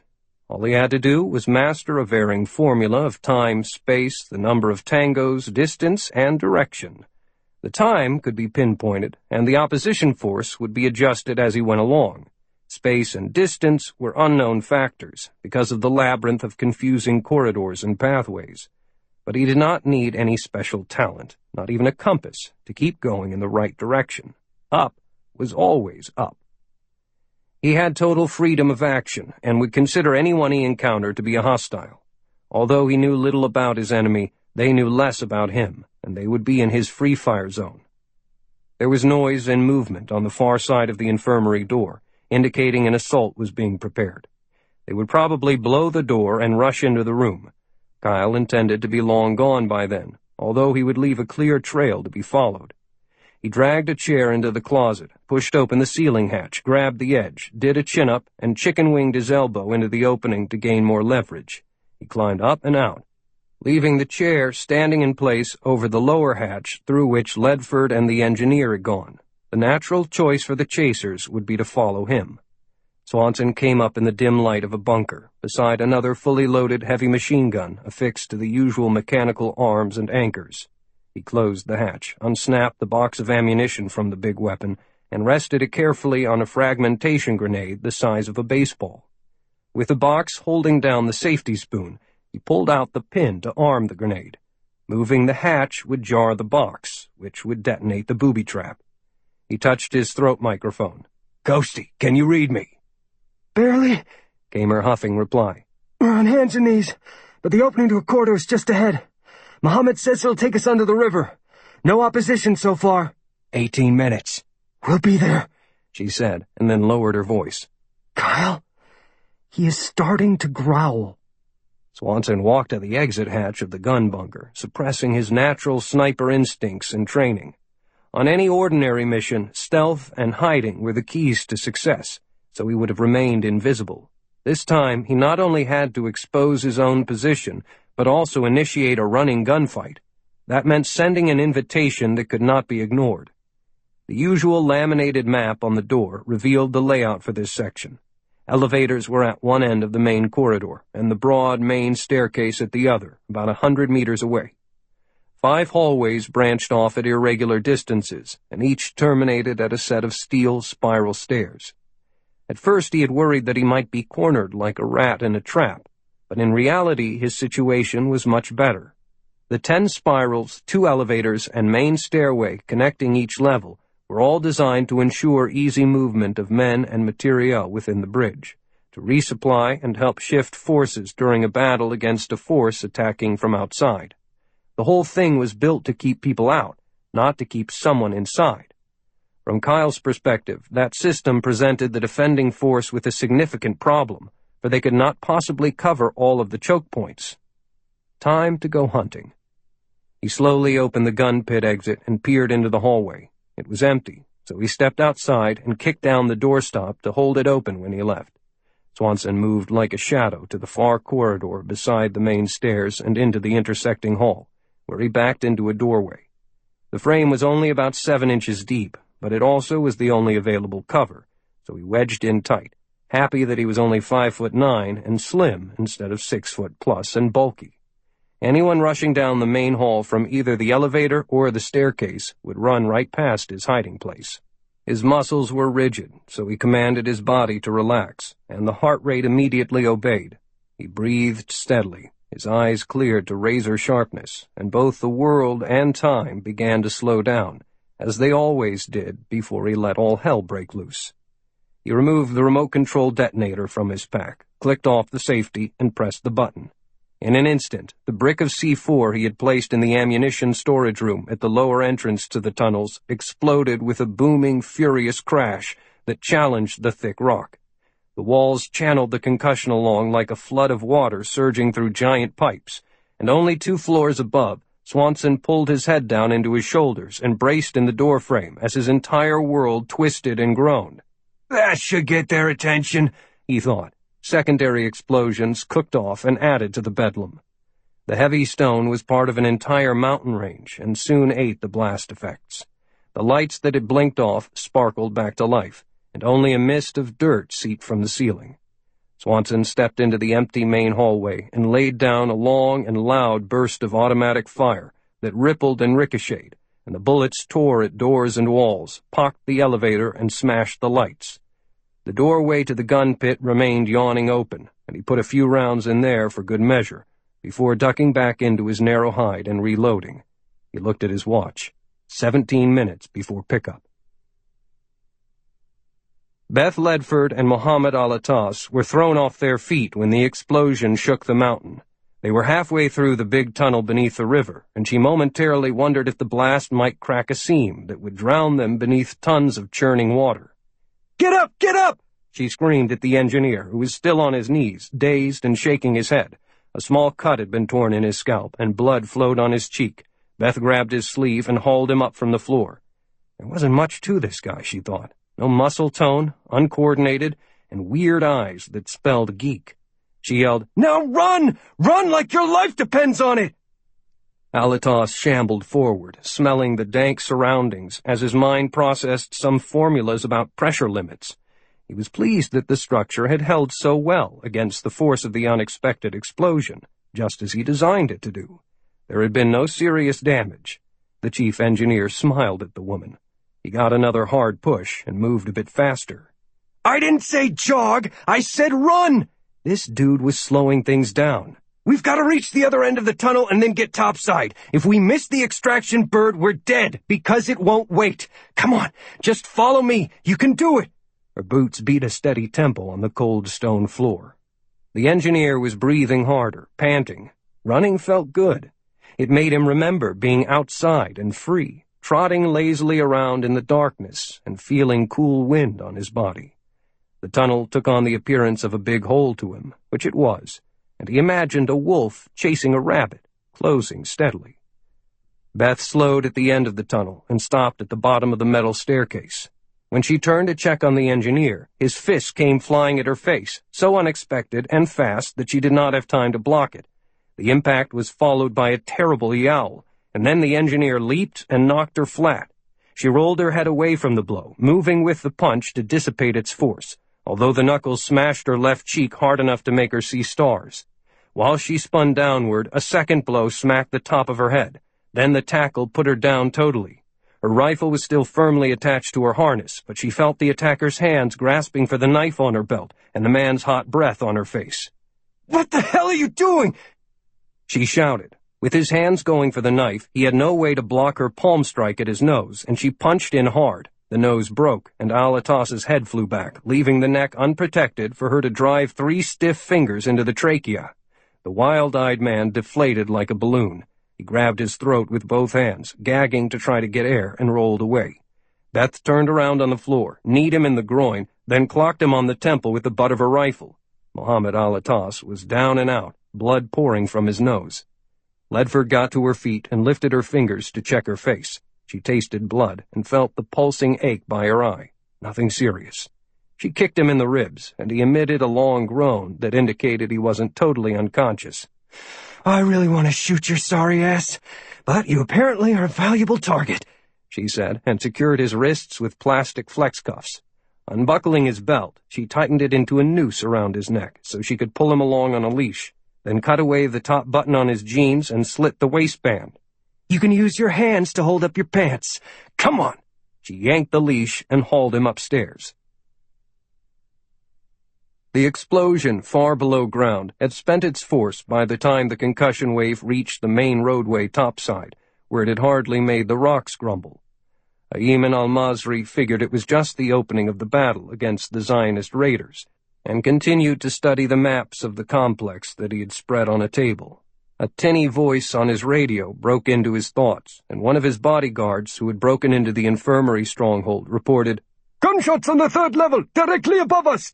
Gunfire was different than the explosion. Someone had to be present to pull the trigger. He decided to tighten the hunt by surging everyone into the one area where he knew the enemy was located.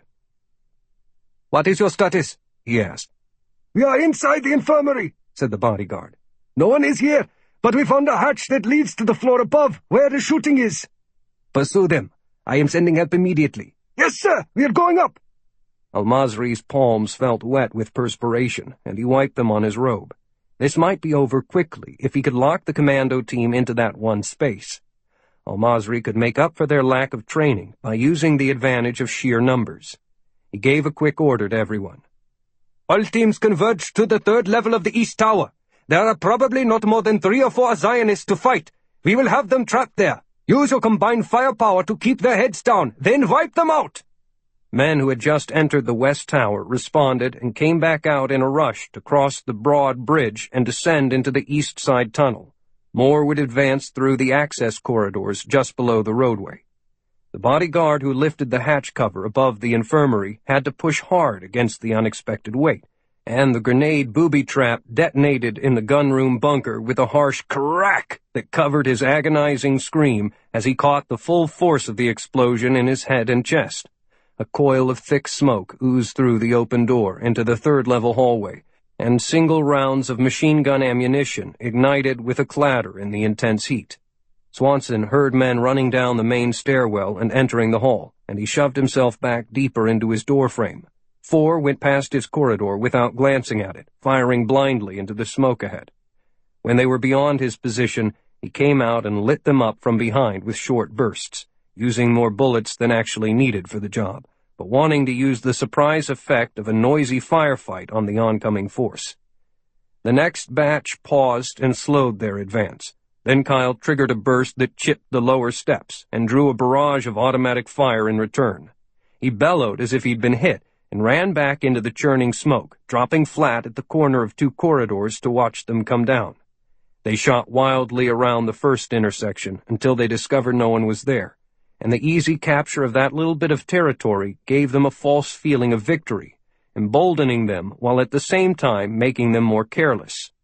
Kyle held his fire, using the time to rig another grenade booby trap and string a tripwire low across the hallway. The group moved closer down the main hallway, laying waste to the next intersection of corridors, gaining even more confidence when no fire was returned. They had captured 2 intersections without incident and stepped up the advance, talking loudly and with confidence. He leaned out and buzzed them, then ducked back after the single long burst and took off for the nearest spiral stairwell. He paused halfway up to fire again as the more aggressive pursuers came charging around the corner. He wanted them to have their eyes locked on him, rather than where they were going.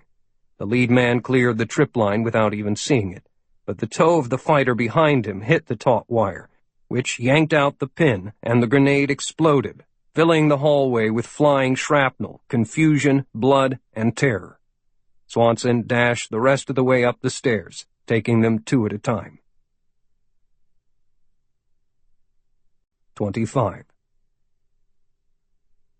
The opening steps of his violent choreography to reach the top of the bridge had gone as smoothly as a waltz on Dancing with the Stars, a series of well-drilled maneuvers so common and practiced that they even had names. He had opened with excessive force to lure the curious enemy into a kill zone, and followed that with a flash attack to stun them. Now he was falling back in a controlled Australian peel. The peel was a sniper's protective game of leapfrog on defense. After an attack against a larger force, the sniper would stay put and lay down suppressive fire while his spotter fell back 20 meters, hit the ground, and took up the firing to allow the sniper to bound back another 20 meters, then repeat the process.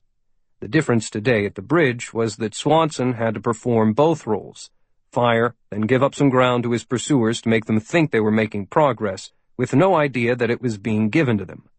Kyle did not want to break contact, and so far it had worked. He was picking apart the opposing force.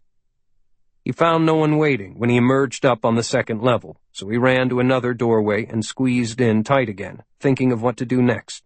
He was uninjured and still had plenty of ammo if he was careful: some C4, several hand grenades, and a bandolier of 5 grenades for the launcher that hung beneath the barrel of his Car-15. There were plenty of moves left, although he was feeling the press of time: 11 minutes. He could hear the pursuers milling around below, an indication of a lack of discipline, training, experience, and leadership. He fired a single shot back down the stairs to focus their attention again, and the bullet struck metal stairs and zinged away like the clanging of a bell. The enemy fighters realized their quarry was waiting for them up on the next level, still ready to fight. Kyle intended to make the most of his clear advantage in this small underground city of channels and burrows. Rooting out a skilled defender required patience, determination, luck, and skill, and the butcher's bill was usually high. An untrained force, such as he was facing today, had little choice other than to pour in a lot of bodies. Hello? A strange voice from the radio was tinged with despair, even as the caller said a universal form of hello. Ayman al-Masri of the New Muslim Order responded without introduction. "Who is this? Where are you?" "We are on the 3rd level, mister," said the nervous voice. "There has been a horrible battle down here. The casualties have been heavy." "How many of the Zionist raiders have been killed?" "None that I have seen, sir." "Well, how many are there?" A pause. "About 6. "Can you actually see the enemy from your position?" A long pause. "No, mister." "Then how do you know there are 6? That is just my estimate, mister. So much damage. So many men are down and badly hurt. Please, send medical help." Al-Masri knew the pleading coward on the radio was hiding, not advancing. "What is your name?" The demand was almost a snarl. The radio went silent. Bonti Ibarra had no intention of giving his name to the terrorist leader, and possibly being singled out later for blame, or worse, to be appointed leader of the other men down in this hellish battle. The 51-year-old Congolese man, with weathered dark skin and sprinkles of white in his black hair, was a month from the end of a 1-year contract as an electrician subcontractor with a Saudi construction firm. Bonti looked over at his friend Gaichel Mauko, a heavy equipment operator who had come north with Ibarra as a contract worker. They had lived for months on meager rations, sending almost everything they earned back to their families. Both had come to work on a bridge, not to fight soldiers. They were not even Muslim.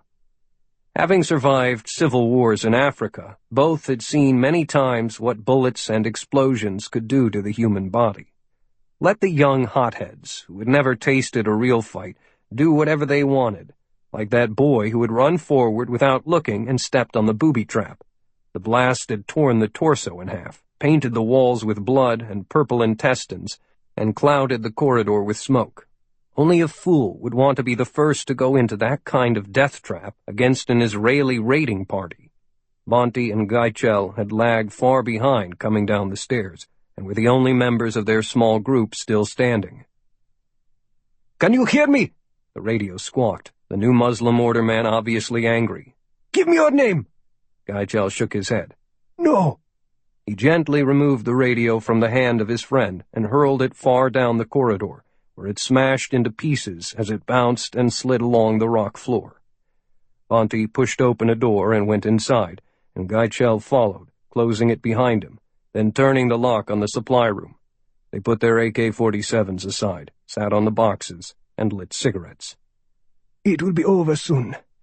Fights this intense never last too long," Bonti said. "What do you hear from home?" Elsewhere in the complex, other workers were making similar decisions to let sudden, deadly violence pass them by. 10 minutes remained before the inbound extraction birds were due topside. Kyle Swanson could not waste time hanging around in the second level of this subterranean maze. Nothing of value would be gained by forcing another firefight, but he had to do some damage before leaving. The pursuing force was already in disarray, and their firing had momentarily ceased, so Swanson intended to make his next move as horrific as possible before they could shake off the feeling that certain death lurked around every corner. Mobility and his pitiless attacks had tilted things in his favor, and he needed to capitalize on that. His brain told him to be patient, to work it through step by step. Slow is smooth, smooth is fast. He pressed the latch of the grenade launcher slung beneath his rifle, slid its barrel forward, put the weapon on safe, and removed a stubby, low-velocity, 40mm high-explosive dual-purpose grenade from his bandolier.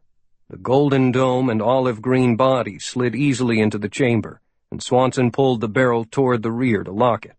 Then he broke cover and ran to the corner where his latest corridor intersected with the main hallway. Leaning around, he saw it was clear, and he moved his finger to squeeze the launcher's separate trigger. The weapon bucked with a firm boom as the M433 HEDP grenade fired, and Kyle spun to the floor behind the concrete wall, curled into the fetal position, closed his eyes, and covered his ears as the grenade hit the stone steps with a stunning explosion and a blinding flash. The ear-splitting blast tore a deep gouge into the stairs, spraying out a thick circle of shrapnel and debris that would have killed anyone within 15 feet. With that echo still vibrating and smoke boiling, Swanson loaded a second HEDP round, moved to the other side of the auxiliary corridor, and took aim through the leaf sight in the opposite direction down the main hallway. When he was sighted on the midpoint of the big doors of one of the elevators, he fired, then again dove to the floor against the near wall as the grenade penetrated the thin-skinned door. A long tongue of red and yellow flame jutted out of the elevator shaft. The aluminum doors blew off, and heavy shards of rock and shrapnel ripped and tore at the cables supporting the elevator. The high-pitched squeal of tortured metal pulling against metal rose above the din of the explosion, and the heavy elevator was twisted and pushed with ever-increasing force against the braided steel cables that had been chipped and sliced. It did not fall, but was jammed so hard between the walls and the support girders that it could not move. The concussion slammed through the corridor like a broadside from a battleship and bounced Swanson like a ball. Even after the wave passed beyond him, he remained curled up, disoriented, certain that he had been deafened and blinded by his own doing. I was too close. Acrid smoke made him cough, and that automatic physical response brought the rest of his senses back online. The eyes blinked, but his ears were popping like little firecrackers. Nature of the business, part of the game. Spitting out dirt, he shook himself free of layers of debris, and junk fell from his clothing and gear. Using the wall for support, Kyle pulled himself back to his feet, peeled away from his position, and moved out. It had taken 3 minutes. In the East Tower, Beth Ledford had made good progress, towing the young engineer along behind as she advanced through the levels. In fact, the prisoner, she no longer thought of him as an ally, had been the only real opposition since she had separated from Swanson. She was almost to the top now, in the first basement level, and the main entrance was less than 50 meters away, framing a bright square of light outside. She could smell the fresher air. With less than 7 minutes remaining before extraction, she had never felt so totally alert and sharp. There was no sense of panic. An unattended line of little golf carts was parked along one wall, with slack cables plugged into power sources to charge the batteries. The corridor seemed clear, and distant explosions told her that Swanson still was going strong over in the other tower. It sounded like a war. She felt she probably could have walked out of this corridor in a miniskirt and high heels, and nobody would have paid any attention, because everyone was at the party next door.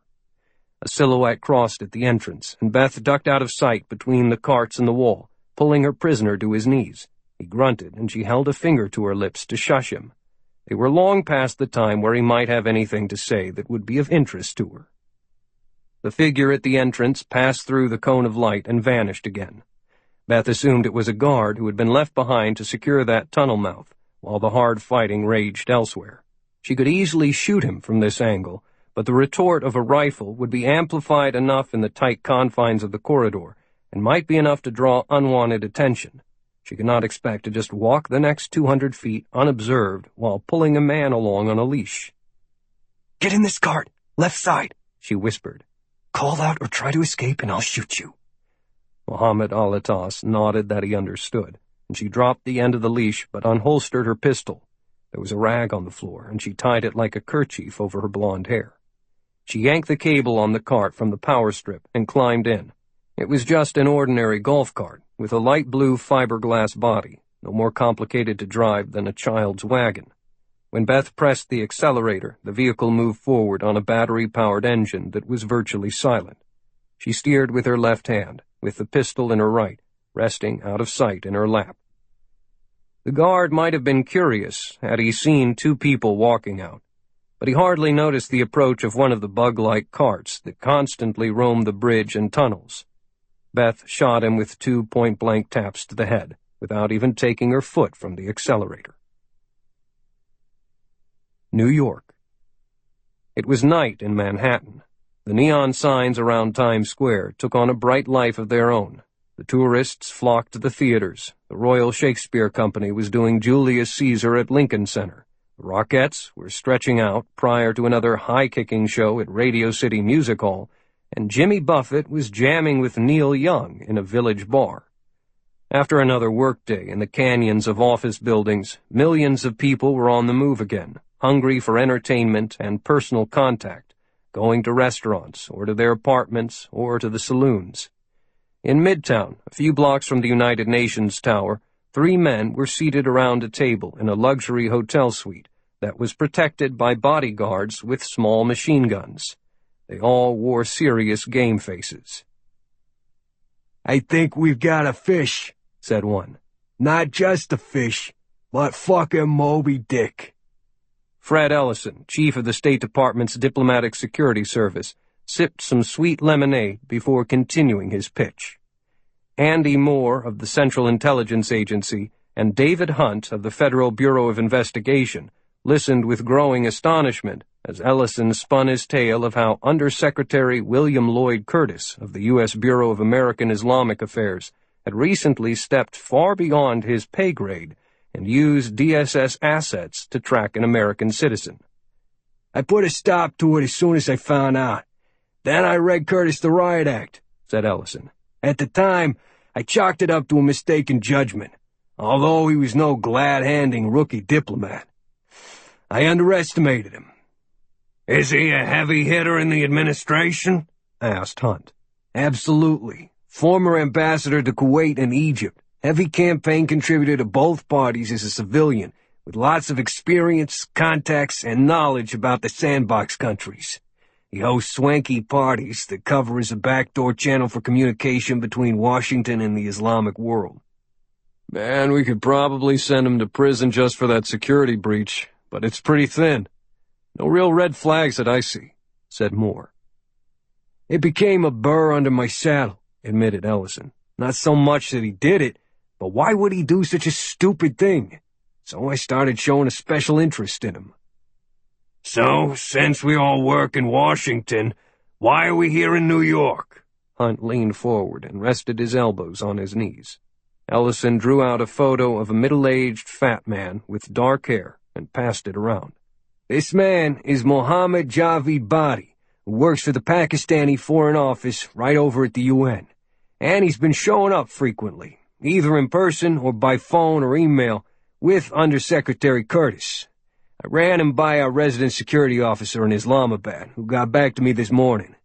We're here because there are too many leaks in Washington. I've known and trusted you guys for years, and want to keep this on the down low." "Javid Badi's your fish?" Hunt looked curiously at the photograph. "Pardon my French, Freddy, but this guy ain't no Moby Dick. More like a fat flounder." Ellison rapped the table with his knuckles. "No, Dave. Undersecretary Curtis is the fish. My RSO in Pakistan reported that this flounder, Mr. Badi, really works for the new Muslim order." Moore and Hunt exchanged frowns, and Hunt cleared his throat. "You think this Badi and the NMO are trying to manipulate or blackmail a ranking American diplomat?" "Worse. I think Curtis is working for him of his own free will. My opinion, the son of a bitch is a closet jihadist. Why? He had to have gone through a complete security clearance just to get his job. There was silence in the room as the noise of New York drifted up to the 15th floor, a muted burble of yells, taxi horns, and a siren from a traffic accident. I want to do another one, deeper this time, all the way down to the bone, because I missed something the first time around. I propose a full court press on this, guys, but keep it quiet. All three of our agencies have to be involved and cooperate. What about Homeland Security? Hunt asked with a slight smirk. Who? Laughed Moore, removing a white legal pad from his briefcase to draft a game plan. 26.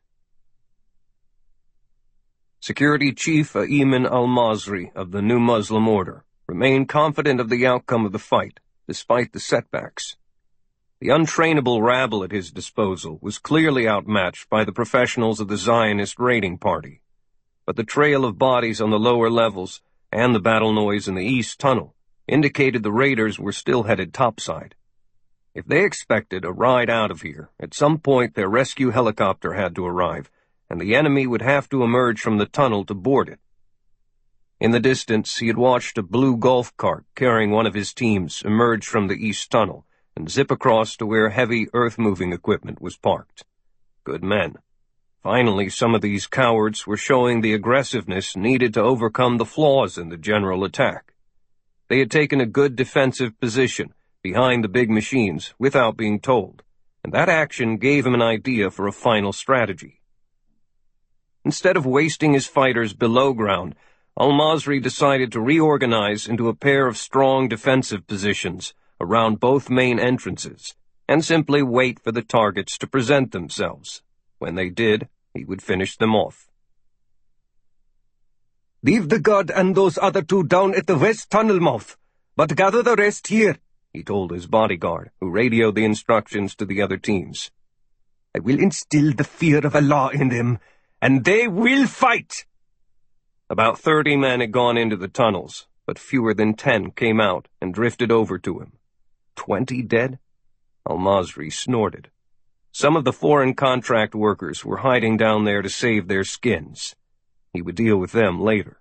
There was still some shooting below, so others were still engaged and unable to break contact.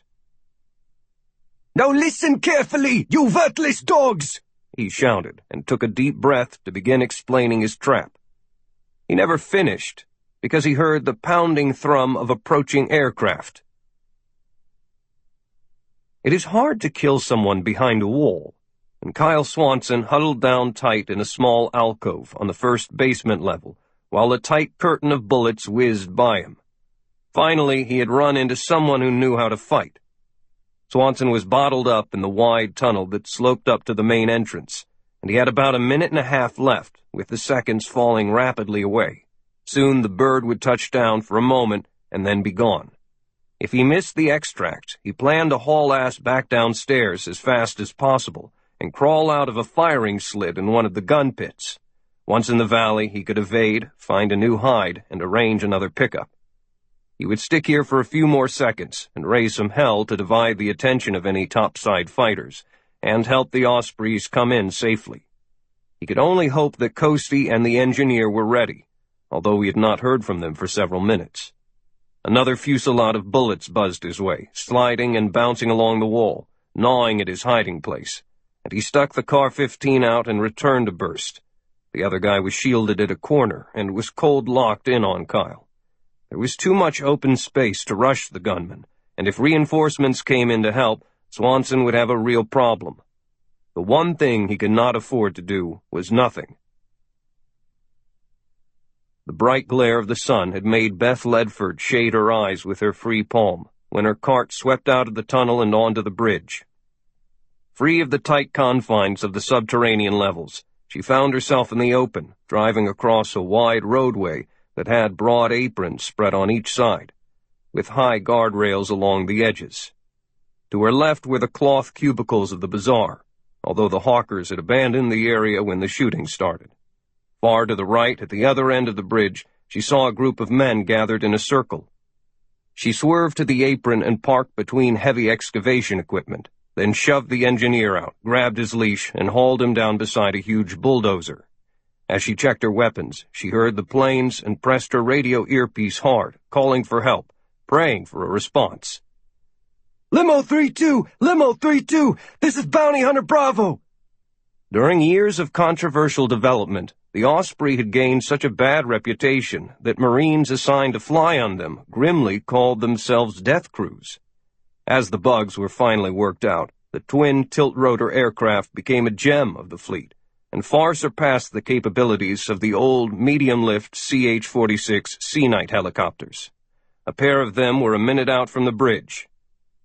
Major Sam Jameson, at the controls of the lead bird, was just popping up over the final crest of hills when he heard the message. He responded immediately. "Bounty Hunter Bravo, this is Limo 3-1. What is your traffic?" Roger, Limo 3-1. Beth confirmed, trying to control her voice to filter out the excitement and relief that flooded through her. We're at the LZ. What is your timeline? The Ospreys clawed for a bit more altitude as the high ground unrolled beneath them, then dropped away into a valley where a huge man-made structure dominated the far end. "We're one mic out, and I see the LZ. The friendly Kentucky twang of the Marine aviator made Beth feel more comfortable. Ledford, kneeling behind a Komatsu lowboy flatbed trailer, smiled when she was finally able to see the pair of planes. "Limo 3-1, Bounty Hunter Bravo, I see you now, popping yellow smoke." She threw the grenade as hard as she could. It hit the roadway, bounced and rolled, and belched a spreading cloud of bright color.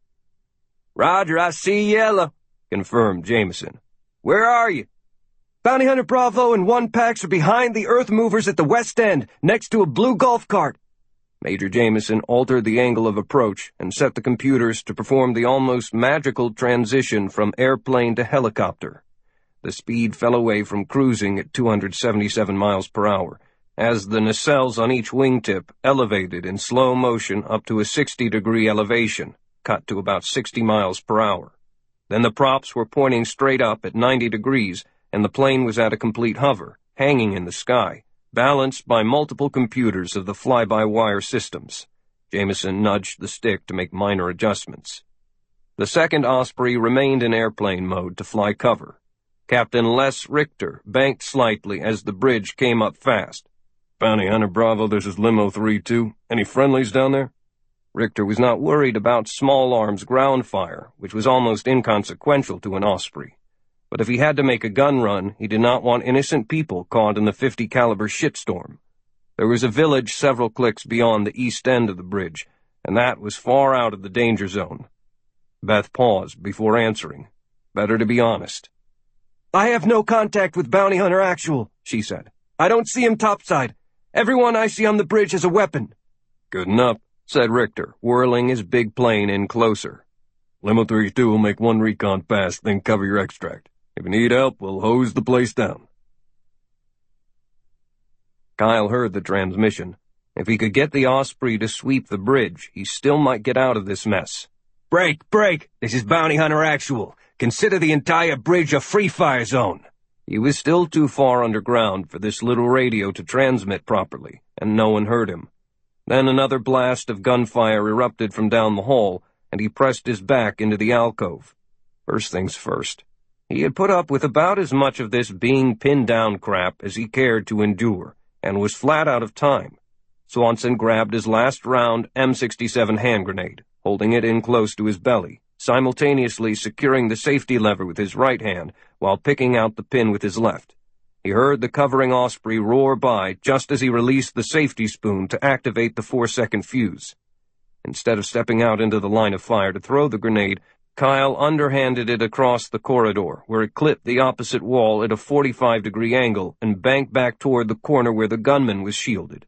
The metal baseball skittered across the stone and exploded at the man's feet, blowing him backward, lacerated with metal shards.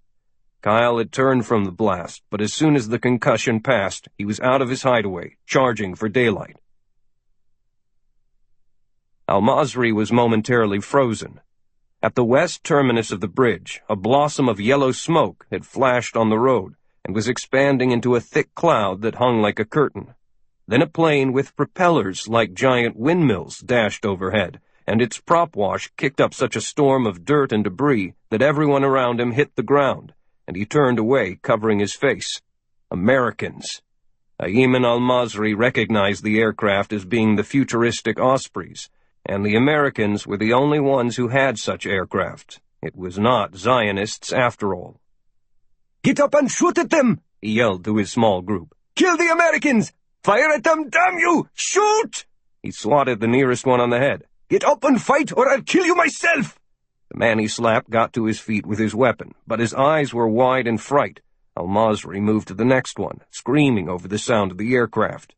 A second Osprey had appeared and was gently lowering itself toward the flat surface of the bridge, and he momentarily wondered why the team that he had seen take position down there was not shooting at it. Instead, he watched the two figures emerge from among the heavy equipment and hurry toward the hovering aircraft. "There they are!" Two of the Americans had somehow gotten into the western column, but were finally out in the open. "Kill them now!" His men were responding, although sluggishly, and a few were snapping off some shots. Al-Masri had a vision of actually destroying an Osprey and watching the Americans burn to death in the wreckage. He pulled his own pistol and ran forward, firing at the big plane. If they could get close enough, there might be a chance. Beth stumbled to the rear of the Osprey through the hard wash of the propellers, hauling Alatas along. The gunner behind the ramp-mounted .50 caliber machine gun jumped down to help her wrestle the prisoner inside. He was used to surprises on these special missions, but had never before encountered an operator who was a beautiful, almost petite woman with short blonde hair, and especially one who tossed him the leash to a flex-tied captive whose blue jeans were falling down over his skinny legs. Ledford gained her footing and ran through the fuselage as fast as she could, feeling the vibration as the Osprey's rotors turned. Since the machine had never actually touched down, it was already flying, and Major Jameson was just waiting for confirmation from the gunner that the two passengers were safely aboard. Beth Ledford plunged onto the flight deck and grabbed the pilot's shoulder. "Don't lift off yet!" she screamed. "What?" he yelled back. "Don't lift off! We have to! We've made our pickup, and now we're getting the hell out of here! You hang right here! Bounty Hunter Actual is coming! Sorry, but he's on his own! Like hell he is!" She jammed a pistol hard into the ribs of the pilot. "That was not a request! We wait!" Swanson bolted from the tunnel in a full sprint. The attention of everyone was locked on the aircraft, allowing him to run up unseen behind them. Within 10 meters, he was in the middle of the group before someone finally noticed him. Ayman al-Masri saw movement at his side, thinking that it was one of his men, but when he looked, he was staring straight into a face he knew well from studying intelligence photographs: the strong jawline and cheekbones, the hard gray-green eyes, the light brown hair, and the lithe body matched the characteristics of the infamous American operator Kyle Swanson, who had been causing trouble for years. At that moment of recognition, Swanson punched him in the face with the butt of a rifle and sent the New Muslim Order security chief crumpling to the roadway. Now he was in front of the crowd, and Kyle knew the rest of them would start shooting at him. He dodged into a zigzag to create a moving target and flung a green smoke grenade back over his shoulder. Not far away, the Osprey was still hanging there, waiting for him, against orders and operational practice. He saw someone leap from the rear of the plane, go to a knee, bring up a rifle, and start firing. A man to his right keeled over into the spreading emerald smoke, his face a mask of blood. And then a second man rolled forward in a somersault, hands grabbing at the bullet wound in his stomach. He had only 30 more yards to go when he recognized that it was Coastie covering his approach with methodical bursts, and he couldn't think of anyone he would rather have doing the job. She fired, and another man fell. Then he ran past her, patting her shoulder to signal that it was time to leave. Swanson jumped into the Osprey and pulled Beth up right behind him. Both had big smiles on their dirty faces. "Everybody's aboard!" the gunner called to the pilot, who had been balancing the Osprey in a delicate position as he watched the show from the cockpit. The swirling cloud of yellow and green smoke had covered the enemy, but he had seen at least 4 of them fall, and the only person who had been shooting was the girl who had threatened him. They could talk about that later. He fed the Osprey power, and the machine lifted off in a typhoon of wind, climbed rapidly on the rotors, which were already moving back to airplane mode, and banked away from the bridge. 27.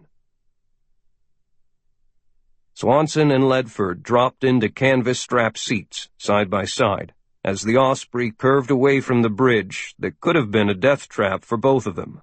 They were filthy and stained, streaked with sweat, but their eyes still glowed with excitement from the action. Beth had a fresh, purpling mouse beneath her left eye, and her lower lip was split, seeping blood. Kyle was bruised and scraped from being slammed about by explosions. They smiled, then broke into peals of laughter and slapped their palms together in a high five. They had made it. "What's with the kid?" Swanson asked, shedding the now useless combat gear and taking a long drink of water. Across the aisle, Muhammad Al-Atas had been lashed into a seat, his hair matted and tangled, his eyes rolling wide, and his head twisting all around. His nose was bloody, a big bruise colored his left forehead, and his pants were around his knees. Plastic flex cuffs bound his wrists, and when he kicked at the gunner who fastened the seat harness around him, the gunner spun a few turns of duct tape around the ankles. The belt was still looped around his neck. He tried to bite the gunner and was put to sleep with a strong sedative injected with a syringe in the medical kit. "He went weird about 10 minutes after we left you. We were running along just fine, and the next thing I knew, he was snarling and snapping like a dog, punching and knocking me to the ground. It was like he was flying on some super kokai. I had to slap him about a little bit and hog-tie him." "Should have just shot him," Kyle shrugged. "Yeah," she agreed. "But you said bring him back alive, and his intel might be worth trying to save. Maybe the shrinks can straighten him out." "Whatever. Just glad you made it out with the extra luggage." Kyle waved to the gunner, who was seated near the engineer, facing them. "Hey, dude. Thanks for waiting for me." The big man looked out beneath his olive-drab helmet and pointed at Beth. "Didn't have much of a choice," he yelled over the noise of the churning propellers. "We were ready to haul ass until your friend pulled a gun on Major Jameson, the pilot. He ain't none too happy about that neither. You ought to have heard him cussing." Beth leaned back and closed her eyes, lacing her hands behind her head. "Won't leave my BFF behind." "What?" "Girl talk? Best friend forever? I'm probably gonna get court-martialed, huh?" "Nah. They'll make you stand at attention and gnaw on you for a while. But if you don't laugh in their faces, you'll walk away okay. General Middleton protects the Tridents, and you've done good. We're bringing back a hell of a lot of information. We tend to piss off some people time to time." Swanson looked at her face. 10 minutes after coming through a major action, she was damn near asleep. "I'm not in Trident," she said, somewhat wistfully, lifting her chin in defiance of the fates. "I am. And I would have been in a world of hurt back there if this bird had left without me. Then you jump back out there and do your little sure-shot routine on the guys chasing me. Outstanding, Beth. What was that you just said? BFF? "Yeah." BFF it is, then." He reached over and playfully mussed her dirty hair. "I owe you. Go to sleep." Kandahar Army Airfield, Afghanistan. Lieutenant Colonel Cybel Summers and Master Gunnery Sergeant O.O. Dawkins led the debriefing of Swanson and Ledford, with a half-dozen specialists from various intelligence agencies making notes and asking questions. The Lizard was patched in from Washington on a secure video link. A large screen on a wall of the room glowed with a map of the region, with the grid location of the bridge painted in red. Kyle was hydrating with a cold fruit juice, while Beth sat quietly with a fresh bottle of water. Her tongue felt glued to the top of her mouth. "We never did determine exactly who was fighting us, but one of the guys that we brought down was wearing the uniform of a Pakistani army sergeant." "That doesn't really prove anything," observed one of the nameless men at the table. "I'm not here to prove shit to you, suit. Just telling you what I saw and showing you the pictures we took. The bridge is in Pakistan. That proof enough that they're involved, or at least knew about it? Of course they'll deny it. No different from their denials of hiding Osama bin Laden in a mansion by an army camp. What about you, Petty Officer Ledford? The man asked. Did you see anything that could be incontrovertible proof that the Packies were in on it? She shook her head, and her voice was soft. No. Just the guy the gunny mentioned, and a whole bunch of guys with a lot of guns. We didn't exchange business cards. Cybele steepled her fingers. Side issue. The prisoner confirmed the ISI, the secret police, was involved. And as Swanson said, the thing is inside Pakistan. There is absolutely no way they weren't in on it. For an hour, the questioners picked the brains of the two tired warriors, and Summers let the topic ramble, but always brought it back to the bridge. The maps and papers the team had gathered, the computer hard drive, plus their personal on-site observations, photographs, and sketches, gave the situation a tight focus. So, as high-tech as this place is, the purpose was simply to be the new, protected lair for Commander Khan. It was created for the new Muslim order, are we agreed? Looks that way from back here in Washington, said the lizard. I'll pull some intercept logs to see what the boys in Islamabad have been talking about. It'd be a big help if that captured engineer could give us details on the bridge itself, the weaponry, and that array of sensors and cameras in the valley. Don't count on that, Liz, said Kyle. The man has definitely slipped into his own scrambled little world. The shrinks will have a hard time separating fact from fiction with him, because he apparently believes everything he says is real. Friedman chewed on a thumbnail. General Middleton wants to get that guy down to Guantanamo as soon as possible and turn the experts loose on him. Chemistry can do wonders. Cybele Summers cut in and pointed to the Central Intelligence Agency representative. That'll take too long. My friend here says they have much of the same capability right here at Kandahar, primarily used for time-sensitive tactical interrogation. That's correct. Let's see what we can do to supplement the information about the bridge and its defenses, and then ship him to Gitmo for deeper work.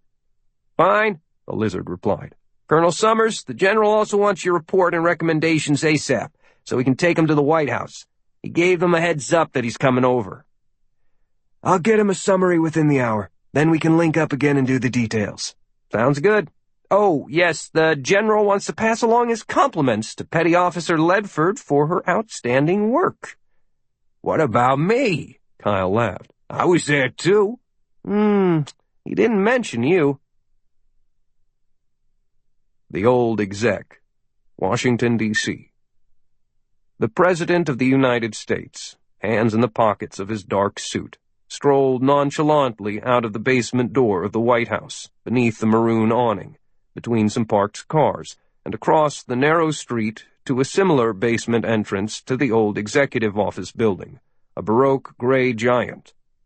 At the moment, the entire news media corps was corralled in the White House press room for the routine daily briefing by his press secretary, who was giving an update on the upcoming Mars mission and confirming the president would be at the Cape for the historic launch.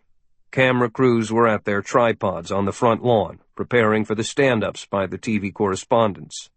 No one noticed the sudden, unannounced departure from the president's public schedule, and he was in view for less than a minute, alone, as he crossed the protected street without obvious Secret Service protection. The tall Californian was alone in numerous ways on this day, for he was facing one of the toughest decisions of his presidency, the absolute need to order a direct military attack on Pakistan, an allied nation that was an anchor in the overall war on terror in a fiery region. Only someone who knew him well could discern that the slightly hunched shoulders were actually bowed with worry. He had been pacing the Oval Office, trying to walk off the fury of once again feeling double-crossed by the Pakistanis, Osama's compound all over again, but bigger and better. But he had calmed little by the time of this meeting just after lunch. Members of the Secret Service detail that had unobtrusively shepherded him across the street met him at the door of Old Exec and gave verbal confirmation of the handoff to the agents at the seldom-used White House exit and to agents in the parked cars that he passed. He led the way to the second floor of the musty building, and another agent opened a normal-looking door into a comfortable large room that was thoroughly soundproof. Several easy chairs and 2 large sofas formed a large, loose circle. Senior administration officials had come in earlier through various entrances, and were gathered in small groups. They turned to face him, and a repeated murmur of "Mr. President" acknowledged his presence. He did not shake anyone's hand, and did not flash the famous smile, but proceeded to an armchair, sat, and crossed his legs. The others took seats. All eyes were on him. There was no preamble. "Each of you has been privately briefed within the past few hours concerning this latest event in Pakistan. It is an intolerable situation. A vital ally that already had given shelter to our single biggest enemy, Osama bin Laden, has been busy creating a new and possibly worse threat to our security, and as usual, intentionally keeping it secret from us. There is no way to sugarcoat my decision. As you were briefed, I intend to launch a military strike to wipe out that new sanctuary, and by doing so to send a clear message to our friends throughout the Middle East. Any new terrorist leader will never be beyond the reach of the United States, and neither will any country that gives him sanctuary." He paused, hands clasped before him, looking from face to face. "We will hit it hard, very hard. And that, once again, includes boots on the ground for a short window of time, for I consider this to be a matter of utmost national security. Our military leaders predict that if all goes well, we will be in and out of there within 3 hours, leaving behind nothing but a smoking ruin. Consider it to be a surgical operation to remove a deadly cancer. Pakistan has to learn that this must stop. Before I give the final order, I wanted you all together to thank you for agreeing that this course of action is necessary. Any further discussion? Questions?" "I don't see how we can do anything else," declared the Vice President. Pakistan is going to be outraged, Secretary of State Mark Grayson added. But that's to be expected. And you pay me the big bucks to take the heat. "This time you don't have to," said the President, finally falling into a smile. "To further demonstrate how pissed off we are, they don't even get to complain to you or to me about it. Give that job to Undersecretary Curtis of the Bureau of American Islamic Affairs, along with my order to rudely brush them off." "They will consider that to be a great insult," Secretary of State Grayson replied. "Good, because that is exactly what is intended. If they're smart, they'll grab the opportunity to let the whole sleazy incident disappear, instead of flying into meaningless outrage. They got off easy with the Surgical SEAL Team 6 raid that did bin Laden. This time, not so much." The President turned to the Chairman of the Joint Chiefs of Staff. "There it is, General Rausch. You have a go. Give the orders. And let me remind everybody here, no leaks, or you might be visiting Guantanamo Bay for a while. Friend or not, you must believe that I am serious." North Waziristan, Tribal Lands, Pakistan. Ayman al-Masri was puffing with exertion as he climbed the final stretch of stairs that led to a square and unassuming block building that served as the local mosque, carefully working his way around pecking chickens that darted underfoot and seemed determined to hurl him off the cliff to his death. The only door was on the west side, so that all who entered would be facing east toward Mecca, the birthplace of the Prophet. At the end of the room was a window with a startling view of a fertile valley shielded by steep mountains, where ridgelines gave way to terraced gardens that were still green, even this far into autumn. Monstrous boulders the size of trucks stood out like ragged statues. Shaggy buffalo, a commodity so valuable that they lived indoors with their owners, hauled huge loads of goods and produce along the dirt roads. The mosque overlooked a busy little village of adobe-style mud and log homes, and on one flank of the town was a special cemetery reserved for fallen warriors of the great cause.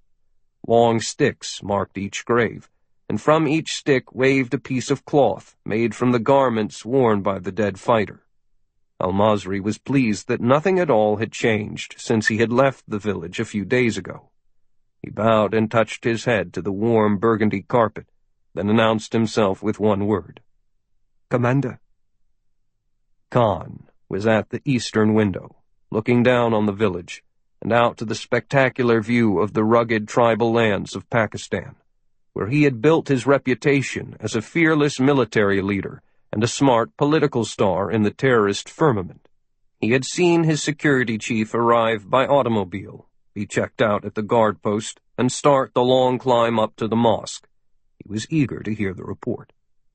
Ever since the death of his rival, Osama bin Laden, Commander Khan had been interested in the bridge scheme that could become a safe and secure headquarters for his new Muslim order, and a more permanent residence for him. It bore the promise of a better life for the next few years, with a sophisticated communication suite,